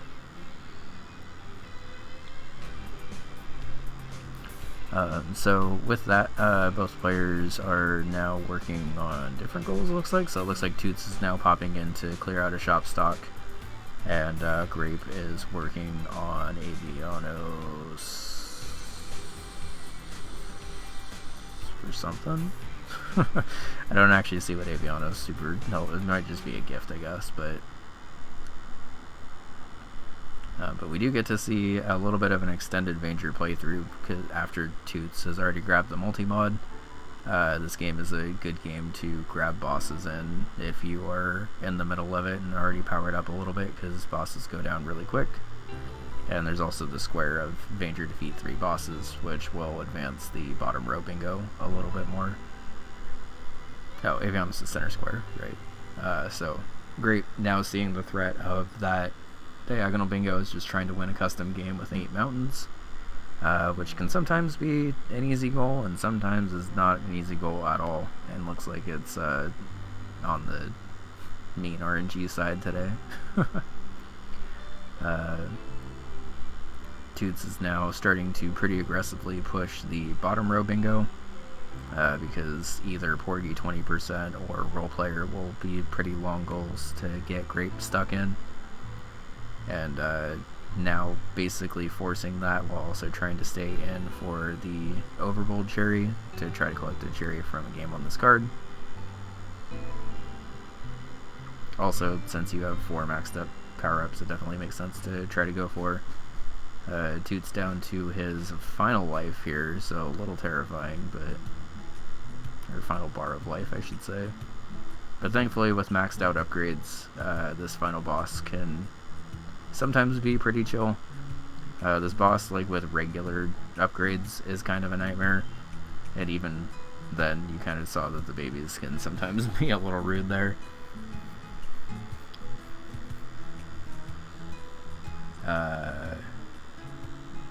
Yeah, there we go. There's the Overbold cherry to start to work on this card, and seeing another quick space of have 3 skills learned at once, and also needing to level up a bunch of people in Grimstone for Role Player anyway.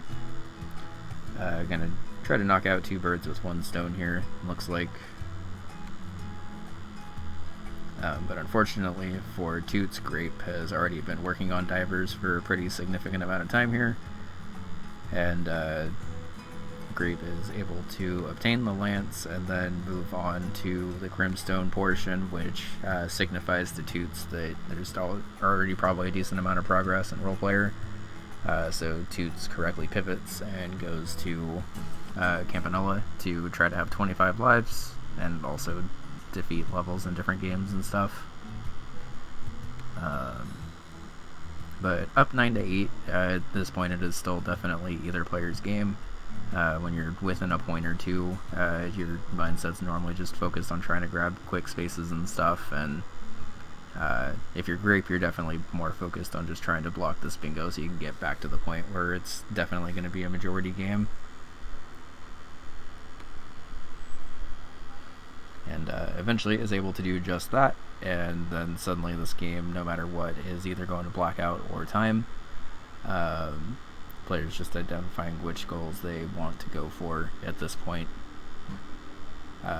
Toots is able to grab beat 4 levels, while Grape is working through Mooncat for the gold disc and or gift. Looks like a gift rush here, actually, which allows Toots enough time to come back in and grab the Mooncat gold disc.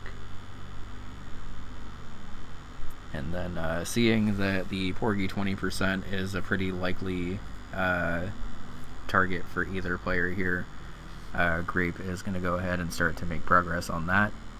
Honestly, a pretty good prediction, because generally when we've covered these, once a player reaches 12 points, they tend to go for the hardest, longest goal that's left, just in an attempt to not be sniped or whatever. So it definitely makes sense if you're Grape to try to block that, but Toots is able to grab the final square by grabbing the gifts first, and yeah, very well played by both teams, both players. And definitely looking forward to seeing what y'all do in the future, because it's been really fun to watch really every tier, honestly, but the lower tiers have definitely impressed me a lot this season, because I think they've done a lot better than the lower tiers did in Season 1, speaking from a lower tier player last season. I just feel like everyone is like exceptionally good this season, so GG's. Okay, and Lizstar versus, I think, a guy is our opponent. Yeah, Lizstar versus a guy is not happened yet, because it'll be happening in about an hour from now over on Karma stream. So if you're not following Karma yet, you definitely should be, because that game will be happening live in about the time that this is done, actually. So if you want to just pop over there and watch the final match, it definitely makes sense to do so. Meanwhile, for the final game of B2, we have Adore versus Zuzu. This is a game that I got to commentate live, and I'm really glad that I did, because you can see from the board preview, it was a blackout. And honestly, a pretty hard blackout to get, especially as quickly as it was obtained. And pretty fun one to watch, so we'll go ahead and get into it.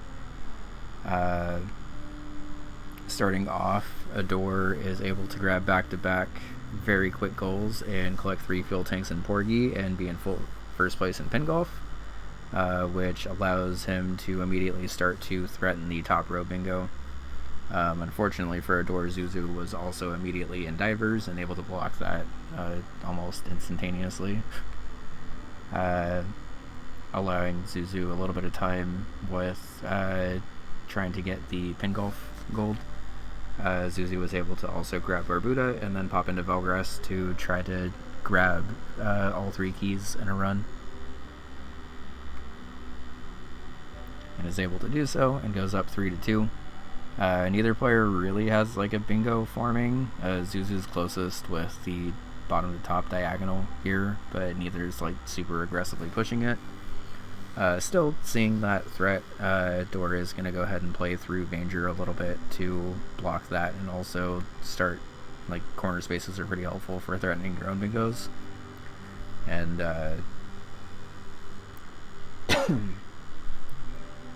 after the diagonal got blocked and after Zuzu was able to beat the egg, is going to go ahead and pop into Paint Chase to try to win without destroying any airplanes in course 3. It's a goal that you can theoretically do pretty quickly if the enemies decide to play the way that they should, and if the enemies go off script at all, is like a really, really hard goal.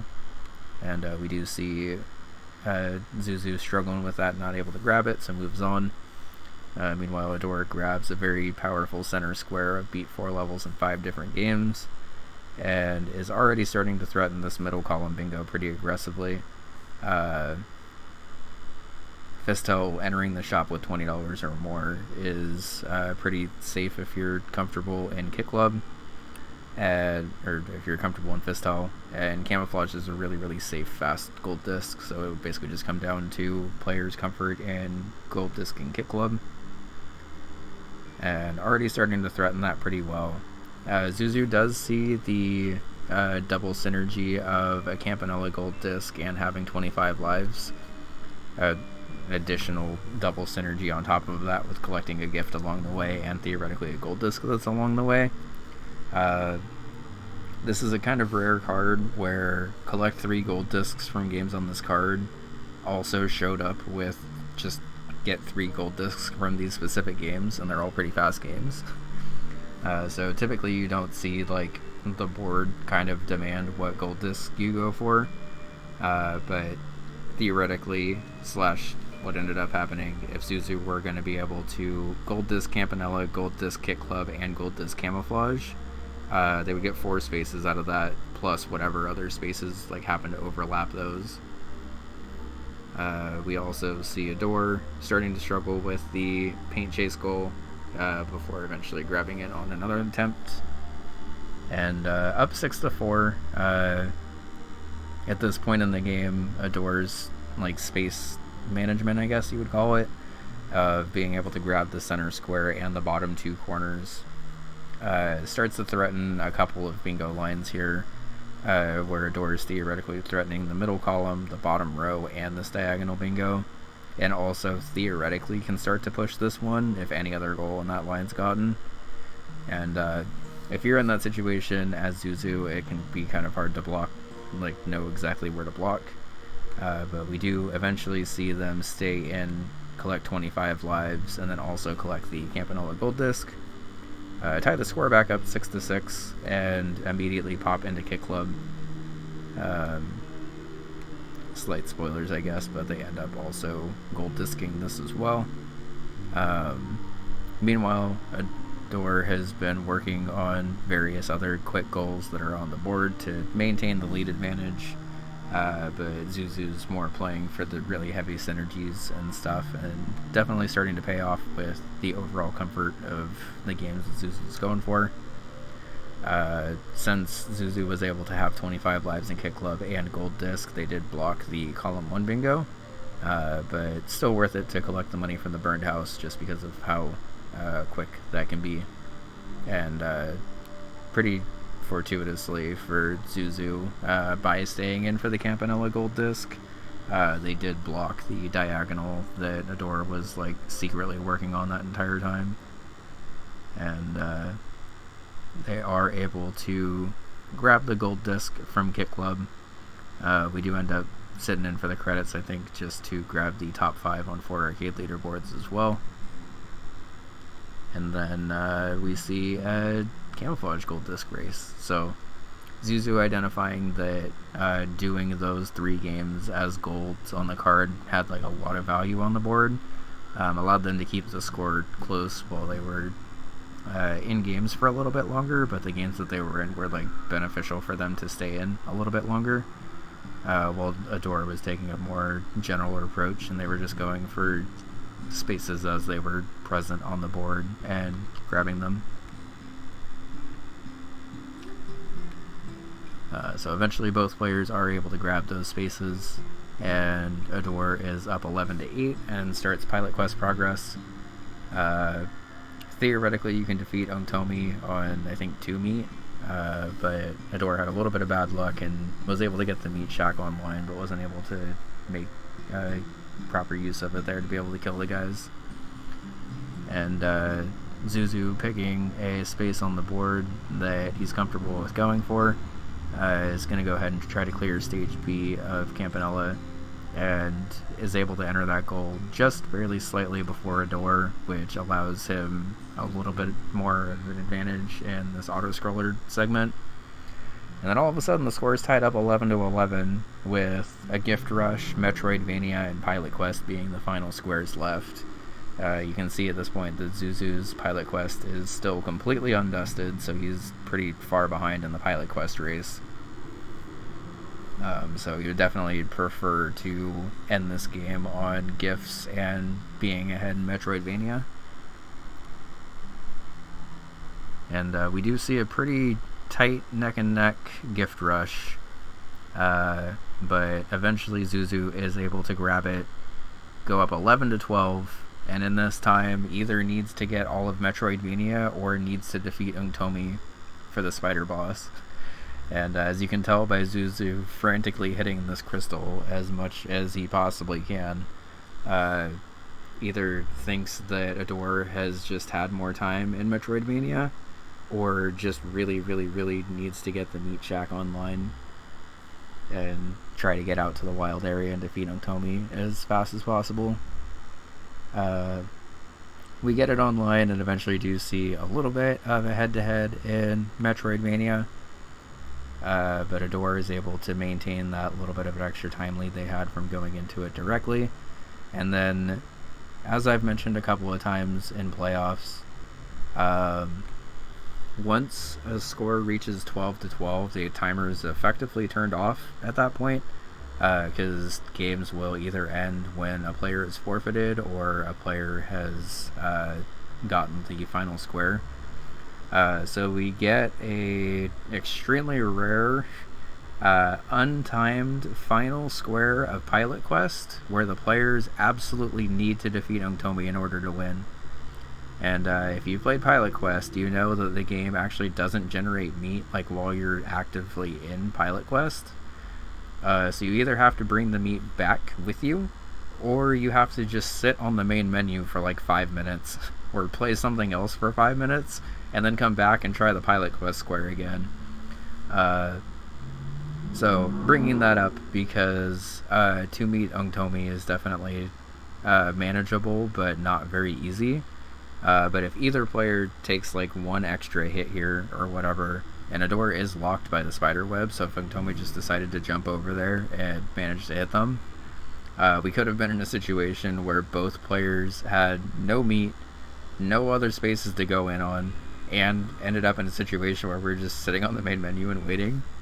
It didn't end up working out that way because obviously Adore grabbed that space, but it was very funny to see that be the endgame situation of a playoff match.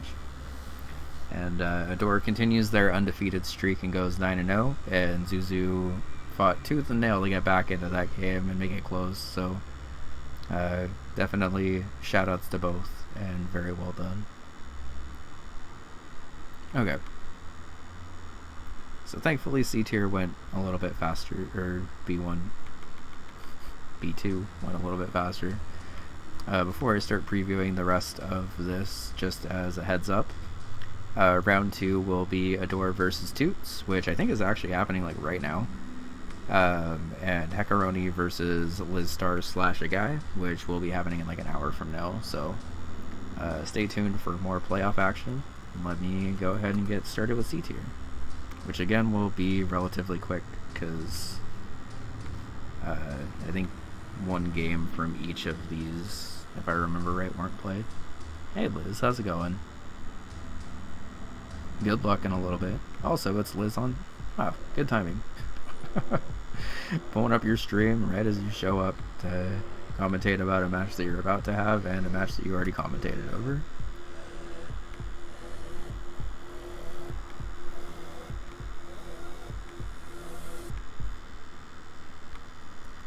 Also, I did not mean for this recap to already be 4.5 hours, but it turns out playoff action is hard to recap, so... let me load up the boards.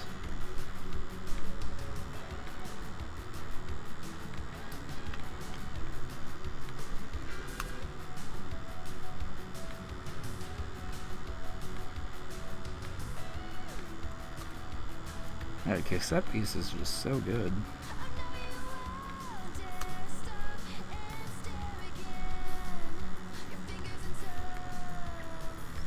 Alright, banana. We are here for C1, which was another tier of players playing incredibly close together.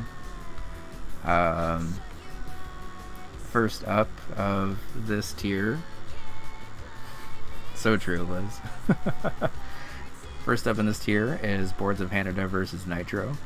Nitro was able to pick up a 12-12 win. As I mentioned, games in finals or quarterfinals and stuff can only end if the final square gets marked or if a player concedes. And Hannah ended up conceding as this being the final square. But before then was another incredibly neck and neck game. We see a pretty rare instance, especially in C tier, but honestly, especially against Hannah, of two players playing Onion Delivery at the same time and racing. I feel like in C tier we really don't get to see Onion Delivery races very often, so did want to point that out. And unfortunately for Hannah, they were sniped on both of them, and fortunately for Nitro, already making some pretty good progress on this board. Quickly looking through this board definitely looks pretty tricky, so kudos to both players for almost completely blocking it out.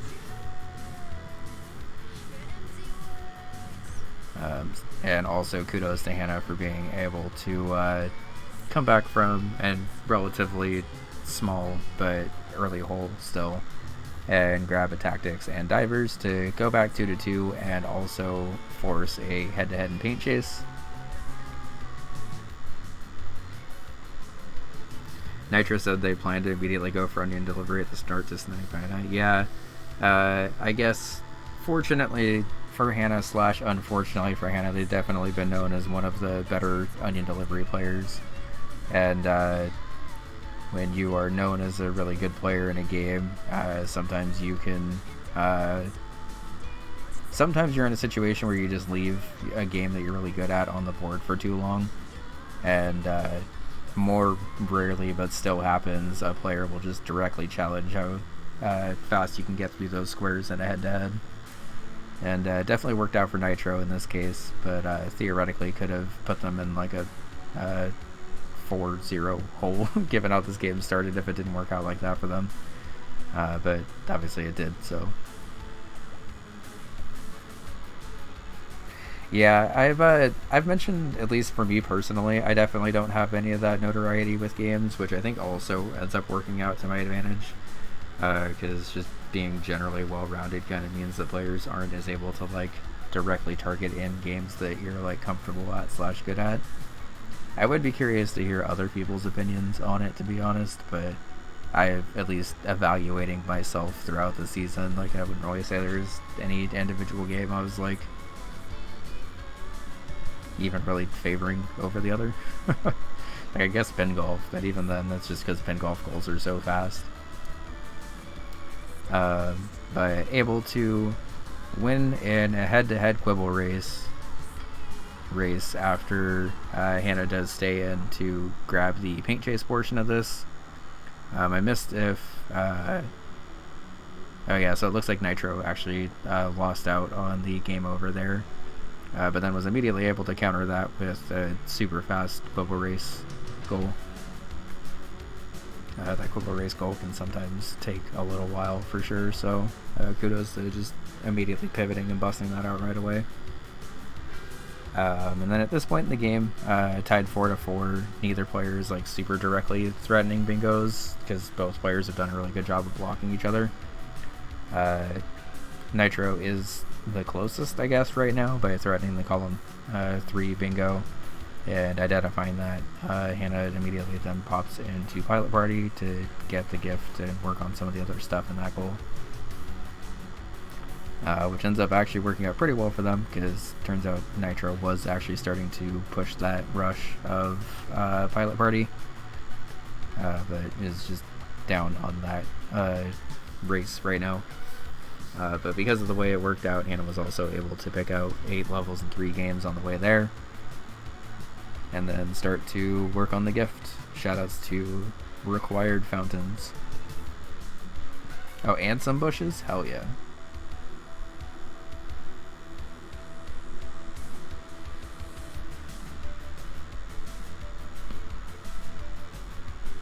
And frogs. Hannah going all out for that level, goddamn. But is able to win in the gift rush and is now up 7-5.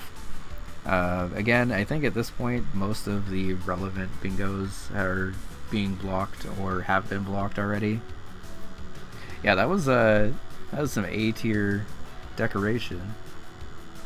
Saying that is the decoration itself is A tier. I don't think I've ever seen A tier decorated block wall level.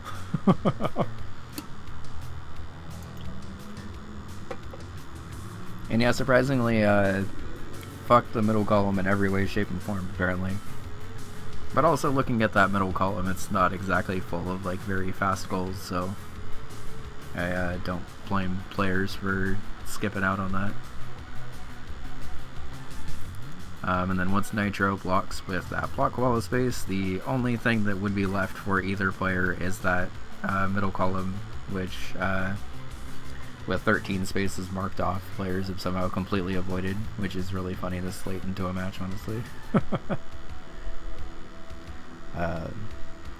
Nitro eventually able to then tie it up 7-7 after grabbing some stuff in Rail Heist. And then again 8-8 as Hannah grabs the Mortal 2 square pretty much right at the same time. Valbrace puzzles are marked off. And then it looks like at the end of this game it's pretty much just trading blows of whoever can grab the remaining spaces in time. We do eventually start to see the middle column being pushed as Hannah is starting to work towards the Cyber Owl's goal and Nitro starts to push towards Overbold. Both players able to grab that and then tied 10-10. Obviously this game is now at this point going to majority. So whoever can grab 3 spaces left on the board first wins. Nitro playing through to the gold disc, and yeah, the thing is like with bingo matches, sometimes you're the one that's able to force your opponent to do whatever they don't want to do, and sometimes you're the one that gets forced into that. And even if a game is like neck and neck in terms of score, it can be pretty easy to just have the games end up where like one player is sort of on the back foot just because of the way the space is lined out for everyone. And definitely the later a game goes on for, obviously those spaces are either long and or difficult and or not super comfortable for the players.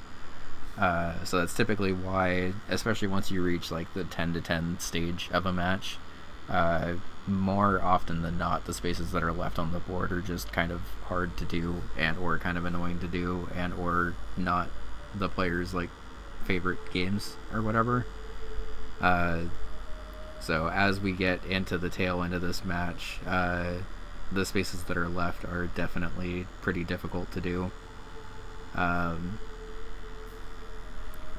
Hannah eventually able to grab the Aviano square and then tries to collect some stuff in camouflage, but Nitro obviously already has a lot of progress on that and is also working towards the gold disc.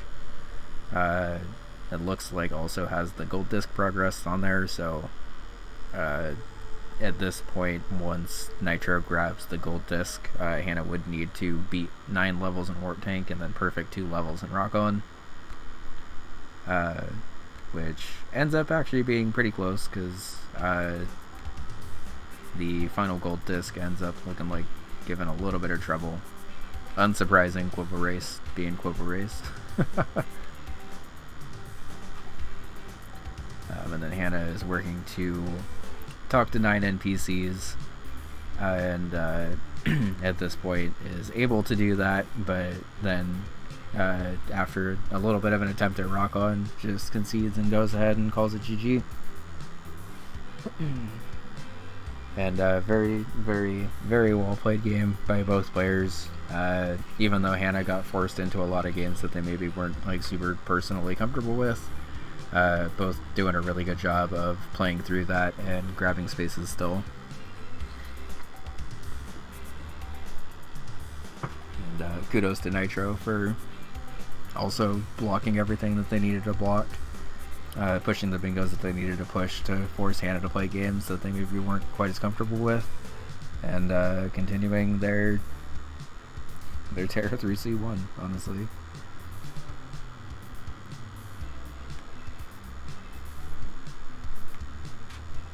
Okay.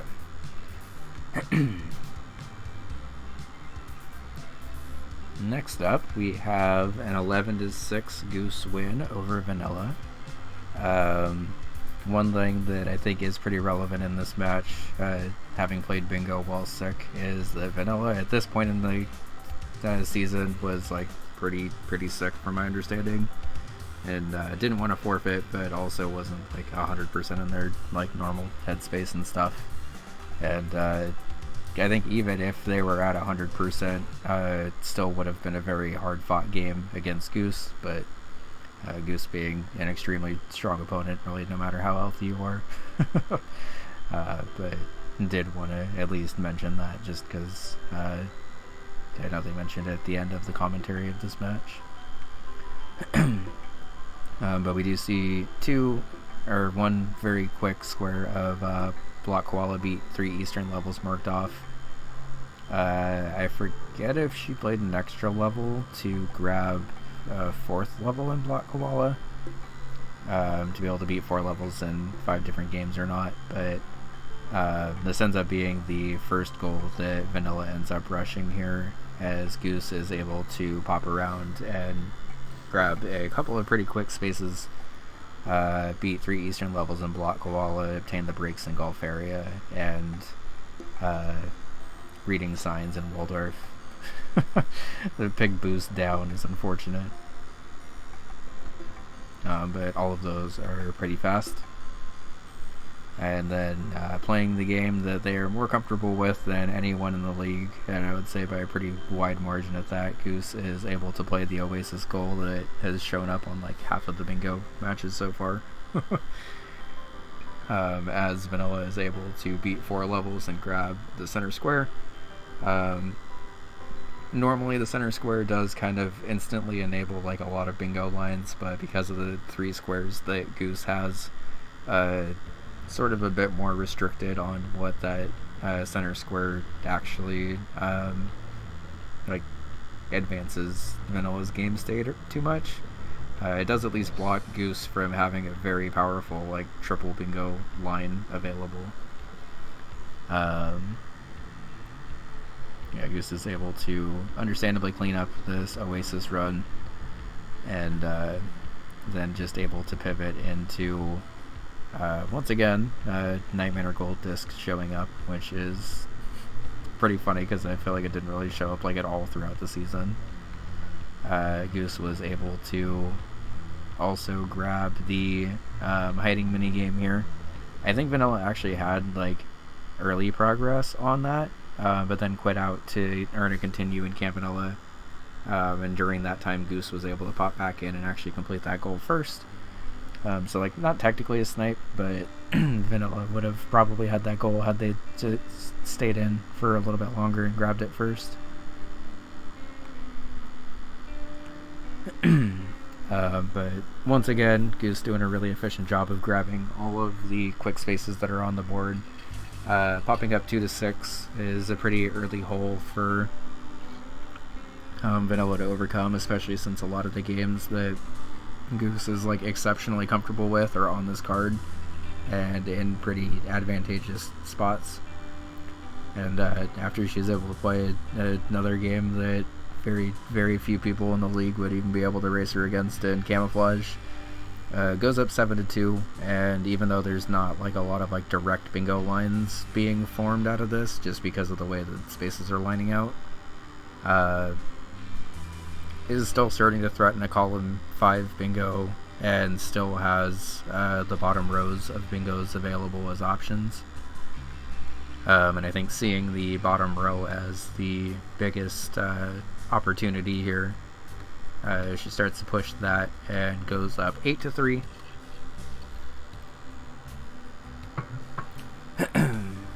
And another game very comfortable with, able to reach level 3 in divers really quick. There is a little bit of a head-to-head in that one, but Goose entered it much quicker. And then we see a pretty rare attempt at a double synergy here of trying to grab the Devilish and Gold Disc and have that be your final Gold Disc of the run. Up 9-4 definitely has the time advantage to be able to do that, while Vanilla is kind of stuck just doing whatever they can do on the rest of the board. The bingo lines that are left, obviously the bottom row bingo that were grabbed, but also the column 4 bingo. Column 4 bingo does have a couple of difficult items to go for though, so I think going for the general goal and then trying to figure out where to go from there. Meanwhile, Goose is playing some pretty efficient Devilition, and even when Devilition goes pretty well, it can sometimes take a little bit to get through. But I believe this is effectively a one-shot, and if it wasn't a one-shot, it was like a pretty early reset into clearing it from there. During this time, Vanilla just kind of trying to work on spaces that would most effectively block stuff. So trying to go for the Aviatos block in that final column, and then pop into Valbrace to give the Red Knight 5 items. Would have done a pretty good job of starting to threaten the last remaining bingo for Vanilla if they were able to complete it. But Goose has obviously been plugging away at Devilition and is able to actually grab the Devilition Cherry, which is pretty rad. And obviously with the Waldorf and Night Manor from earlier in the game, is also able to simultaneously mark off 3 gold discs and grab a bingo. Very well played game by Goose. She was able to pretty much identify every quick space on the board and grab it really efficiently. And Vanilla did a good job of trying to stave off as many of the bingo lines that were being formed as possible, and just didn't see the double synergy of Devilish and Gold Disc being the 3rd gold disc and immediately getting that bingo. So they played pin golf. Very true. They did play pin golf. Okay, my goal is to be done by 5, because that's still like a 5-hour recap. Oh my god. This recap's It's taking so long.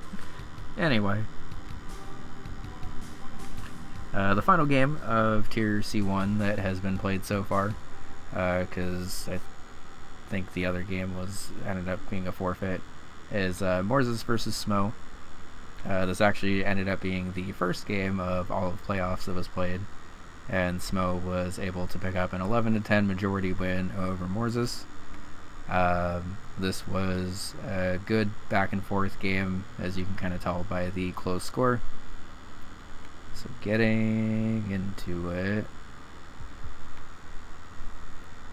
Oh, did stream drop here actually?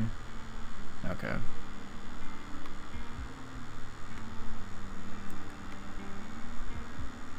Looks like this is a part 2.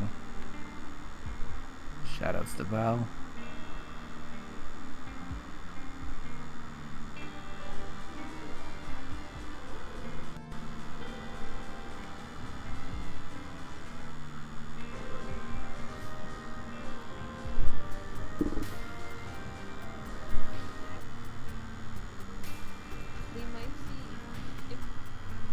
Okay. Alright, so, first things first. This center square is ridiculous. Winning one race of Big Bell Race without using boosters is one of the fastest center squares you could, like, possibly ask for. And instead of going for that, like, right away, we instead see a head-to-head Mooncat race, which also a very quick space, but in a kind of weirder spot on the board where it's like off to the side. I think this is like the third playoff match that ended up having a direct head-to-head Mooncat race as the first thing that was done, which is really funny. And in the first 4 minutes of the match, we already have 3 spaces marked off between that Mooncat race, eating 5 sandwiches in Ninpeck, and getting eaten by a Frog, Gator, and Bird in Camouflage. Both players, I think, playing a little bit of a mental game on each other and assuming that the other player is going for that really fast center square here, as they both identify other fast squares that they can grab. And both doing so very efficiently. Morzes is eventually able to grab the minion max square and then the center square and go up 4-2 pretty quickly. And neither player is like super directly threatening a bingo with the spaces that they've gotten, but obviously Morzes is being kind of like all over the board is making it increasingly difficult for Smo to be able to bingo this game, even though it's only been 8 minutes into the match. Also, friendly reminder, 8 minutes into the match and 6 spaces are marked off, and this is a C-tier playoff match, quote-unquote. I say quote-unquote because I wouldn't be surprised if both these players were not C-tier next season, but still doing a very good job of going back and forth here. Excuse me. Okay.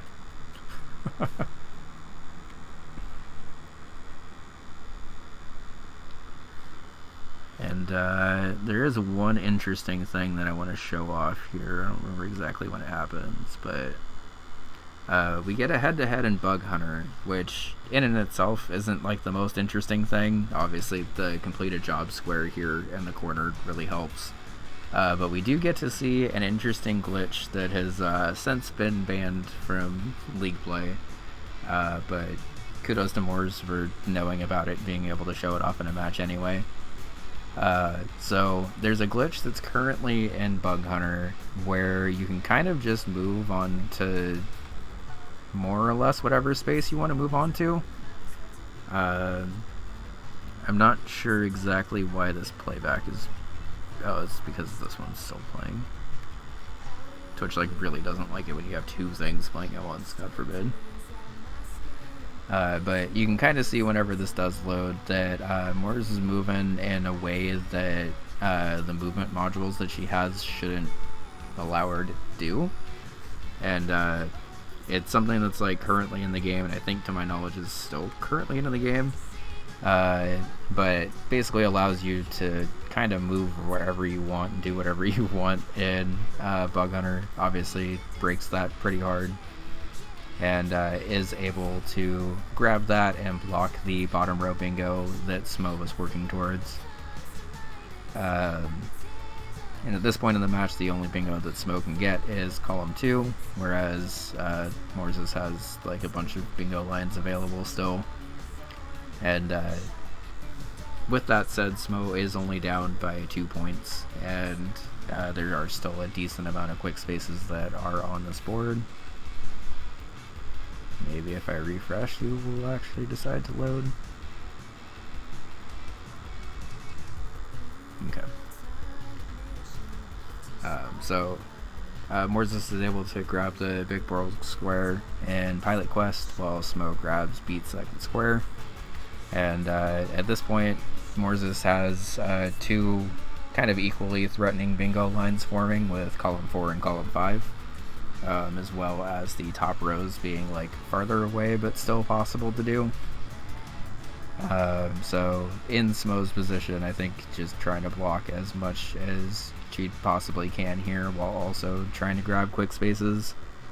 Hyper Contender Gold Disc is working towards what is theoretically the longest space on that line, and I think seeing that threat start to form, Morzes pops into Campanella 3 to clear 6 waves 100%.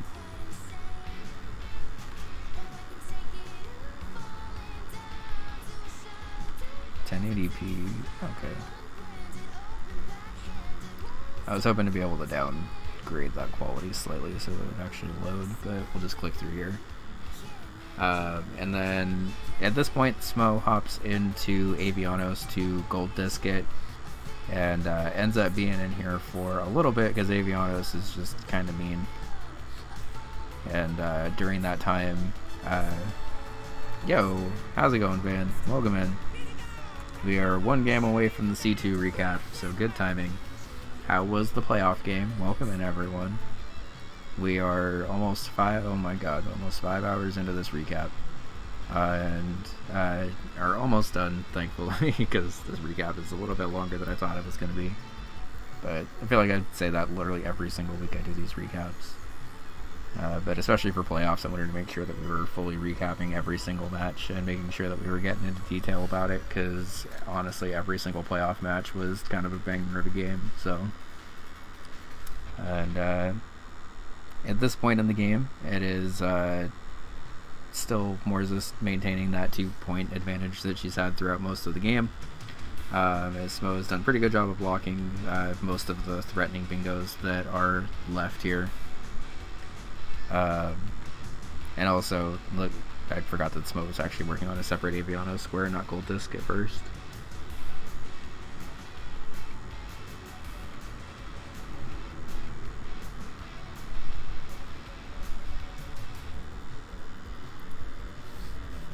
Including the match you just had. Nice. Definitely looking forward to recapping it next week. And I guess as a heads up to everyone who raids in, I typically do these recaps on Monday night whenever I'm back from work, but I had today off because of Veterans Day, and decided to sit down in the room and give a little bit more time to these recaps than I'm normally able to, because playoffs have been super exciting. We will be doing these recaps through the end of playoffs, as well as trying to cover the Underground Bingo stuff. Since I'm doing this like by myself, I can't super commit to doing it like every single week, but my goal is to do it every Monday and just have y'all be able to have a place where you can catch up on bingo stuff if you missed games. Because I think even if you're trying to actively watch every single bingo match, it can be a little hard to catch stuff sometimes. And while Smo has been able to maintain that like 2-point gap pretty well, Morzes is doing an equally good job of keeping up that gap and making sure that there are still bingos being threatened. So here, for instance, by grabbing the defeat 7 bosses, Morzes was able to start to threaten the top to bottom diagonal bingo here.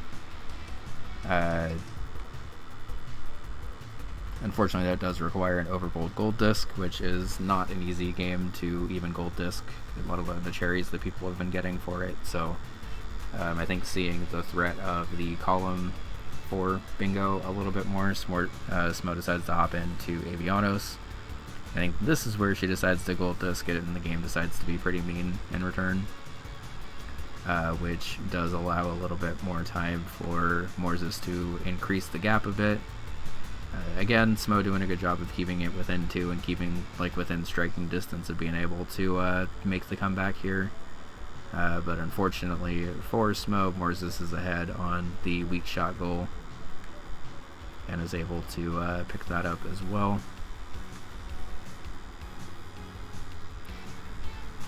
Oh wait, I guess not. Actually, it looks like Morzis died towards the end of that.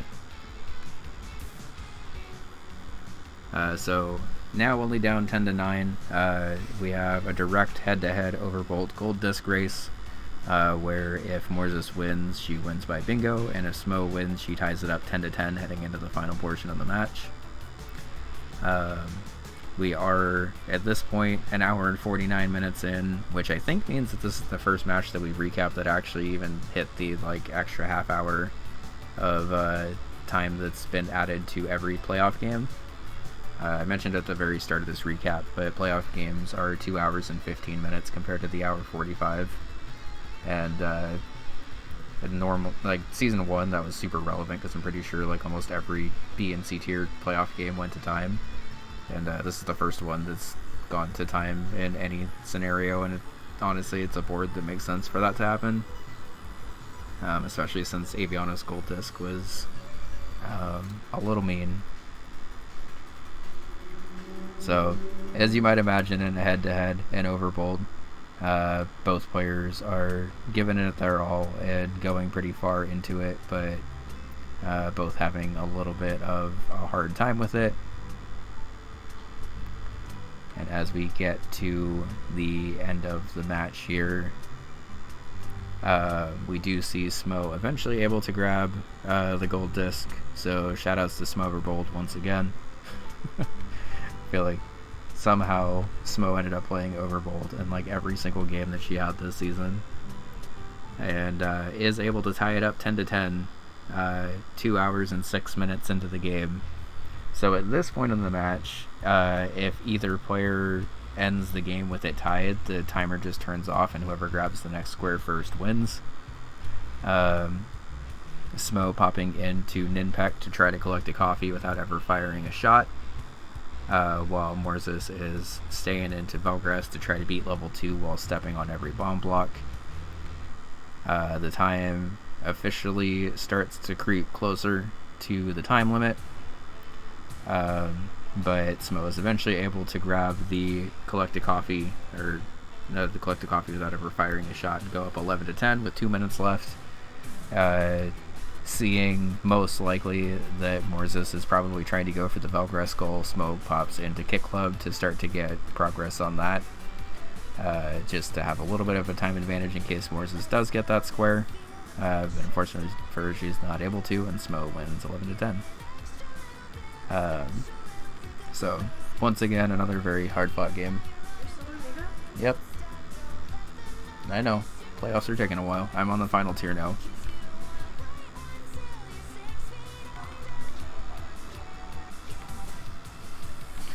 Yeah. Very well done by both players. Before we recap the final games, just as a heads up, the C1 tier playoffs are going to be Goose versus Aha and Smo versus Nitro. Aha did advance due to Bosco having to retreat in the middle of the season, so shout out to Bosco, hope everything's okay. And Aha will be advancing directly. Okay. Let me marker that. And then we are coming up on the final games. These recap is taking me a lot longer than I thought it was going to be honest, but I'm also glad that I was able to provide at least a little bit of a recap and commentary for everything that happened. Obviously, given that these are playoff games, all of the teams, or all the players that are playing are really, really good, and definitely deserve the spotlight here.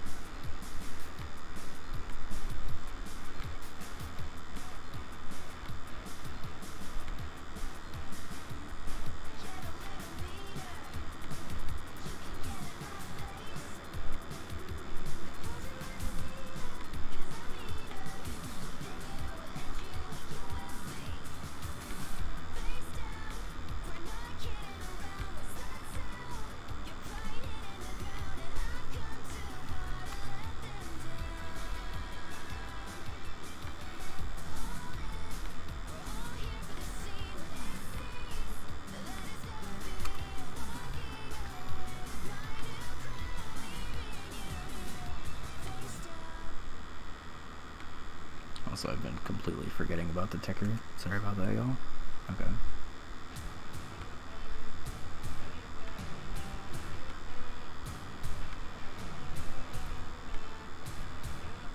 Okay. Bounding up. We are here for the C2 recap. The final 4 games of quarterfinals. Still definitely a bunch of heater games here though, so we'll just go ahead and get into it. The Twitch player is not liking this right now. Alright, so first game of C2 tier playoffs is a 5-1 bingo win by Firelion.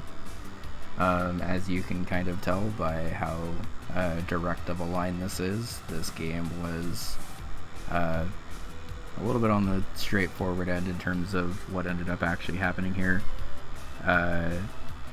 Dave was unable to grab the diamond, but was able to grab a gold disc and then pops into Onion Delivery to complete 2 days of deliveries, while Firelion pops into Mooncat to beat 8 levels in a row.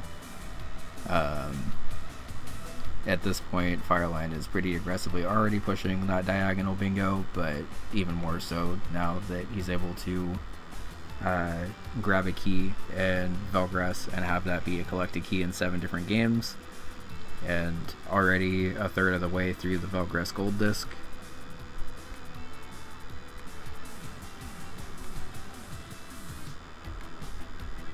Sorry, I was looking at the wrong screen.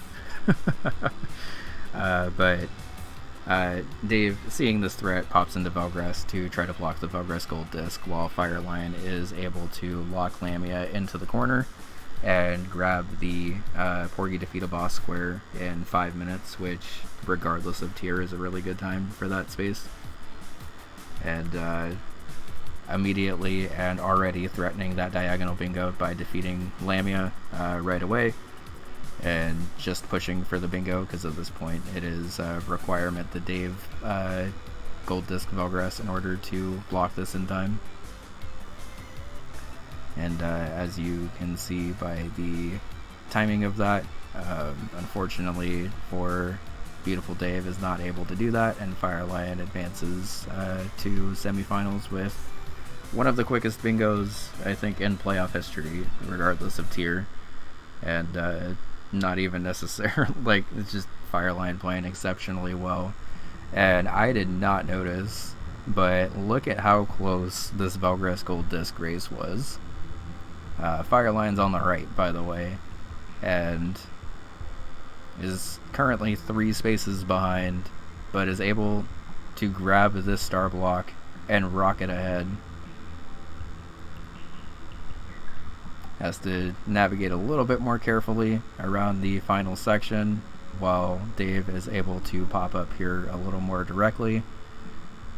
But with some careful jumping and maneuvering, we are tied on floor 88, and then it just almost entirely comes down to how fast the middle portion of the movement is, and is able to snipe that in and go 5-1.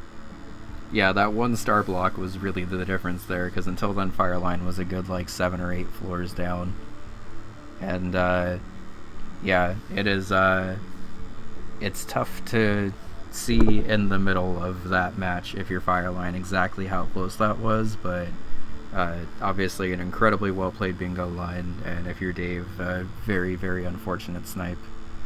And yeah, just a really good job by Fireline for identifying how fast that bingo line was, grabbing the Porgy Defeat a Boss first try or second try, it looks like, and then also grabbing the exact route that he needed to be able to grab to be able to snipe that gold disc.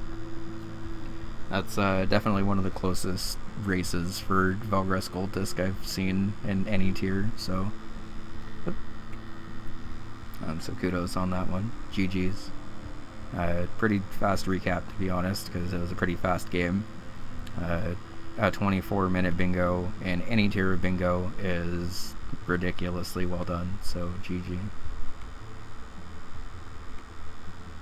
Alright, And then on the the other end of the C2 spectrum, of instead of a bingo line forming right away, we just get an almost entirely full bingo board.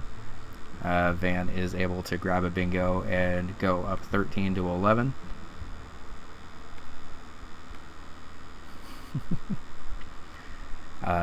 A relatively quick center square and defeat 7 bosses, but otherwise just a lot of squares looking at this that once again are either really fast or have a pretty big time investment.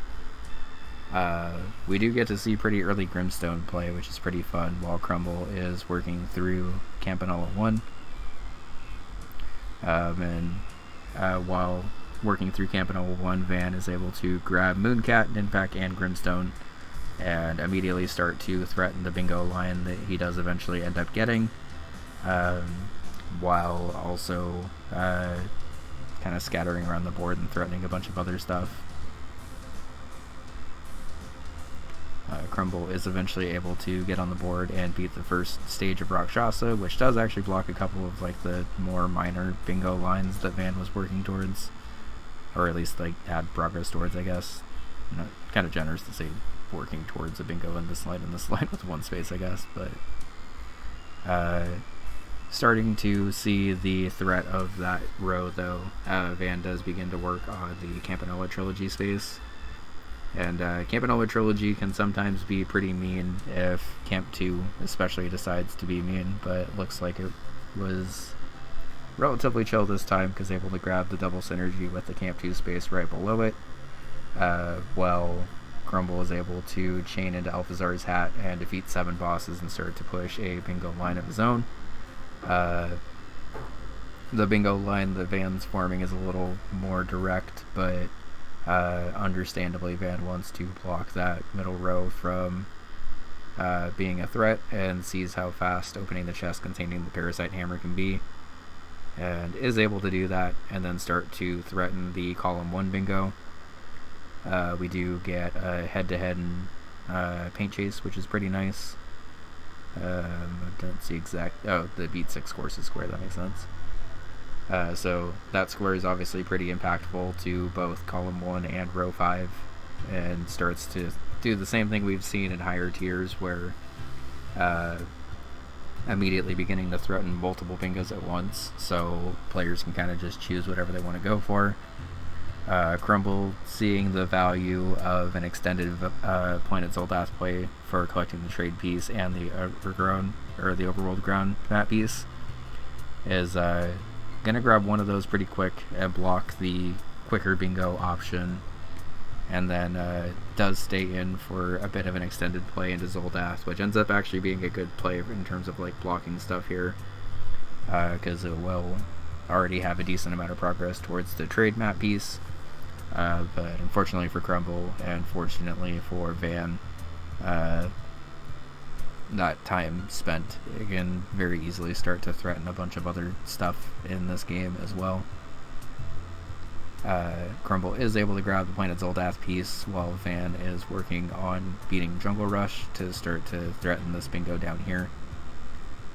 Jungle Rush is a kind of long level though, so during that time Crumble is able to grab another space in Bug Hunter and brings the score back within 6 to 10 and is able to get to the point where starting to threaten stuff. Jungle Rush is completely blind. Honestly, for being like completely blind, this is an extremely well played Jungle Rush then. Doing a good job of identifying the like main choke points here, here, and here, and building those up quickly definitely works out well. And able to grab that, go up 11 to 6, and start to threaten the row 4 bingo. And we do get to see some extended rail heist here, and by extended rail heist I mean starting rail heist and then trying to get another quick pull first, but we do get a head-to-head race in Barbuda to speak to 3 different Bean NPCs, which Crumble was a little bit farther ahead on, so able to make up a little bit of ground with the snipe there. Crumble effectively needs like every space left on the board in order to be able to win here. So I think seeing that, Van decides to go for the 2 longest spaces that are on the board, and basically just says to Crumble that you got to get everything that's on the board, including the really hard spaces that I've like been working on. And bet that it obviously ended up paying off for him given the results of the match.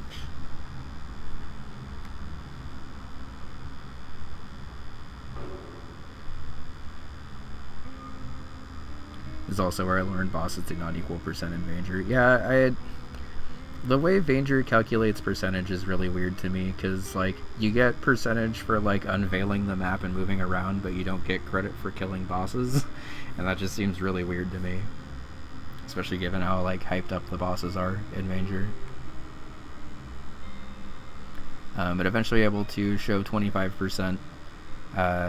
Crumble has done a pretty good job of grabbing the spaces that are left on the board to bring it back to within 9 to 12. While Van begins to work on the campaign hatchling game without using any miracles. Yeah, it's weird to me that it is that way, but I guess I kind of understand why it's that way. And then we get a head-to-head in Avianos after Crumble is able to grab another difficult space from Hyper Contender, and then is able to also grab that space, meaning that Crumble was able to come back from like 5-ish points down to bring this to a point where he could theoretically come back and win here. Both players are trying to figure out Rail Heist Devil Stars on the fly here, which is a pretty difficult Rail Heist goal to have to do on the fly. Like, even if you have the route for it, the Devil Stars are pretty difficult to obtain on some levels. And we do get a pretty intense head-to-head race here, but given the results on the board already, you can see that Van was able to pick that up. I think by the end of the race, Van ended up having like a level lead or so. So, very, very well played game by both players. Playoffs having a 13-11 almost blackout in quote unquote the lowest tier of bingo, although I think everyone is just really good at bingo now. Is really cool to see. So GG's.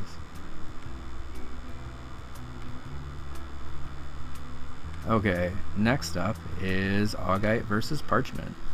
But yeah, very insane match, very well done, and definitely looking forward to seeing what y'all do in the future for sure. Alright, 2 more matches.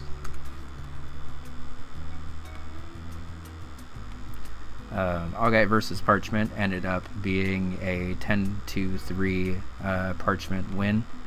Early in the game, we do get to see Augite popping into a Tactics, which is definitely a game that they've shown really good comfort with in bingo this season. And able to reach Lieutenant in ranked mode almost immediately into the match, as the first goal that's marked in C2 is really, really cool. Meanwhile, Parchment was able to grab 15 kills in Bug Hunter and then immediately pop into Paint Chase to start to threaten that middle row, and is able to do that as well. Augite, seeing the threat of that middle row, immediately pops into Fist Hell to block that, while Parchment is just grabbing the quick spaces that are here. Moving forward a little bit more, we do start to see players kind of settling into their own games, with Augite trying to collect 2 scrolls in one run for Campanella 2, and unfortunately getting Camp 2'd a little bit. While Parchment is now beginning to work on this diagonal bingo over here, is also threatening the far column bingo, but I guess a little less directly than Warp Tank / Gold Discs is. So I think that's what Augite is starting to work towards here. Meanwhile, Parchment is able to grab the Camp 2 space and then immediately start to threaten both the diagonal and far column bingo here. And seeing that the far column bingo also does block Augite's last remaining bingo opportunity, it correctly pops into this one first. And meanwhile, Augite looks like they are working on the Tactics gift again, which is pretty cool. But in this time, pretty threatening puzzler goal, while also trying to work on a gold disc really quick. Augite, meanwhile, is working on a tactics gift to try to get that, even though the gift square's already been marked off at this point. And Parchment just playing good, clean block wall, camouflage, and warp tank to be able to get through puzzler and grab the 10-3 bingo win. So once again, very well played by both players. The early game especially was really back and forth, and then after Parchment grabbed a couple of spaces that were linked together, Augite was sort of forced onto the back foot there a little bit more. But yeah, GG's. Any bingo in under an hour is pretty impressive, especially when you're threatening all of those different lines. There also might be an underground bingo match right now if Gertie's live. It's already 5. I wanted to play Pokemon today. I don't think I'm going to be able to. Yeah, I think one thing that's been pretty clear about today and recapping everything is every single game in playoffs was intense as hell. And it's pretty difficult to, even with like 5 hours of time, condense down exactly how many cool plays were being made throughout this week.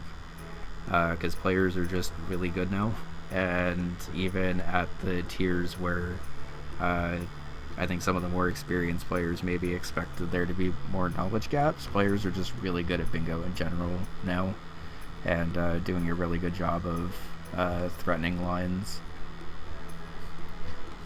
Hey Hugh, yeah, it's a good thing I did, because we're 5.5 hours in and finally at this, but we are recapping your match now, so... I guess as a heads up to anyone who has missed any of this recap will be going up on YouTube more or less immediately after stream's done today, and I might end up grabbing a little bit of dinner and stuff first, but I talked over it. We'll rewind for a sec 0-1 in Bengal. I assume it's the whole 3-1, because but yeah, looking at this board, Zoldath trade map piece as the center square is not necessarily the center square that you want to see, just because of how difficult that can be.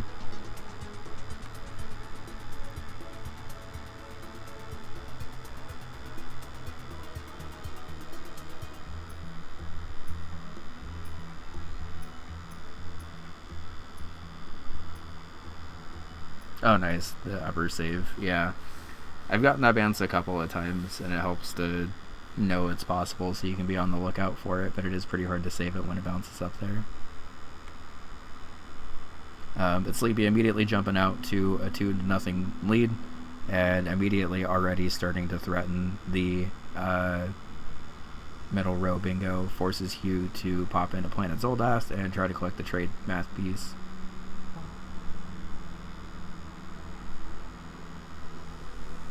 Yeah, I know that Hugh versus Sleepy was a really good back and forth game, even though it the final result looked like Hugh kind of just picked it up and went from there, but understandable to have a little bit of a hard start on this board, because while there are some quick spaces, even the quick spaces on here are kind of risky and difficult to do. And Camp 2 continuing to be Camp 2, and Planet Zoldath continuing to be Planet Zoldath for bingo.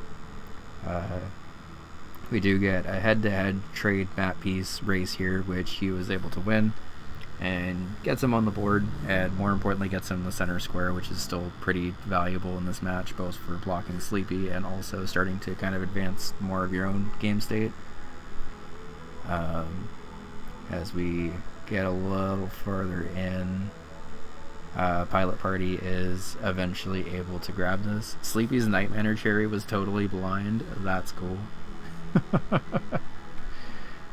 I love how many, I love, first of all, that we even got 2 Nightmare Cherries in playoffs, much less one of them being completely blind. But starting the threat of the middle column bingo here after reaching level 3 and grabbing Pilot Party. Hugh's now at the position where he's starting to threaten a bingo of his own, and Sleepy's forced to react to it. Reaching the Abyss and Porgy is a relatively fast goal, but winning 4 games in one tournament in Hotfoot can sometimes be pretty difficult. But even in C2, we're seeing the power of Edgar in games, which is pretty rad.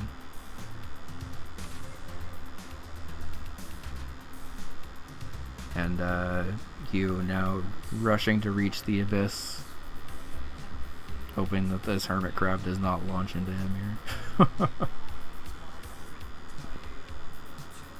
That hermit crab can sometimes be pretty chilly for that goal.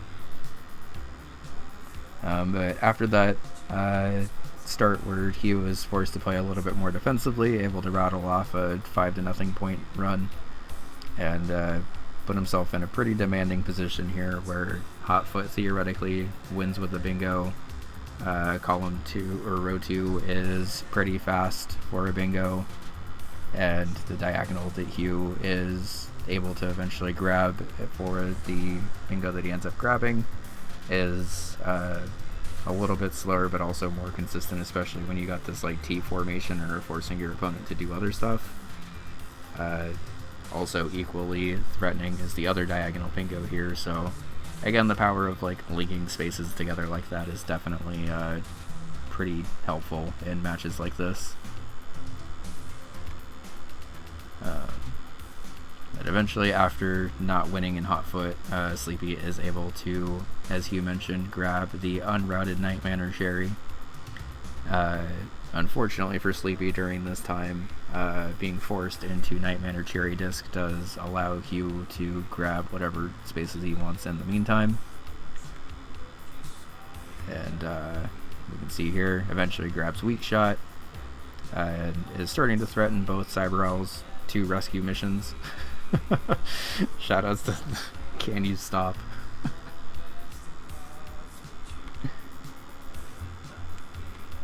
We do see a little bit of a head-to-head in Night Manor Cherry Disc, but Sleepy's eventually able to grab that, as Hugh then works into Cyber Owls to try to just end this game with the bingo, and is able to do it. So, very well played by both players. Sleepy definitely took advantage early in that match to jump out to a quick lead, but Hugh did an equally good job of staying calm and working through it, and eventually going on a run and grabbing bingos.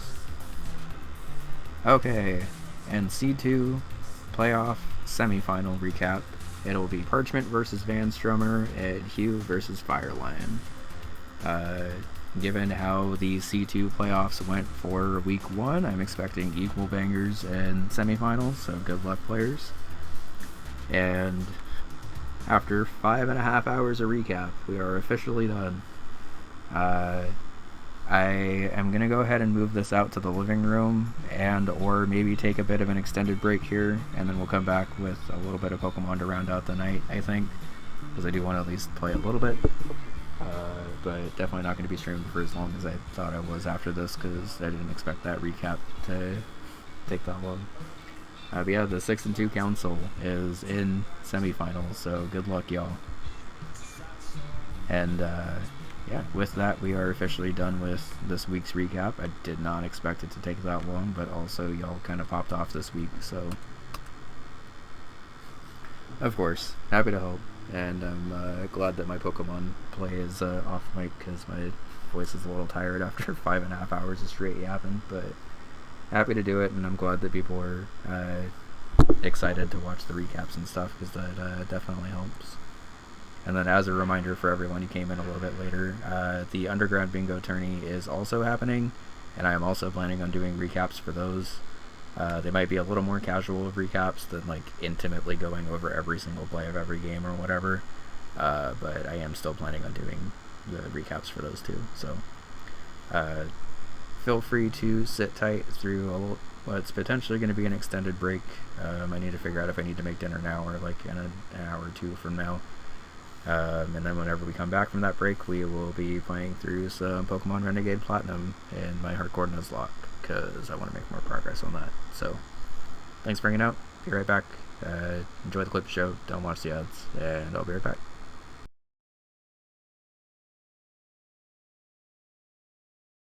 Was it?